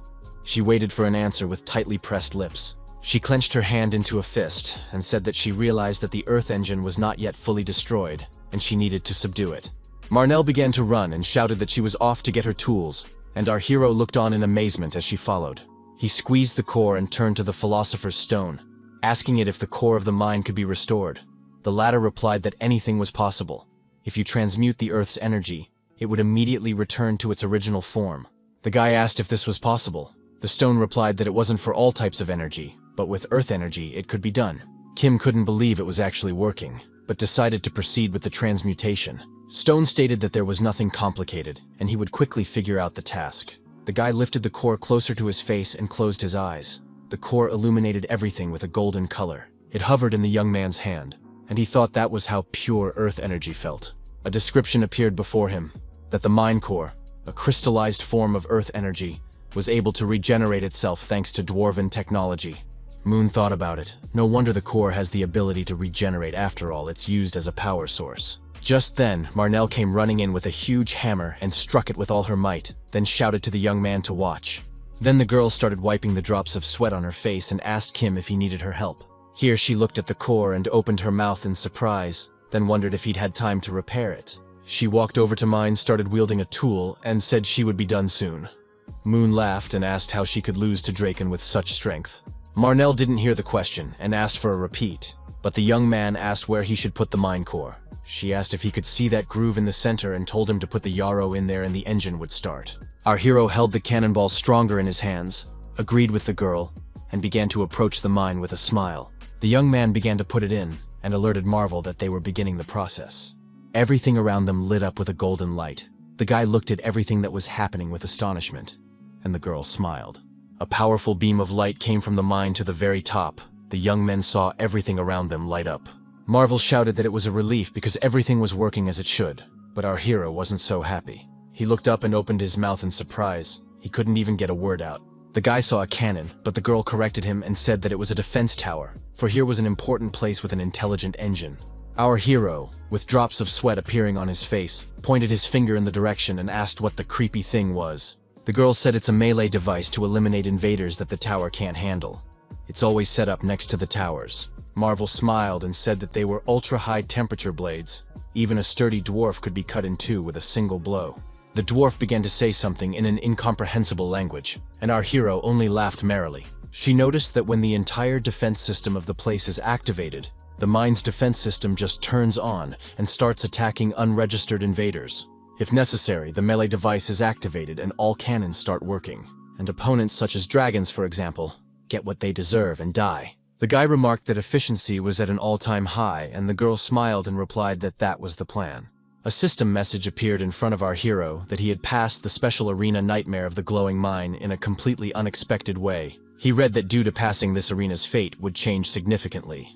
From the following system message he learned that all maps related to abandoned mines would be removed from the arena. The young man was very much surprised, for this had never been done before. But after thinking a little, he realized that it had happened once. He stared intently before him, and drops of sweat from those memories ran down his face. In his past life, Sai Heck had passed a special arena related to the forest. The map was called the Faded Forest. It was unpredictable, with a strange climate. It was crawling with a huge amount of monsters. This map was considered the worst. But then his brother, one of the best players, destroyed the main target of the dragons and their source, and then the map disappeared.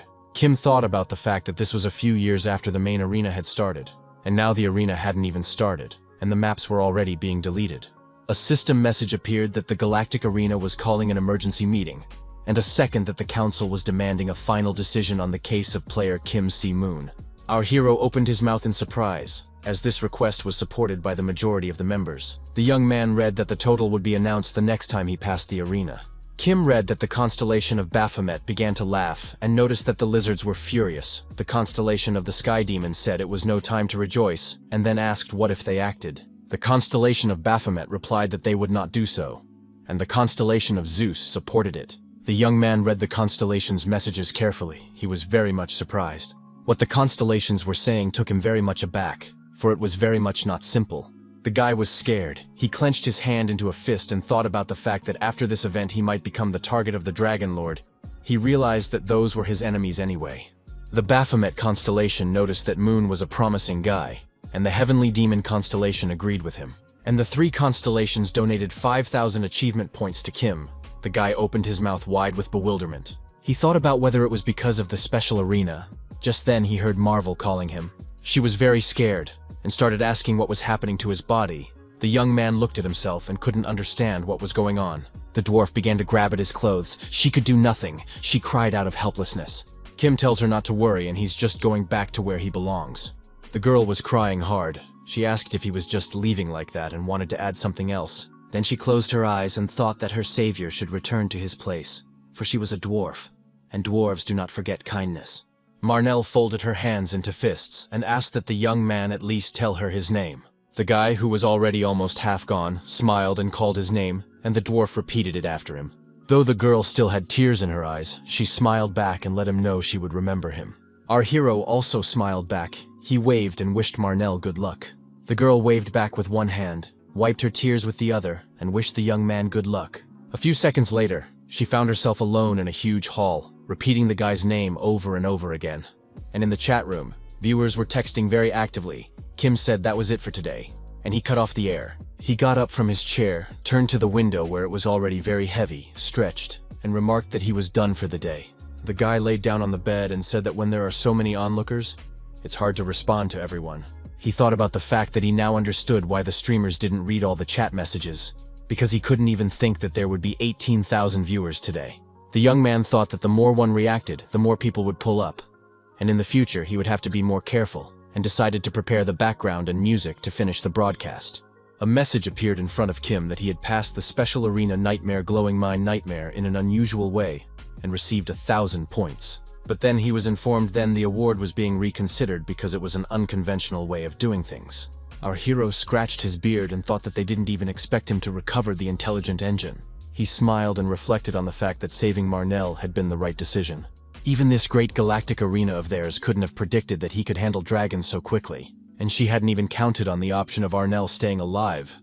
It was surprising for a young man. He thought it was possible that they couldn't interfere with such events at all, or they would have done so long ago. Moon heard Philosopher's Stone tell him about having no self-awareness at all. The guy asked what the guy meant. Stone said Kim didn't just pass the test in this arena, but did it in a unique way. Then asked how the guy even perceived the passage. The guy replied as off-topic, and Philosopher's Stone replied that he had no self-awareness. Our hero asked if the man knew anything about this arena. The man answered in the affirmative, but said he would not tell the young man. The lad asked why this was so. The young man remembered the system message and thought about how the constellations also spoke of a reason. The Philosopher's Stone asked if the young man had received the award. He replied that it was still being reviewed. He told Kim that this was actually a serious event. The young man, however, was staring intently in front of him, and the Philosopher's Stone remarked why he himself should not claim the reward for himself. Moon was very much surprised. He said he had never thought of claiming a reward from the galactic arena. Even high-ranked players, infallibly, never claimed anything. Stone said that normally it was impossible, but the situation was different now, and the young man noticed that now that he said it, it sounded quite reasonable. Philosopher's Stone noted that it was okay to try, and the young man thought if they were so concerned, he had a chance of getting what he wanted, and that there was nothing to think about. Our hero stared intently before him. His pupils narrowed and became like dots. He was looking at the system message, was just going through the award review, and said that if the award was undefined, he wanted to pick it himself. A message immediately appeared in front of him that the review was temporarily suspended. The young man smiled and thought that the Philosopher's Stone was right, and they were confused. The young man said he wanted the mithril, and informed him that it was a mine, and that was what he used to enter. Kim scratched the back of his head as there was no answer, so he asked why he was not there and came to the conclusion that apparently nothing could be demanded. Just a few seconds later, the guy read that Kim C. Moon's player request had been accepted. The next message about what he should receive as a reward was loading. Our hero's eyes burned with fire, and he asked for processed mithril in the form of ingots. A message appears saying that the request has been accepted, and that the reward for the Special Arena Nightmare of the Fiery Mine Nightmare is being paid out. The guy read that he got a mithril ingot, and the Philosopher's Stone got part of the experience. The young man was very much surprised as the level of the stone increased by 8. Our hero couldn't believe it. Then he read that the level had gone up by 10. It wasn't all very clear to him since he was low level. Also, Kim read that he was rewarded with dragon blood for passing. He laughed happily, and Philosopher's Stone told Moon to check the mithril ingots faster, and remarked that how could they know, Suddenly they were cheating on purity there.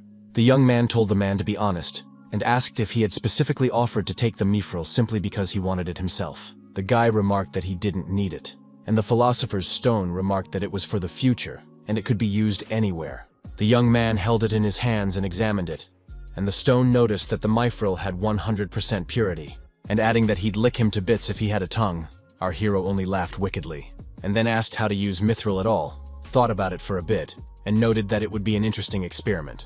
The monster asked her opponent what he had just said, and clarified how they had suddenly disappeared like that. The kneeling Drakens replied that they honestly didn't know the reason themselves, and then they added that half of the dwarves who were working had suddenly vaporized. The monster clenched its teeth in anger and wanted to say something, but couldn't find the words. Just then someone called his name, and then he noticed that Sargus was just as testy.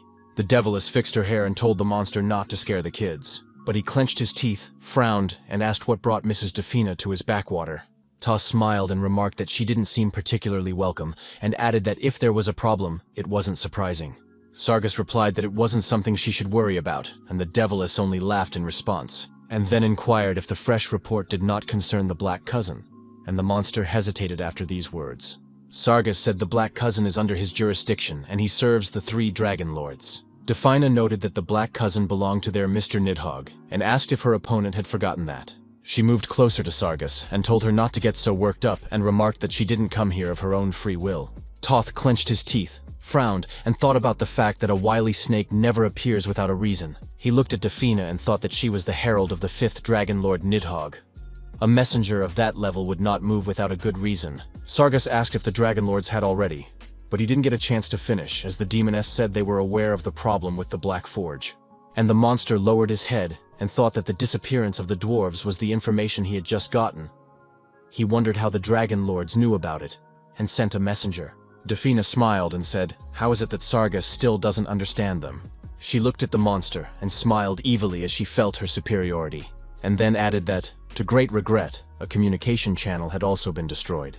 Defina asked Sargus if he knew that the Dragon Lords knew everything, and added that it was natural since they had reached the level of gods. She looked at him intently and said that especially, their Lord Nidhogg was extremely annoyed that such a thing had happened in his domain, and asked if he was afraid of something, and then remarked that it wasn't the least bit his fault, and told Sargus to relax, and then informed him that the source of this problem would be fixed by another person. The monster interjected Defina, and she repeated the suggestion and added that he, as manager, should just make up for the gnomes who had disappeared. She handed him a round object and told him it listed places where dwarves might be. Sargus's eyes lit up, and he said with surprise in his voice that there were more than he expected. The monster folded his hand into a fist and said that since Madame Defina had personally pointed them out, it wouldn't take much time. And the demoness began to walk away, and remarked that this was the way it should be, and added that if additional labor was needed, let Sargus know. Toth asked if Defina would go with them. She smiled and asked what was wrong. Was it hard for them to part? And then adding that it was fate and she had others to meet. Sargus asked if she meant those very others, and noticed that the source of the problem is related to one of the work zones of the earth, and it's quite interesting. Defina began to lick her lips, then smiled and noted that things were working out much better than she had expected. Our hero was pouring something from a test tube into a flask and talking about needing a little more. Suddenly there was an explosion. The guy's hair stood up on his head and a drop of sweat appeared on his face. Philosopher's Stone was surprised, and the young man said it was fine, and added that he had prepared a stabilizer. Kim began to cover his mouth with his hand. He frowned, began to cough, and a shiver ran through his whole body. But he didn't think to stop there. He started to add something else from the test tube to the flask, and the stone said it was as expected, perfect dosage, and perfect timing. The young man smiled and said that he had survived the first level in that world, so it was small things to him.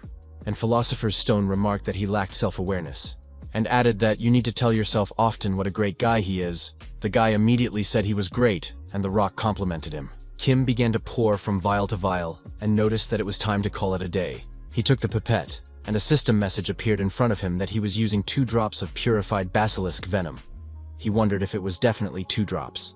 The guy squeezed the vial in his hands, and said that now all he had to do was mix everything well, and then took and closed it with a nice lid. The stabilizer was ready very quickly. A description of the filling of the vial appeared in front of him. It stated that it eliminated the symptoms of magical hardening in the body.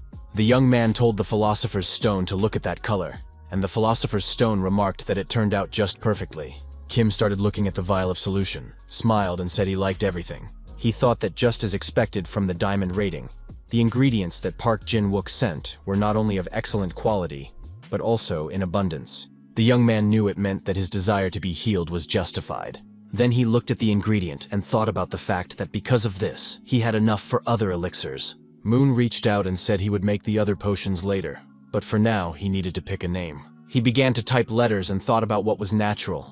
There was no cure for the mythical hardening during this period, and he just wrote that it was a cure for magical hardening and confirmed it. A system message appeared in front of him saying that he had created the first unique item, and he had also received the Pioneer achievement. The young man was overjoyed, and plus he got 500 achievement points. He remembered that he got the same for his first crafting.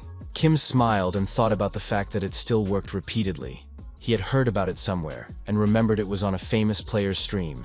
He looked at the vials and flasks, and thought about the fact that considering no one had ever created cures for the diseases of the arena, there were quite a few that could be made, and decided to look into it on occasion, but made the decision to take the medicine to the Night Hunter first, and began to examine the vial. He pulled some clothes out of his closet and started to get dressed, and Philosopher's Stone asked if the guy was going to take it to him right away.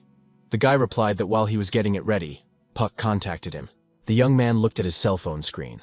There were messages from Kim Si-hyuk and Lee Yu-jung. Our hero stared at the screen, exhaled, and said when they had time to write them to him, and decided to reply so they wouldn't write notations. He was about to go when he received a message from Park Jin-wook, who wrote that he had found the object of his request. The young man's face changed. A system message appeared in front of the young man with an invitation to the Galactic Arena. He also read that it would be a dungeon with 50 people in it. There were a lot of messages. The first informed that a cooperation condition had been added.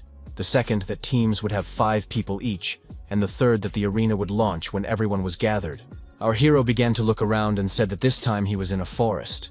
Indeed, the locations were varied. The guy started looking around and thought about the fact that it looked very much like no one was here yet. He pulled a piece of paper from his pocket that had an address on it, and began to read what it said. Kim froze in place, his pupils very much narrowed. The young man began to think about something. Park Jin-wook gave a note to our hero and said that it contains information about his subject. Moon was very much surprised, as there were other details besides the address. The Night Hunter smiled and remarked that this was an added bonus, and added that it appeared that the young man was going to visit the facility, and remarked that it was important to be aware of the situation to avoid problems. The young man lowered his eyes and thought about the fact that, as expected, there was a professional in front of him, and thanked Jin-wook for his work. The guy pulled a vial out of his inside pocket and said he owed Puck a thank you, and the guy couldn't understand what he was talking about. Our hero held out his hand and told the man to take it. The man stood at a loss and opened his eyes wide with surprise, and then shouted that it couldn't be, because it was a cure for magical hardening. He held it in the palm of his hand, examined its bluish color, and stammered and began to ask something. Then he clenched his hand into a fist and thought about the fact that Kim had really made him, and he was finally free of this damn disease. Jin-wook asked, but why all this? And remarked that even if it was a deal, why did the guy make such sacrifices? And asked if he wanted something Kim. Moon lowered his head and noticed that the nickname Night Hunter was given to Puck for a reason, and remarked that he had a suggestion for him. He held out his hand and asked if the gentleman wanted to do business with him. Jin-wook looked at him with surprise. Our hero was walking through the woods, and the Philosopher's Stone was telling him that Pa didn't inspire confidence in him, because he uses night powers and looks like a gangster, and added that he thought the Night Hunter was up to something behind their backs. The young man put a hand on his chest and clarified, he just didn't like the man's looks. Philosopher's Stone said that Puck looked suspicious, and he believes in physiognomy. Moon said not to worry, as the man is capable and very reliable, and suggested that they just focus on creating a cure, because they need to make as much of it as possible to get a good lab. Suddenly, our hero heard some sounds, became silent, and began to listen to them. He saw 3 young men walking through the forest. Someone asked about the outer card. The second player replied that they didn't have anyone with a detection ability. Kim watched the strangers and thought about the fact that they were most likely from the same guild, and he had bad memories of team play in threes. He approached them, and one of the guys noticed there must be 5 of them and asked where the other one was. The girl pointed her hand in the direction and shouted for everyone to look that way. The young man in the white shirt opened his mouth in surprise and asked if it was definitely a person. Our hero also opened his mouth in surprise. He was in a stupor and could not even utter a word. A pretty girl appeared in front of them, fixing her hair and reprimanding her for being an external card. Kim opened his eyes wide. His pupils narrowed. A drop of sweat appeared on his face, and he thought about what Mal-suk was doing here. The players were assembled, but there was tension between them and there was a pause. Everyone was thinking about something. The newly arrived girl looked intently at those present and asked why they were staring, and then told them to lower their eyes before she nailed them. The guild youths didn't know what to answer. Kim smiled, opened his eyes and mouth wide, but didn't say anything to the girl. He was shocked. Viewers who watched the broadcast wrote about her being the most whacked out and psychotic person ever. The guild guy told Mal-suk to try to break out a little more politely and added that she was being rude to strangers. But the girl stomped her foot and yelled for the young man to shut up. She looked intimidating. Then she looked at the young man with hatred and asked who he even was. The guild players stood and looked at her, their mouths and eyes wide. The girl was bolder and yelled that they were just her teammates and asked if she hadn't seen the system window. Mal-suk opened her mouth in surprise, raised an eyebrow and said, "What else is a system window?" And then I noticed that it turns out to be team mode. The guild members bellowed after saying that. The girl asked Suk if she realized they were on the same team and added that they needed to communicate without being rude. Mal put her hand up, frowned and apologized, much to everyone's surprise. Mal frowned again and wondered if she needed to apologize twice and added that she was sick of it all. And the viewers wrote unflattering comments about Suk. Our hero smiled and thought about what was wrong with them. The guild player put her hands to her sides and asked her opponent if she knew how to apologize and clarified if she was truly remorseful. The one frowned and said she really apologized because she was sorry and asked if the girl thought she was completely stupid. Ta remarked that she didn't need that kind of apology and said they would move separately. Suk said to do what they wanted, and she was more comfortable alone too. System messages appeared. They notified that all participants had been allocated and the arena was starting up. Players could familiarize themselves with the task. It was to get to the center of the evergreen forest more often. They all stood in bewilderment, eyes and mouths wide open. No one was prepared for this particular assignment. Then a system message appeared, alerting that only 4 teams would be able to get into the center of the forest. The young man heard someone call him by name and asked if he was really a Shi-Moon player. He was very much surprised and asked if the young men knew him. Those answered in the affirmative and said they had watched his past stream. The young man asked if he was popular, and viewers began to write a huge number of comments, some noting that Kim wasn't even aware of how popular he was. The guild members suggested that he go with him and added that he could see for himself that it was impossible to deal with that girl. Someone remarked that Go Mal-suk, a famous bronze-silver ranked troll, and that one laughed and remarked that she could hear everything. One of the guys noticed that the girl is called crazy for a reason, and his partner said that the main problem starts in the battle. There she gets mad at all. The young man replied that it was for sure, and the guild members asked what he was waiting for and offered to go with them. After all, Suk was a famous person, and the guy lowered his head and thought that everything said was true. The young man smiled and thought about the fact that if the truth be told, he was just looking for a way to meet her, and realized since they were here, we should take the opportunity. And Mal-suk read the system message and swore she didn't like the command mode. A system message also appeared in front of our hero, and he thought about the fact that he still had to fulfill the heavenly demon quest. He read that the constellation of the celestial demon laughed and wrote about Mal-wench that, and the constellation of Baphomet watched Suk with admiration. The boy thought about the girl getting attention. He was surprised that Baphomet was interested as well. A system message appeared in front of him saying that the manager Heavenly Demon had donated 100,000 achievement points with this person on the team. Our hero opened his mouth in astonishment and thought about the fact that such a huge amount of achievement points for just one task. The blonde touched Heck and told him that if he went with Mal-suk, he would only be wasting blood, and added that they had worked together a long time ago and knew how to act. But the young man did not even finish listening to the guy, and immediately replied that he rejected their offer. Those very much surprised. Kim apologized and remarked that he should be on the same team as that girl. The young man couldn't understand a thing. Suk went somewhere to the side, and the viewers began to write various comments in the chat room. The guy, on the other hand, said that one of his viewers donated 100,000 achievement points for him to join her. In the chat room again, viewers began to actively write messages. They were surprised by such information and the amount. The guild members opened their mouths in astonishment and unanimously said that it was unbelievable. The girl remarked that 100,000 achievement points was more than 100 million, and the guy remarked that it made sense now. And Kim, who was standing on the sidelines, thought he just had to sweep the arena with Mal-suk, but the sponsors just went nuts. He looked after the girl who was moving away and thought about the fact that the celestial demon cared about her a lot. It was no surprise to him that things had turned out this way. The guy looked at the system window and thought, if you add the achievement points from the last stream, how much it would come out to, and came to the conclusion that after that, he would definitely not have time to rest. And they set off. Mal-suk walking ahead and expressing her displeasure with all her appearance, and our hero walking a few meters behind her. The girl turned her head, looked at our hero, and said that the bastard had followed her again. The guy was surprised by those words, but he calmly said that he had already talked about how it was all about the assignment. Mal-suk grabbed her head, frowned, laughed, and noticed the young man mocking her. Her eyes burned with hatred, and the girl said she had warned him and noted not to whine when he got what he deserved.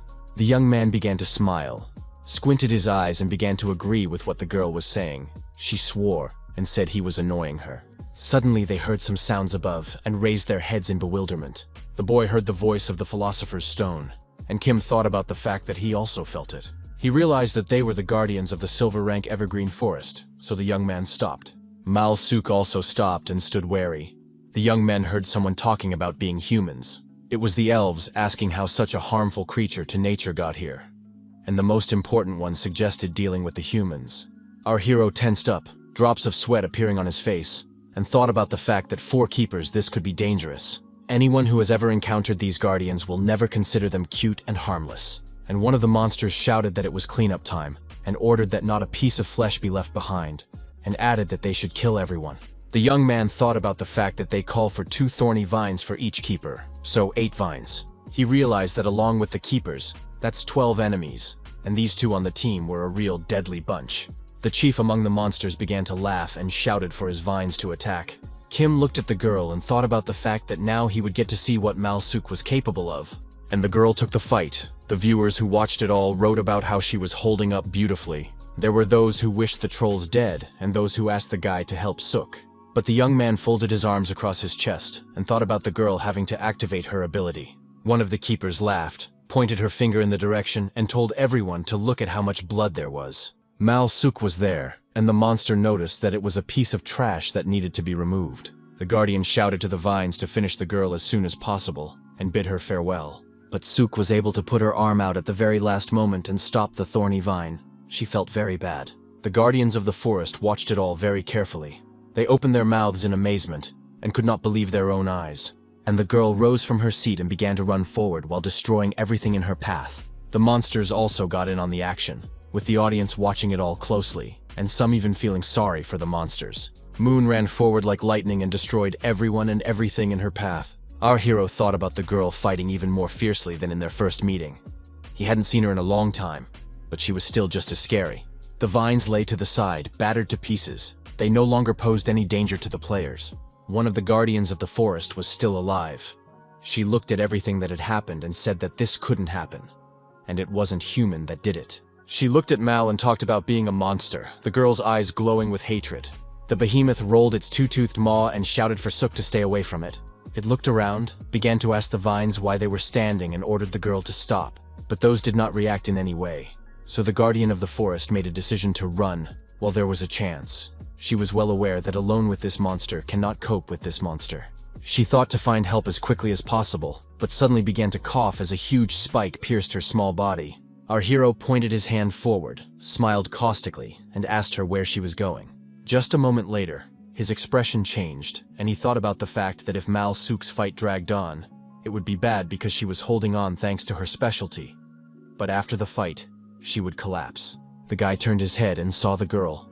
He was surprised to note that the girl had dealt with all the vines. The young man held his head and laughed, though he had anticipated this outcome. It was a heaven-killing star, the highest and most dangerous of all SSS-level features. There was either a cloud of fire or tongues of flame around the girl, and she was heading towards the young man. He began to cover his face with his hands and thought about how it was such a deadly feature. It awakens the most primal fear in living beings, and Kim has come to the conclusion that it would be more accurate to say survival instinct. Philosopher's Stone remarked that now was not the time to admire the sky-killing star. The guy apologized and noted that this was the first time he'd seen Mal use the ability. The young man stared at the bright light, and the stone asked what they should do, but Simong didn't understand what he meant. The Philosopher's Stone was very much surprised. He cried out whether the guy was serious now, for Moon looked intimidating. Suk was running very fast toward our hero, and the rock was screaming that she was just crazy. Mal was getting closer, and the Philosopher's Stone was screaming for what they would do. Kim had to think faster. Our hero smiled, his eyes burning with fire. He snapped his fingers and thought about the stone, worrying over nothing. A system message appeared in front of the guy saying that a Black Panther shell had been used, and Mal Suk had already approached the young man. She yelled, and her eyes burned with the fire of hatred. The young man started to laugh, and then noticed that the girl was definitely not joking. Philosopher's Stone asked the guy if he was going to dodge all day. The guy mentally said no, and the girl gritted her teeth so that steam was coming out of her mouth. She was very angry. Literally seconds later, she screamed and started throwing herself at Kim again. Toth actively defended himself against her very intense attacks, for she was unpredictable. Then he grabbed the girl by the neck and threw her to the ground, telling her to forgive him, and she screamed like a madwoman. After a few minutes, Shimong said that she was indeed overly assertive, and the viewers in the chat became very active again. Someone wrote that the guy pretends to be a simpleton, someone that he stood up for himself. Mal Suk lay face down on the ground, wheezing with anger and clawing at the soil with her huge fingernails. Philosopher's Stone said it looked like the star power wasn't gone, and to be careful. And Kim replied not to worry, the girl wouldn't touch them in that state. He thought about the fact that she had at least 20 stab wounds, multiple broken fingers and ribs, and massive blood loss. The young man stared intently in front of him, and thought about the fact that a normal person would have died long ago. He thought that Mal Suk really did have amazing resilience, and she threw herself at the guy again. Our hero clenched his hand hard into a fist and thought about the fact that it was time to end it all. A system message appeared in front of the young man. He read that the heavenly demon constellation was frowning slightly and asking if Kim was going to kill her. Our hero continued to squeeze his hand. Then he smiled. He stared intently in front of him and thought he wouldn't do it. And after a few seconds, he screamed. The boy wiped the sweat from his face, sighed heavily, and thought that Mal was a damn tenacious fighter, fighting to the last man until she passed out. He thought about the fact that he needed to heal the girl's wounds first. After all, she was holding on thanks to the star. If her power faded, Suk would be in danger. The young man began to look at the system window to see what inventory he had. Philosopher's Stone asked if Kim was going to treat her to a pour. The latter asked what the big deal was. Stone informed her that it was E-class from leftover ingredients, and asked how he was going to save her. The young man stared intently in front of him, and thought about the fact that it looked like he only had one way out, and it was going to cost him some achievement points. A system message appeared in front of the young man that 300 achievement points were required for an incomplete equivalent exchange with the Philosopher's Stone.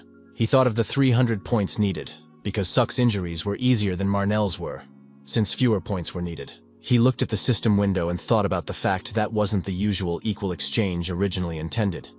And Philosopher's Stone noticed that the highest rank of the Asclepius constellation was asking for more. There was nowhere to go, so the young man agreed to such a proposal. The boy looked with a smile at the staff, which illuminated everything around him with its light, and onlookers were chatting questions about what it was in the young man's hands. Our hero approached the girl who was lying face down and pointed his staff at her. Thus he healed Mal Suk, and the audience did not stop and kept writing chat messages. Kim thought about how the star's power was weakening, and the staff of Asclepius only healed physical injuries. Philosopher's Stone remarked that she was weakening because the reason for her activation was gone, and the young man agreed. He thought about the star being activated when there was a clear threat to life or intent to kill. Mal Suk was on her knees, twisting her head from side to side, looking at her hands and asking how this all happened. The young man smiled and thought about the fact that, judging by the girl's reaction, she was having all of this for the first time, and made the decision that she needed to be set up with the celestial demon as soon as possible. Monsters in the form of wolves were also in the clearing. They were screaming and growling as they didn't like the presence of humans. The guardians of the forest also screamed in terror, their muzzles contorted. So displeased were they that their peace had been disturbed. A huge wolf grinned its mouth with huge teeth, and someone shouted to run.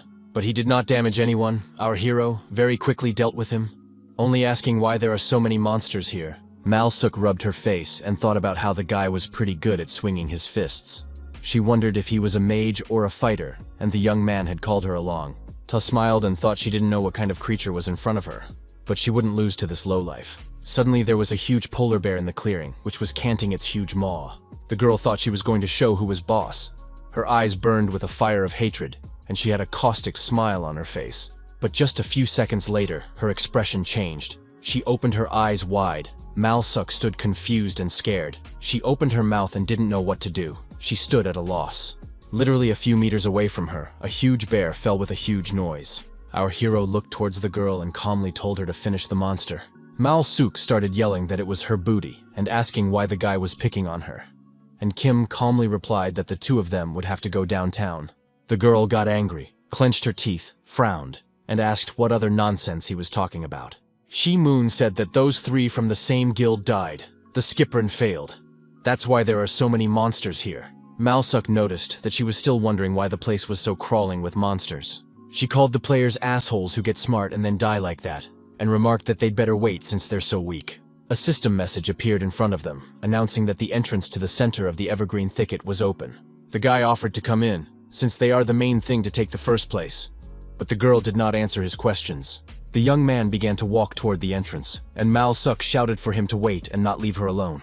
The young man didn't answer but began to enter the portal. The girl following him, she said Moon was a traitor. System messages appeared in front of them saying that they were the first team to enter the center of the evergreen thicket. Due to this, the reward for clearing the arena has been increased. Our hero smiled and said it was a good thing they got in here first, and Malsuk said nothing. As they looked around, spectators began to write chat messages, some donating achievement points. Kim pressed his lips together and thought about the fact that it looked very much like the same boss would be here. The girl seemed to read his thoughts and said they still had time to stretch. She called out to him to come with her, but Si-moon shouted for her to wait and she stopped. She then turned her head and asked what else, and then added that they would take first place. She stood arm in arm and asked if he was getting cold feet, then added that the sooner they got the boss down, the sooner they could go home. Suddenly, the girl turned her head as she heard some extraneous sound. There was an explosion a few meters away from the young men, and dirt and dust flew in different directions. The shockwave made Kim's hair stand on end, and he looked on in horror at what was happening. Malsuk started spitting and screamed what the fuck happened, and was really scared. Our hero noticed that the girl managed to dodge. She didn't hear what he said to her. That's when they heard a voice saying that the boss had appeared. It was the trunk of a huge old tree. The girl repeated the word boss, and then noticed that it was very scary. The young men were looking at that monster. The guy told the girl to keep her distance as there was a dangerous enemy in front of them, and started saying something about strategy. He saw Malsuk rush toward the monster and shouted that she was going to attack the mountain-sized monster herself, and added that she was dead. The young man grabbed his head and said that the girl was very stubborn, and he had already forgotten about it. And Malsuk, screaming like a madwoman, she immediately pounced on the monster and started attacking it. Our hero thought about what people had said earlier, that the girl lived as a lone warrior until she met a heavenly demon. He looked at the frantic face of Suk, who was screaming like an eel, and thought about how glorious it was that nothing had changed. Guy heard the Philosopher's Stone tell him to stay away, for she had a star that killed the heavens, but their tainted tree spirit could smudge them. Kim watched everything that was happening and thought about the fact that he knew everything, but he would intervene anyway. He knew perfectly well that now Mal, even his intervention would not be able to stop him, but he tried anyway. Suddenly the girl stopped. Her expression changed. She couldn't understand anything. She was surprised that the boss was still intact.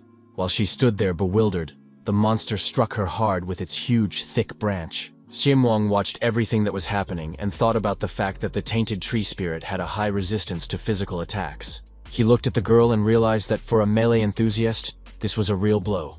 And to defeat the monster, one must follow a strategy. The beast began to scream and thrash about, for the tainted spirit of the tree seeks a body of water after awakening. The boss screamed that he was thirsty and needed water urgently.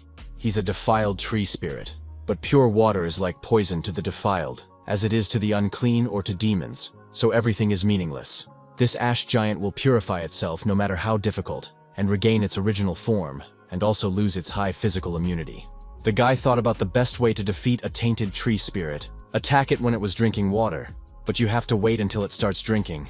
Malsuk clenched her hand into a fist and yelled at the monster for being a bastard, asking what he saw out there and where he went, since they had a battle to fight here. And she rushed screaming to the monster, because she was very angry with him and wanted to get rid of him as soon as possible. Our hero opened his eyes and mouth wide with surprise. He thought of the monster swayed by her attack. His pupils narrowed, and he realized that, only for a moment, but he felt the power of the heavenly warrior. System messages appeared in front of the guy that the heavenly demon was piercing the space with its rumble of laughter and complimenting the quest Find Disciple condition player Go Malsuk. And Kim also read that the heavenly demon is pleading that no one but this girl will be good enough for him now, since she is the chosen one of destiny. The young man looked at the message and thought about whether the quest could really be changed. And the monster at this time began to yell with all its might. It was asking who dared not give it a drink. He turned and saw Malsuk standing not far from him. She was even a little confused. And then the monster, with all his might, threw himself in her direction and started screaming that he was going to kill her. The young man grabbed Malsuk by the scruff of the neck and said he barely made it. She was either surprised or scared. Kim told the girl to get out of here, because Nauna can't do anything. The same one screaming with all his might that he didn't see the bastard stagger from her blow. The young man smiled and told the girl that she would definitely not be turned away then. He let her go and told Malsuk not to die. She turned her head and asked what that meant. Just a few seconds later, the girl felt a very strong thump and started coughing. The beast used its thick branch to lift her up and flung her back a few meters. Our hero stood back, watching everything going on and thinking about the fact that the ability had activated, so Mal was definitely not going to die. He closed his eyes and knew perfectly well that even in this state the girl had managed to defend herself. He couldn't expect anything else from her. The guy thought about the fact that it was his turn anyway, and a system message appeared in front of him that he had activated the Black Panther's body shell. And the monster was tearing and throwing. It was marching forward with such force that the ground trembled. The young man realized that the boss was very resistant to physical attacks, but his base stamina wasn't that great. A system message appeared in front of him again, that he had activated the ogre's bodily shell. Our hero folded his hand into a fist, and thought about the fact that this is really a chance. One punch, and the monster is finished. The monster continued to rage. It shone its eyes and repeated that it was going to kill the guy. The young man went on the attack and shouted for Malsuk to watch and learn.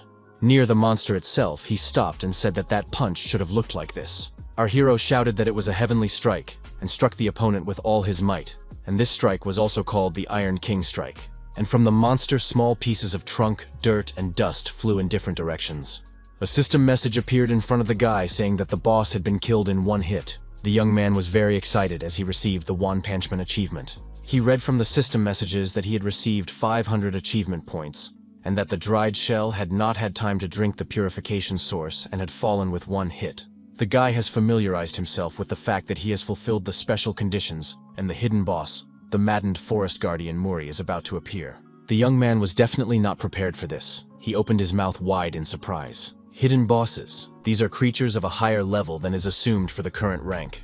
The young man realized that this time was different. A much stronger creature was approaching, and it was much stronger. Kim lifted his head up and looked at the drops that were falling. He was very much surprised. The monster laughed like a madman, then said that the long-legged uncle was dead and had finally been rumbled. In front of our hero was a maddened forest guardian Muri. She said that the boss is lucky and she is jealous of him.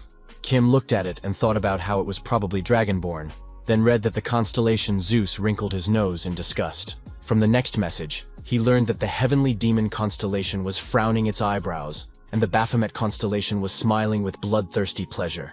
The boy looked in front of him and thought about how these constellations didn't like dragons. He looked at his opponent, and thought that this hidden boss was most likely related to them. He mentally reprimanded himself as he added to his problems. Muri shouted that she recognized the guy, and added that he was the one who took down the long-legged man with one punch, and added that he should be thanked. She laughed, began waving her clawed paws, and yelled for the young man to hold a thank you from the bottom of his heart. The forest guardian attacked him with all her might. He coughed and clenched his teeth. Drops of sweat appeared on the young man's face, and he thought about the fact that his opponent had attacked without warning, and he had almost caught it. Muri smiled caustically and noticed the guy ducked. This was surprising to her. Our hero looked at her and thought that she was also a magic boss. But if the fight dragged on, there would be trouble. He immediately made the decision to attack her and threw himself at the monster with the thoughts that he needed to end this all quickly. The forest guardian started laughing and said it was very cheeky, and she liked it. The young man was approaching the monster, and she was screaming at him that she would stab him through. Literally in a few seconds, the guy fell to the ground and started coughing. He was not prepared for such a development. Kim clenched his teeth and thought about what was going on. He wondered how the one that attacked Muri head-on was nothing. He folded his fingers and decided enough joking around, because the monster was about to smash him to the floor. The forest guardian began to ask what it was, if the guy was using natural magic, and then wondered if he was one of theirs by any chance. Shi Muyang clenched his teeth and thought about how she had dodged so easily. He was also curious as to who else was their representative. Monster started laughing and said he should definitely be killed, and started yelling for him to come to her. But she did not think, but began to fly to the young man and shouted that she would eat him and not choke on his bones. Muri slapped her hand on the ground and was surprised at how he dodged that attack as well, then noticed he was pretty good at dodging. Our hero frowned, clenched his teeth, clenched his hand into a fist, and thought about the fact that the flattering keeper was very quick. He began to rise from the ground and came to the conclusion that she was probably a lot sprier than he was. She started to approach Kim, laughing very loudly and saying that Muri was kind, and she would make sure he didn't have to suffer. The monster clenched his hand into a fist and shouted that the young man was just like him. And Si-moon thought that she was faster and stronger than all the previous monsters, and made a decision that he needed to change tactics. Suddenly, the guardian of the forest shouted to some guys to kill their friend. The young man clenched his teeth and mentally cursed the monster as small monsters such as locusts began to approach him. He began to dodge them, and thought about the fact that they were pushing so hard that he didn't have time to think. If he wasn't a mage, the fight would have been over long ago. The young man clenched his teeth and tried to turn away from the attacks of the little monsters. The viewers watched everything closely and wrote various comments in the chat room. Some were amused, and some felt sorry for Kim. The guy came to the conclusion that it was useless to attack with his stats. Then an interesting thought popped into his head, and the guy made the decision to bet everything on alchemy. He pressed his lips tightly together and stared intently at the monster. He thought about the fact that if Muri was too fast, he would attack all over the area and summon the Philosopher's Stone. A system message appeared in front of the young man. He was warned that 500 achievement points were needed for an equivalent exchange. Kim decided they'd have a blast properly and pressed the button, confirming his choice. He stood and a yellowish light emanated from him. The little monsters didn't stand a chance. The forest guardian, who was watching everything that was happening, was very much surprised. Then she said she was tickled and asked if it was lightning, and then remarked that Si-moon shouldn't have that skill. She said with disappointment in her voice that the guy wasn't theirs, and our hero asked with a smile if she was just now realizing it. Muri started laughing and then screamed that he had tricked her. She repeated this over and over again. The forest guardian rushed to the young man, screaming for him to die now. He pointed a huge golden weapon at her and spoke his line. The beast screamed as if furious. It hardened its huge, sharp teeth. From the outside, the monster seemed to be electrocuted from all sides, Muri shaking like a leaf in the wind. She started talking in scraps so the guy wouldn't think she was going to die from this. Our hero cheered, a smile on his face, and the forest guardian asked if he thought she was going to die, then added that she had one last card left. But the young man used the heavenly demon divine technique called lightning. A system message appeared in front of the guy, alerting him that he had completed the hidden achievement victory over a hidden boss. And from the second one he read that he had done everything alone. The young man then read that the constellation of Zeus gaped, as he didn't think his lightning bolts could lead to such a thing. And the constellation of the sky demon noticed that they were in on it. Kim read that Baphomet constellation, screaming, then everything was colorful and annoying. Mal-suk, who had been watching, opened her eyes wide with surprise and said it was crazy. She watched the young man and noticed that he was just crazy. She also wondered if the guy had a silver rank. Her hands were shaking, and the girl thought about the whole attack being magical. But her heavenly killing instinct told her it wasn't magic. She frowned and concluded it was a technique. She was also curious if she could replicate it. Mal-suk was well aware of being branded and fined in the arena. But still, she was able to hold on and make it to silver and all because of her ability to mimic. There were a huge number of players stronger than her, but she watched them closely. Mal-suk watched not only their actions, but also their technique and breathing, and then imitated. This time she was watching our hero, but she knew perfectly well that it was impossible to repeat it. The girl held her head, closed her eyes, and thought about how she was going to communicate with him now. She remembered perfectly well that she had said some nasty things, and now the end of her reputation. Suk thought the guy would deal with her now, but Kim walked over to her and looked at the girl carefully. She was mentally prepared for the proceedings, but the young man held out a vial of greenish liquid to her. Mao looked at it in surprise. The young man apologized and asked if Then was sick and offered to drink a potion, all of which surprised the girl. Kim said it couldn't have been otherwise then and asked if she understood that, and then told her to drink and let it go. She tilted her head and wondered if that was all he wanted to tell her and added that she couldn't believe it. The guy looked at the girl in surprise and asked what she even meant. Mal screamed that Si-moon had called her crazy and an idiot, telling her to go home if she was going to play. The guy took a deep breath, then exhaled and laughed with relief and noticed that she meant it. Then he said it was all because of her peculiarity, and added that he realized he couldn't have it any other way. The girl wondered why the young man was acting so friendly. She felt uneasy. She looked at the young man and thought he was acting as if they had known each other for a long time. What was also surprising to Mal was that she wasn't completely disgusted by it, a small shiver running through her body. She opened the potion vial, mentally cursed, started drinking, and thought the guy wasn't so bad. Then the girl asked our hero if she could ask him one question. She wiped her mouth and asked if Kim knew her, and the young man wasn't ready to hear Suk ask that question. The girl frowned and remarked that she hadn't told anyone about her peculiarity. But it was as if he knew. Kim smiled and thought about how Suk was always so perceptive. He wondered if she had figured it out, and he didn't know she would ask. The guy thought about coming up with something and then stated that it was his features too. She wondered if there were any that allowed her to recognize the abilities of others. The young man noticed that it was something like that and informed Suk that she had figured him out. The girl put her hands on her hips and asked why he still hadn't come out since the fight was already over, and told Simwong to go get the awards. A system window appeared in front of the young man, and he noticed that he still had one more thing to do. Mao Suk stared intently at the system message that appeared in front of her and asked what it was. She read that Grok Kim Si-moon had sent her a friend request. The girl was very much surprised. The guy smiled and noticed she wanted to know about his technique as he threw a punch and broke through the shell. The pretty girl blushed and screamed how the young man knew all this. She was quite confused. The young man told her to accept the request and promised to tell her everything. The girl clarified if he was telling the truth. The young man replied that it wasn't him but his mentor who would report everything. Suk was all very surprised by this. Kim told the girl not to worry and remarked that his mentor was very strong, and again asked that she add him as a friend. Mal smiled broadly and said she would add to that in a moment, then asked if the mentor was really stronger. A system message appeared in front of our hero that the heavenly demon constellation was shaking its head, because the arena system would not allow it and would have to meet in person. The guy got really upset. He looked in front of him and thought about why it was necessary to meet in person.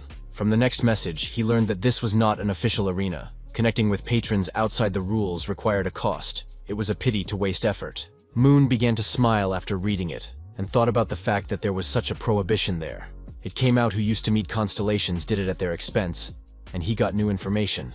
The girl, on the other hand, shouted that she had accepted the request and demanded that the young man tell her everything quickly. The young man went ahead and waved his hand and said that he would send contacts later, and for her to come in person. Suk was really pissed off by this. Kim turned his head, smiled, and calmly said he couldn't explain it any other way, and the girl yelled that he was making fun of her. A message appeared in front of the guy saying that he had successfully completed the Evergreen Thicket Arena and had single-handedly defeated the boss in a 5-person mission. Shiemoon was at home. He reached out and read that the rewards were increased according to the contribution. He had increased the level by 8, and the level of the Philosopher's Stone by 6. He stared intently in front of him, smiling and thinking about what was about to fall out. A system message appeared in front of him saying that he had obtained a spring from the center of the Evergreen Thicket, and there was an additional reward for defeating the stealthy boss. And the young man received a fragment of the defiled seed. This information he learned from the alert. The young man was very surprised as he couldn't figure out what it was and made the decision to check it out. Messages appeared in front of Kim again. From them he learned that he was getting the sacred branding feature. Our hero opened his mouth wide in surprise, his eyes burning and his pupils becoming like dots. He knew that this was Si-hyuk's third characteristic. He wondered why he had gotten it. After all, it was very surprising. The guy lifted his head up, took a deep breath, then exhaled and repeated the name of the feature. It was then repeated by the Philosopher's Stone, and then shouted what the damn bastards were up to. Si-moon, on the other hand, grabbed his head. Drops of sweat appeared on the guy's face, and he asked the stone if he knew anything. He replied that he wasn't familiar with the details, but since the young man had been given the sacred brand, he was sure they were up to something. Kim said he could feel it, and remarked that, as far as he knows, branding is a unique ability. It must be one for the whole world. Philosopher's Stone said, "That's right, but can't tell everything due to limitations." Our hero thought about the fact that he expected to be restricted, but instead he was given another ability and a unique one at that. He smiled and thought about the fact that the arena wanted him to fight Si-hyuk. But after all, that sounds like nonsense, and decided to think about it later, and made the decision to disassemble the rewards. Learned that the remaining points were invested in the power of transmutation. From the system message, he recognized the characteristics of the tainted seed fragment. He wondered if this was the reward for the hidden boss, because it was kind of poor, and the Philosopher's Stone noticed that someone had messed it up on purpose. The boy began to examine it, and came to the conclusion that it had been destroyed on purpose. The stone said it was an unusual seed, and he guessed what force had destroyed it. The young man asked what kind, and the Philosopher's Stone replied that the dragons it was used with great power, destroying everything in its path. The young man thought that dragon power was like magic, but only used by dragons. He put his hand on his chest and talked about seeing why he was messed up. The philosopher's stone replied that it looked like the family had been influenced in various ways, but luckily, alchemy was among them. The guy remarked that was great and suggested he do it. The rock said he could count on him. The characteristics stated that when used in the arena, a fragment of the seed of a destroyed world tree allows one to enter nature's decay. Our hero opened his mouth wide in amazement, asking if this was also the object of the entrance. He put his hand on his chest and remarked that he had said that this seed was destroyed by magic, and the philosopher's stone agreed. The young man put his sweatshirt on, hood over his head, and thought about the fact that they would go in there. Then they could figure out why they did it. And thought about the fact that if the entrance is only possible from the gold level, it is necessary to upgrade as soon as possible. A conversation could be heard outside the door of Park Jin-wook's office, the people there talking in raised tones. The man spoke of how he didn't think the Night Hunter would treat them with such disdain. The man replied that they were the ones who had no respect for themselves. Pak added that he didn't have to say anything and asked to leave. But the visitor asked for a hint, at least for old time's sake. This all made the young man very angry, and he asked if the man thought his words meant nothing. And then added that even though he's been out of commission for a long time, he has leverage. The visitor started to stammer something, but Jin-wook shouted with all his might for him to roll out of here. The man frowned, covered in drops of sweat, and began to say something unintelligible, shaking with anger and fear. He ran to the door and noticed that the Night Hunter had actually been cured of the magical hardening. Puck clutched his head, clenched his teeth, pounded his fist on the table, swore, and said he was sick of it. Sihan smiled and asked if Night Hunter had contacted the Scorpion Guild for old memories. Thoth yelled why he was even here and added that he was ferreting out information about the treatment and rubbishing all sorts of nonsense, and then added that rumors were, as always, ahead of events. Puck sighed heavily and noted that the Scorpion Guild hadn't been like this before, and added that until the previous guildmaster died, it was an okay guild. Shihyun smiled and noticed that Sunbai had indeed fully recovered, and added that he didn't think petrification could be cured, and added that there are consequences, and Puck remarked that he didn't believe in his powers. The young man laughed merrily and informed me that he didn't mean that at all. The Night Hunter also smiled and asked then why he didn't believe in a good outcome. Park laughed and noticed that his opponent was only calling him Sunbai, but was actually looking down from above. He took a deep breath, then exhaled, and said it was the first time he'd ever seen a guy get so flustered at a joke. Our hero entered the room. They greeted him and said they were expecting him. Moon clarified if they knew he was coming. Jin-wook replied in the affirmative and added that if their VVIP is moving, they will dig up the earth and find out. And the young man clarified since when he became a VVIP. The Night Hunter laughed and replied that the guy was not a client but a partner, poured coffee, and added that they were honored. The young man smiled and asked if Puck remembered what they had agreed on last time. The man smiled and replied that he had memorized everything by heart, but suddenly his expression changed. He saw our hero's inventory, began to scrutinize it, and then asked if that was it. Puck then asked Moon if he had time to create so much. The latter replied that it didn't take long to assemble. He smiled and added that the main thing is a couple of hemorrhoidal ingredients that require fine-tuning. Night Hunter frowned, gritted his teeth, and thought about how the silver rank could clean materials. After all, it was platinum level and above. He knew full well what a hassle it was, but considering he was showing top skill on the air, that meant Kim's purification was God's level as well. Those were Puck's thoughts. Our hero held out his hand to the man and asked him, as they had previously agreed, to sell it on the black market. He said that he would do everything and that he could charge a hefty price. And then he said that he had one thing in mind and added that he had recovered thanks to his medicine. Our hero's eyes lit up and he asked the Night Hunter if he wanted to know where he got it. Puck smiled, drops of sweat on his face, and he noticed that his opponent was guessing, and added that there was no shortage of visitors. Everyone wanted to know where the cure came from. Moon lowered his head and remarked that treating the incurable was cool, and added that it was expected that people would pop. The young man heard Saihek say that he could help and checked with him to see if he was serious. He said he would let everyone know that he was the one who gave him the medicine, and after that everyone would back off. And the guy remarked that he was setting himself up for a hit like that. Heck spread his arms out to the sides, smiled, and asked if there was anyone who would venture to him. Our hero agreed and decided to entrust it to him. The latter laughed and told the young man to relax. After all, he had suggested everything himself. And then he added that he wanted to offer him this as well, and various implements appeared on the table. The young man scrutinized it and thought about the fact that there was fairy pollen, snake mushroom root, and a mysterious polyhedron. Moon's mouth drooled and he noticed that it was all pulling in millions, and Heck asked if that wasn't a bad thank you. The guy told him he was just gold. A gray-haired man spoke on the phone about what he knew about the recent noise and added, that it was the subject of an opponent. It was Lee Soon-chul who said to sort it out themselves.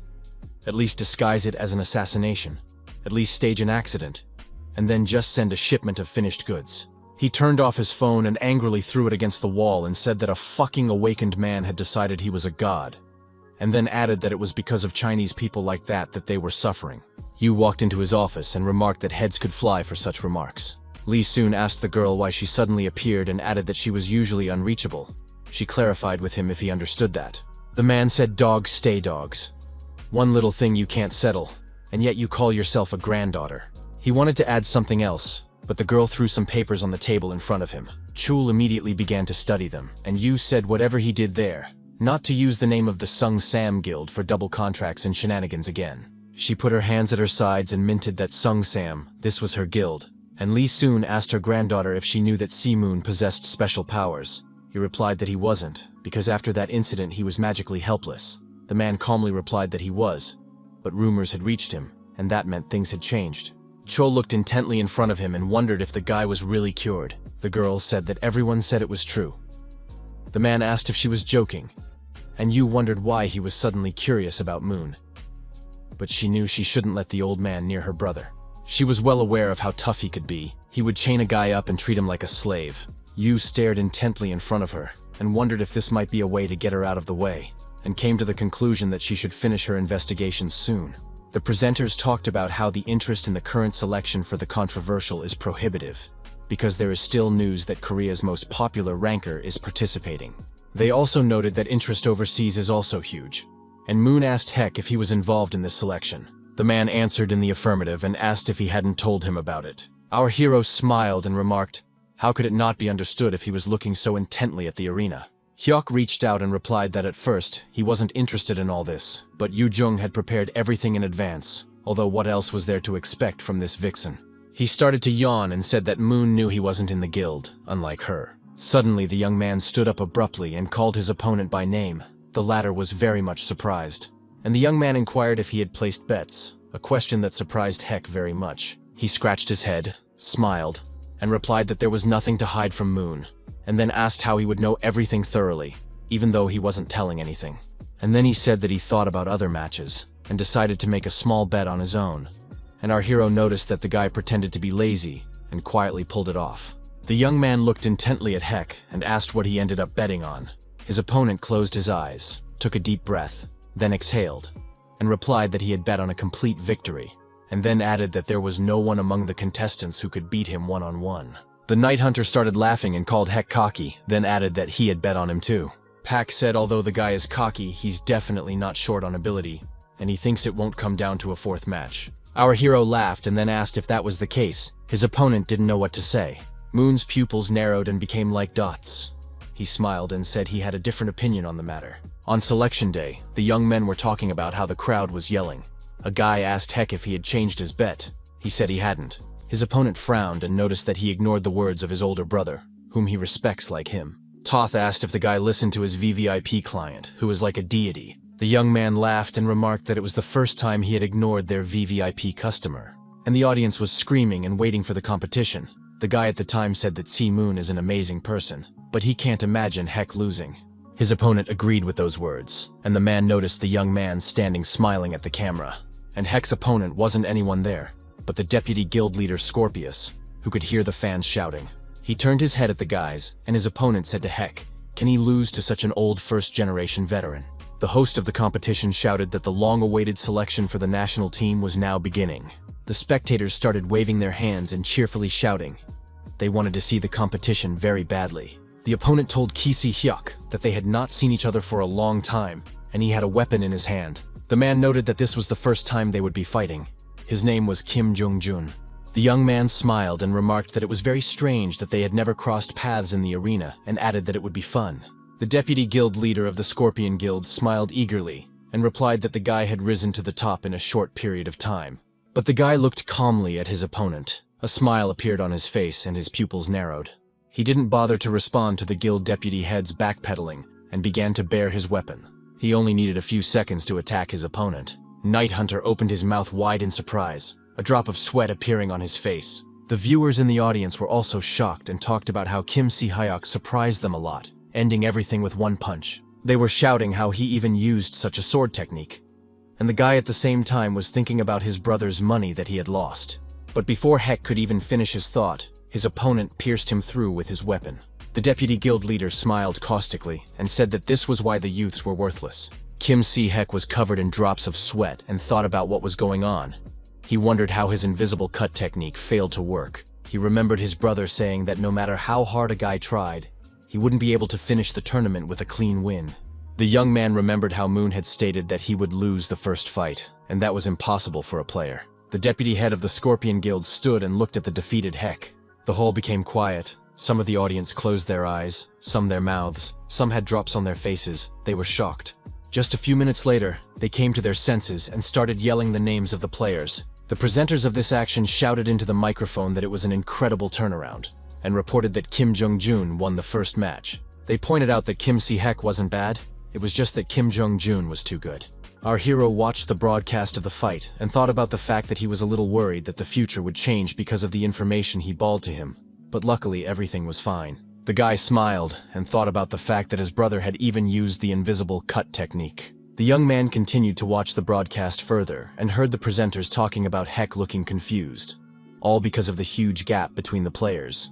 The young man smiled and thought about the fact that Si-Heck would now be fighting at full strength. Divine Martial Body, one of those SSS class Si-Heck abilities, is an insane ability to understand and interpret the nature and form of all martial arts. Our hero was thinking of a real cheater ability that his younger brother had.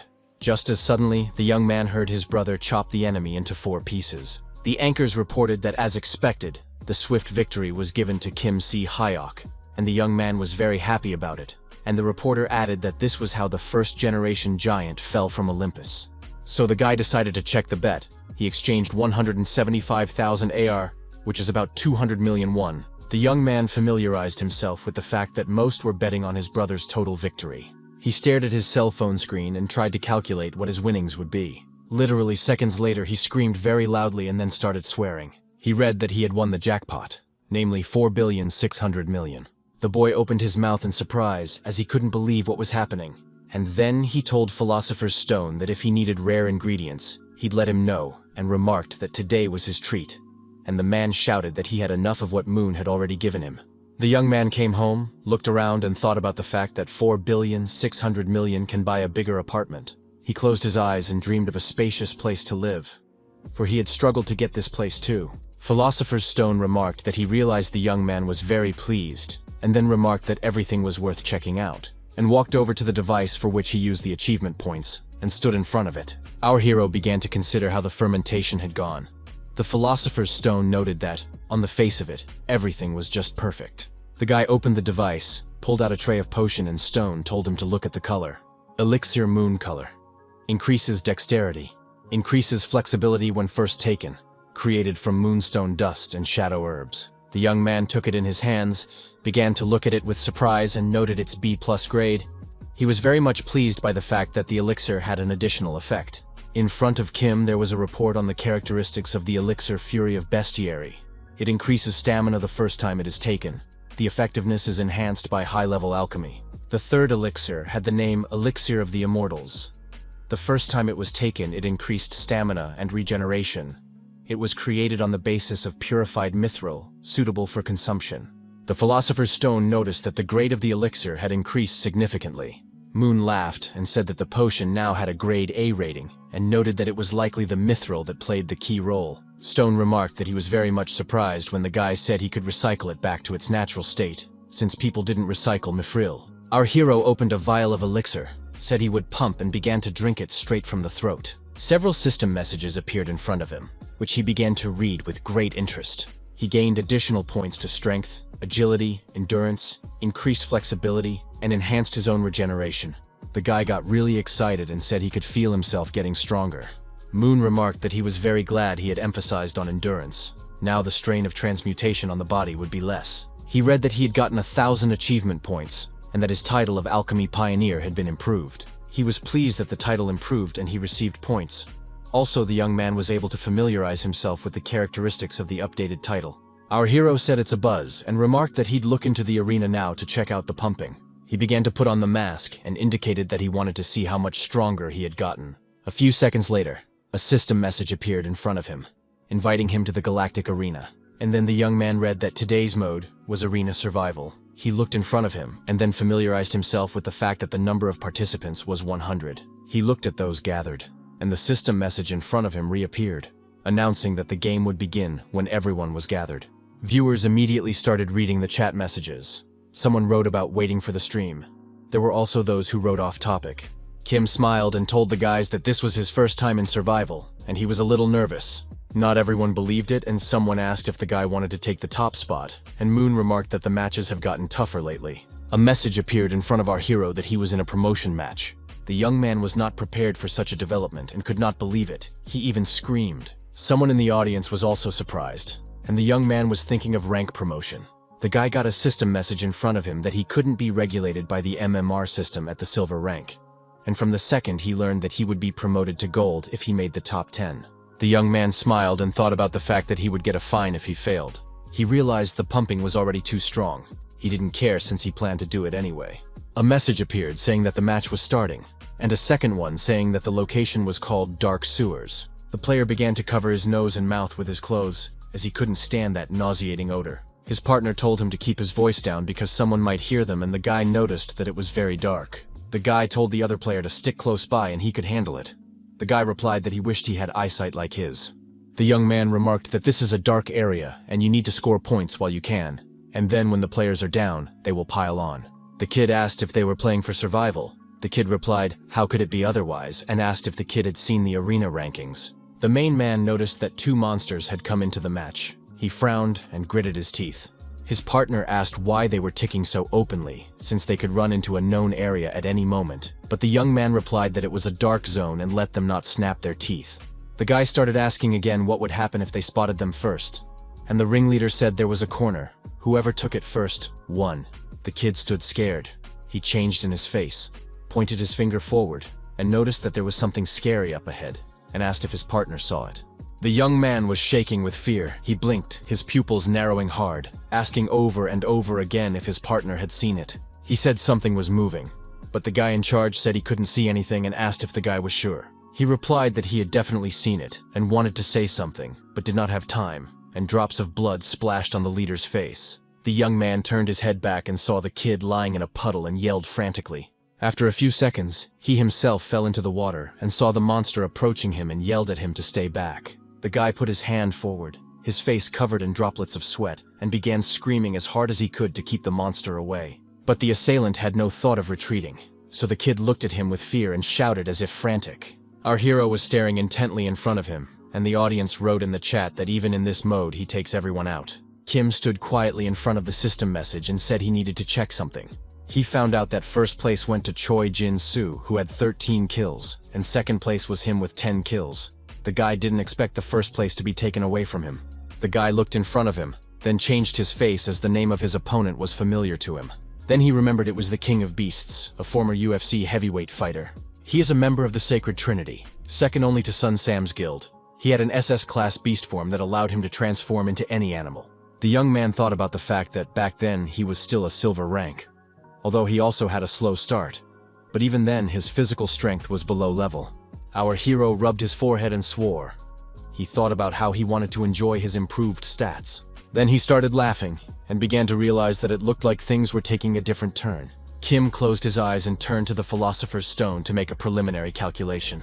A system message appeared in front of the young man, stating that 10,000 achievement points were required to make an equivalent exchange that exceeded the power of the Philosopher's Stone. The guy had to choose an answer. He didn't hesitate for a minute at all. He immediately agreed to the suggestion. And a bright yellow eye appeared in front of him, with light coming from it in different directions. It was the Eye of Odin, the constellation of the Lord of Asgard. The main feature of it was that it could be misused. Moon had read that the constellation of Thor and Heimdall had shown interest in the sudden appearance of the eye. Our hero began to consider the eye, and thought about the fact that this object, like other artifacts, was not fully formed. He had read that the constellations of Asgard were taking an even greater interest in all that was going on. The guy started to look at it and thought about how it was expected, since he had the original. As the young man suddenly screamed very hard, Odin's eye was drawn through the guy's eye. He held his face, clenched his teeth in pain, and screamed for all he was worth. while viewers actively wrote comments about the guy being attacked by the eye.